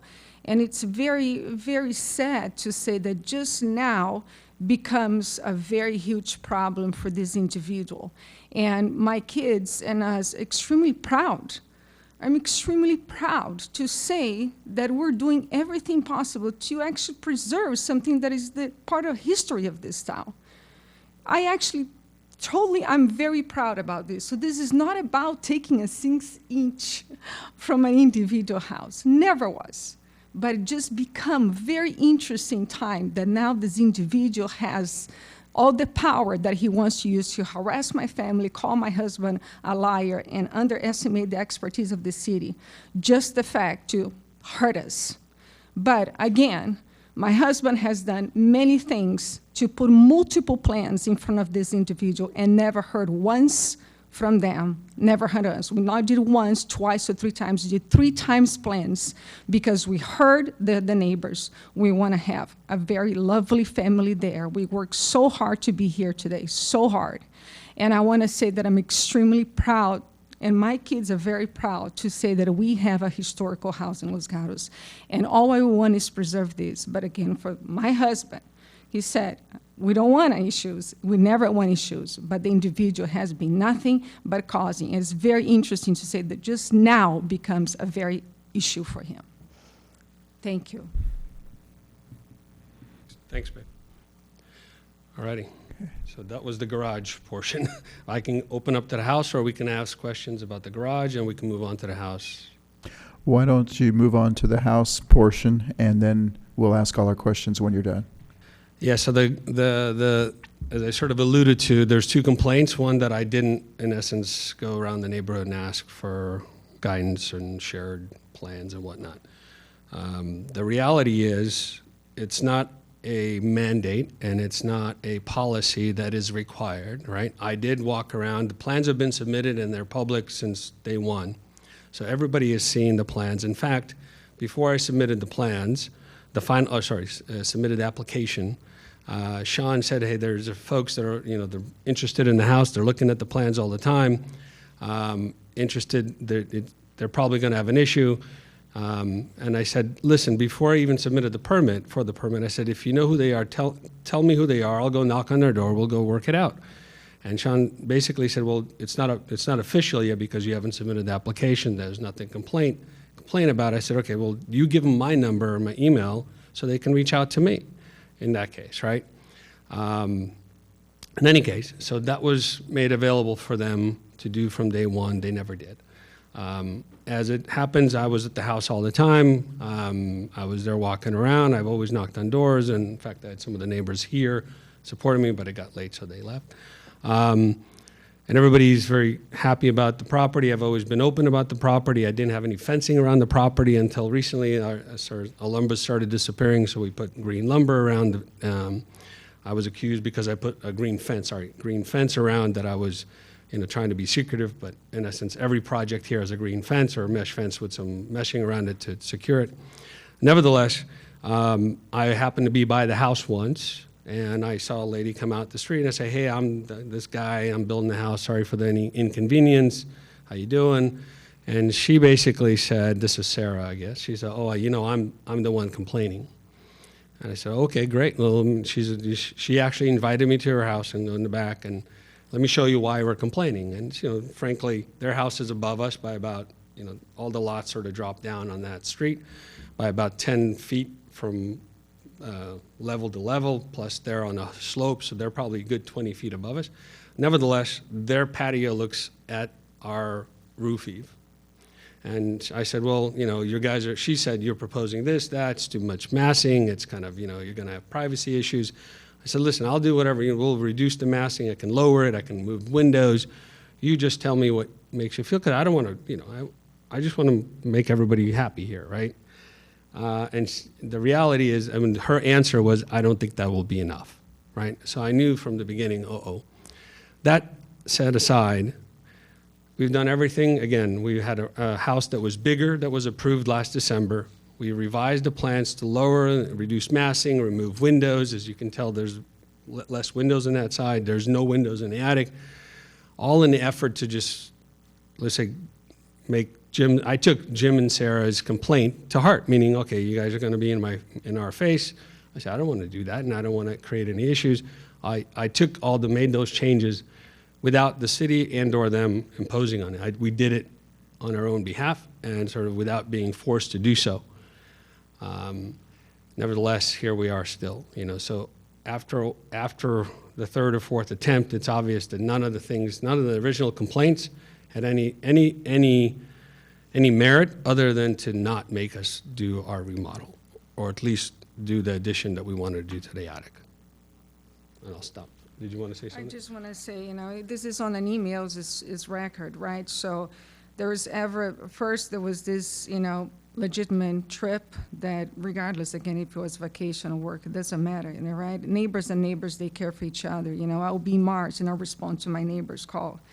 But nevertheless, you know, my husband put 3 plans in front of the neighbor. There was never an email back. There was never a phone call back. So it feels, forgive me, English is not my first language, but hypocrite to say that we didn't reach out to the neighbors when they never really had, you know, the courtesy to respond to a phone call, to an email. We put 3 plans in front of them. We sacrifice value of the house. We sacrifice size of the size of my bedrooms for my kids because we, as my husband said, we heard the neighbor, and they are, 20 feet above our house. So, you know, why they're so much more powerful than us, that they can complain about privacy, and we're not even complaining. We just want to create a house to raise my family. And so I just want to raise this, that, you know, they are accusing us to never reach out to anybody when we had emails and emails. We had plans because we heard them. We put them first, then my family, right? And never once a phone call, never. And he's been, from the beginning, you know, accusation is very seen, well planned, you know, against us. We just want to build a house, you know, raise our family. My kids are going to miss school next year because we're not going to be able to move on time. So this is really financially, emotionally, you know, impacting lives. Thank you. You have 30 more seconds. Oh. Yeah, I think my wife summed it up. You know, we've made a lot of, there are accusations about us, about lying or not lying. You know, frankly, I don't know where that's coming from because we've been working with the city, we've been communicating, everything is an email. The reality is that we've not heard, in fact, Jim and Sarah are not here, right? They've never been here, they've never communicated with us, they've never reached out. Okay. Do we have questions? Councilmember Spector. Thank you. I'm just going to talk about the garage wall. What I heard you say is that, and you can correct me if I'm wrong, that your garage wall currently is 6 inches onto the neighboring property. Okay, the current wall. Current existing structure. And is the eave of the roof on your current garage, does it go out even further? I know it's air, but even further than the wall? Yes. Okay. What are you currently doing under your current plans? What do you intend to do to remodel or change that wall and that roof eave, if anything? So the roof eave is going to change based on the recommendation of the historic committee to match the pitch. So the roof eave will actually, the overhang or the encroachment of the roof eave will get shorter, so the encroachment into the yard will be reduced, but the pitch of the roof will be changing. Obviously, the structure, if it needs to be updated, framing wise, I will have to redo some framing. I'm not going to have any windows there. But whatever, I haven't torn it apart, right? So I don't know what structural changes need to be made. Is it possible, putting aside what the Historic Preservation Committee suggested, is it possible for you just to have your garage wall and roof eave, keep it the way it is? Absolutely, but in fact, I suggested I can leave that building untouched, frankly, but it's not, it's not something it's not an ideal situation, right? Because it's an older structure. I'd rather update it, be safe for everyone. All right, let's go back to being safer, et cetera. It's a garage. It currently has a wall, it currently has a roof, currently has a roof eave. What do you need to change to make it safe? Hopefully nothing, hopefully nothing. Okay, thank you. Councilmember Jensen. I just want to follow up on that a little bit. The garage, I assume that I think what Councilwoman Spector is saying, well, okay, let's keep it all the same, but you intend to rebuild it with new wood and a new roof, correct? But you could otherwise keep it the same. Exactly. Okay. So, yes. So that's my question. My other question is, you're talking about, well, you haven't taken it apart yet. Do you have a demolition permit? Was that part of what you got from HPC or applied for or with Planning Commission? We haven't sent the application in for that, for the demo for the garage, no. Did they require a demolition? They will require some sort of building permit. Demolition may be involved. Okay, thank you. So I will call on myself. So you're amenable to, you have a new set of drawings, essentially. The idea was to reconstruct it completely, and you're willing to move it 6 inches. The drawing that Mr. Atkinson depicted with the fat red line and the arrow, it seemed like it was about 2 feet over, 6 which, inches. I don't know. Sitting right here, I have no survey or anything. So, but I guess where I'm coming from, the questions from Councilmember Spector and Councilmember Jensen was if you just left the existing wall in the same exact place, you didn't, you can kind of rebuild it from the inside or whatever and just leave it the way it is. That would be possibly one solution. May not be the most ideal solution because I think you're trying to get more structural integrity above it or whatever. But in regards to all the other communication and stuff about who didn't contact the neighbors and all those things and who's a liar and this and that and working through attorneys and stuff, that's what we're here for tonight, to try to resolve this situation and put all that stuff aside. And it sounds like, you're willing to potentially move it over 6 inches if that's what it is. But it sounds like there's still a dispute, potentially based on the drawing that Mr. Atkinson provided, that it could be more than 6 inches, I guess. So I actually said there's no markers in the street. So the original survey was done with because it's so old, there's no markers. He just gave me a preliminary drawing and I submitted it.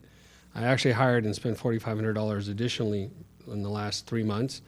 I got another surveyor to do it, and it's being recorded because they put markers in, or whatever they're called. I don't know what they're called, but some things that in the streets, because I don't know what they're called, but something that officially they measure from officially they measure into the entire block.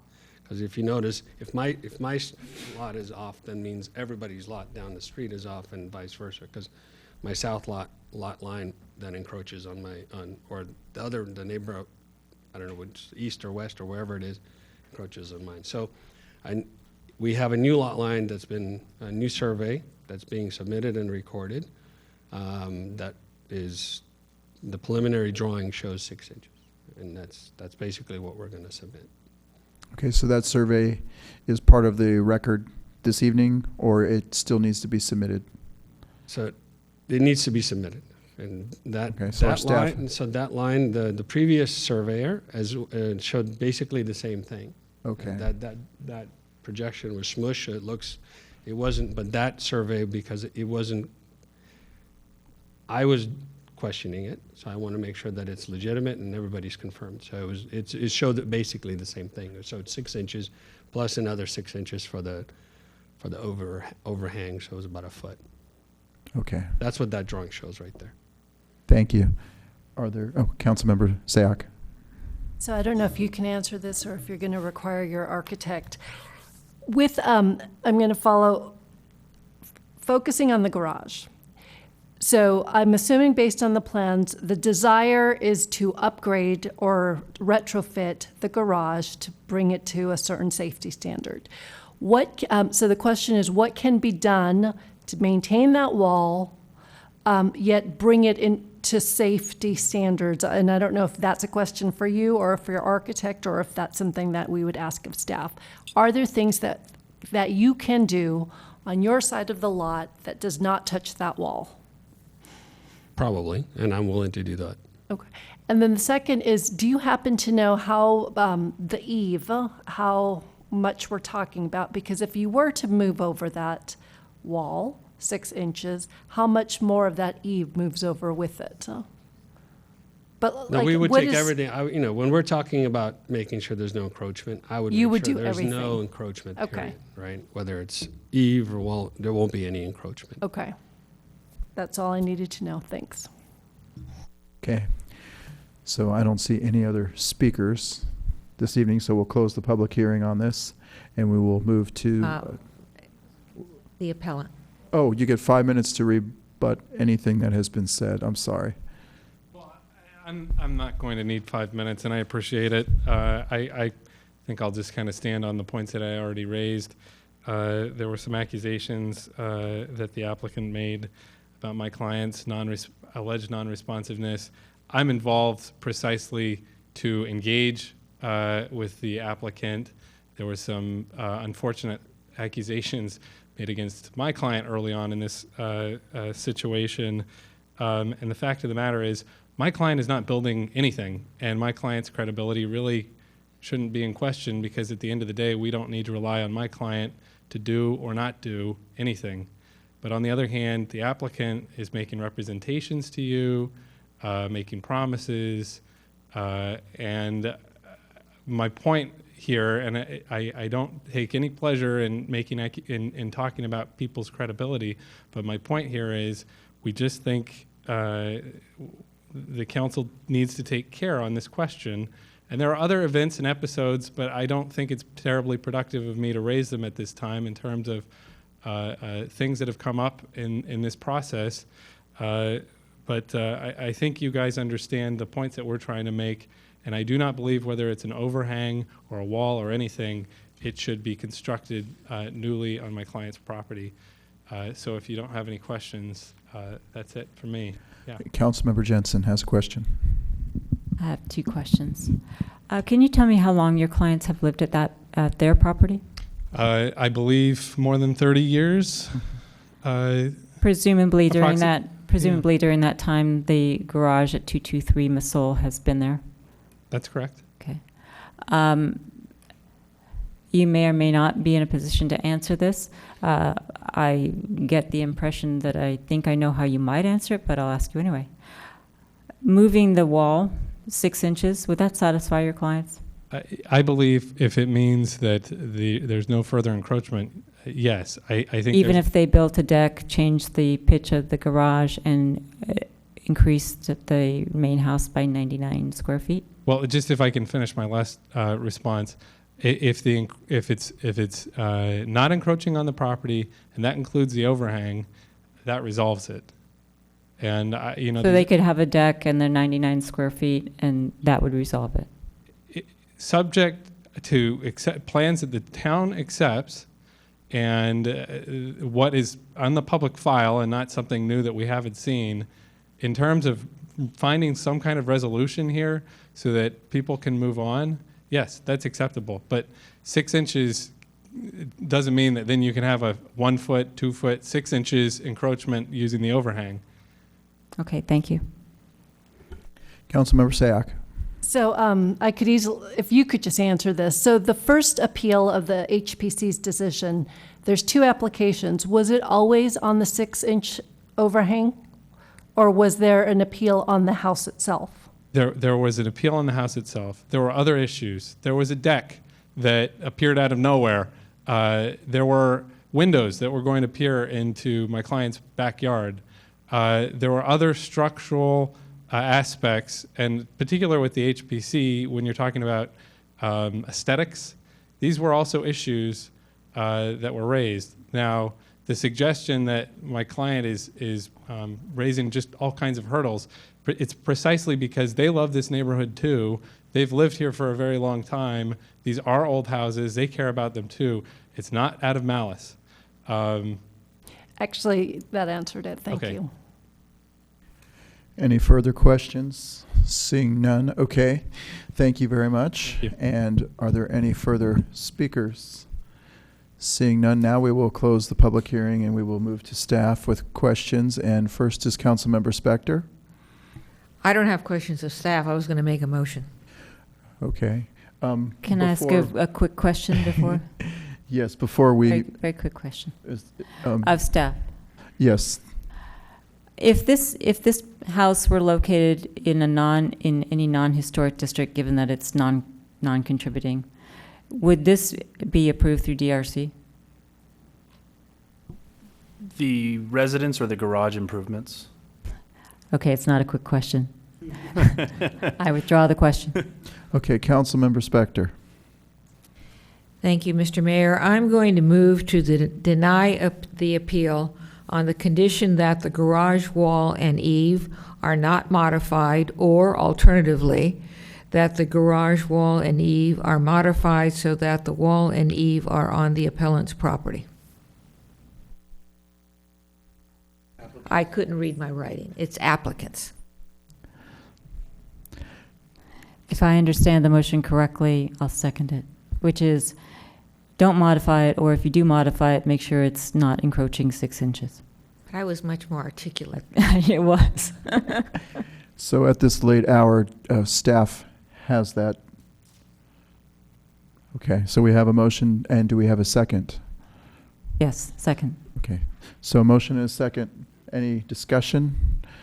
Seeing none, I'll call the question. All in favor? Aye.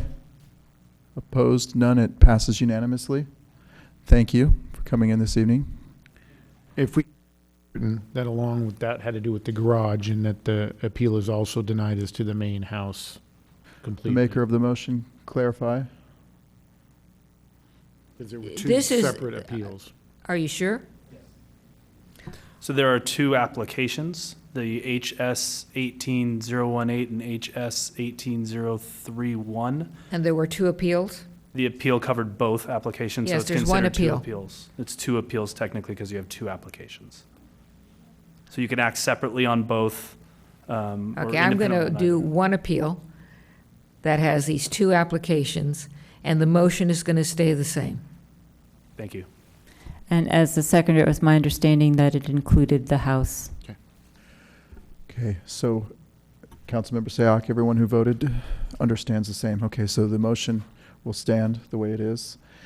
It's unanimous, 4-0, and this concludes our public hearing, and this concludes our council meeting. Thank you, everybody, for staying late with us this evening.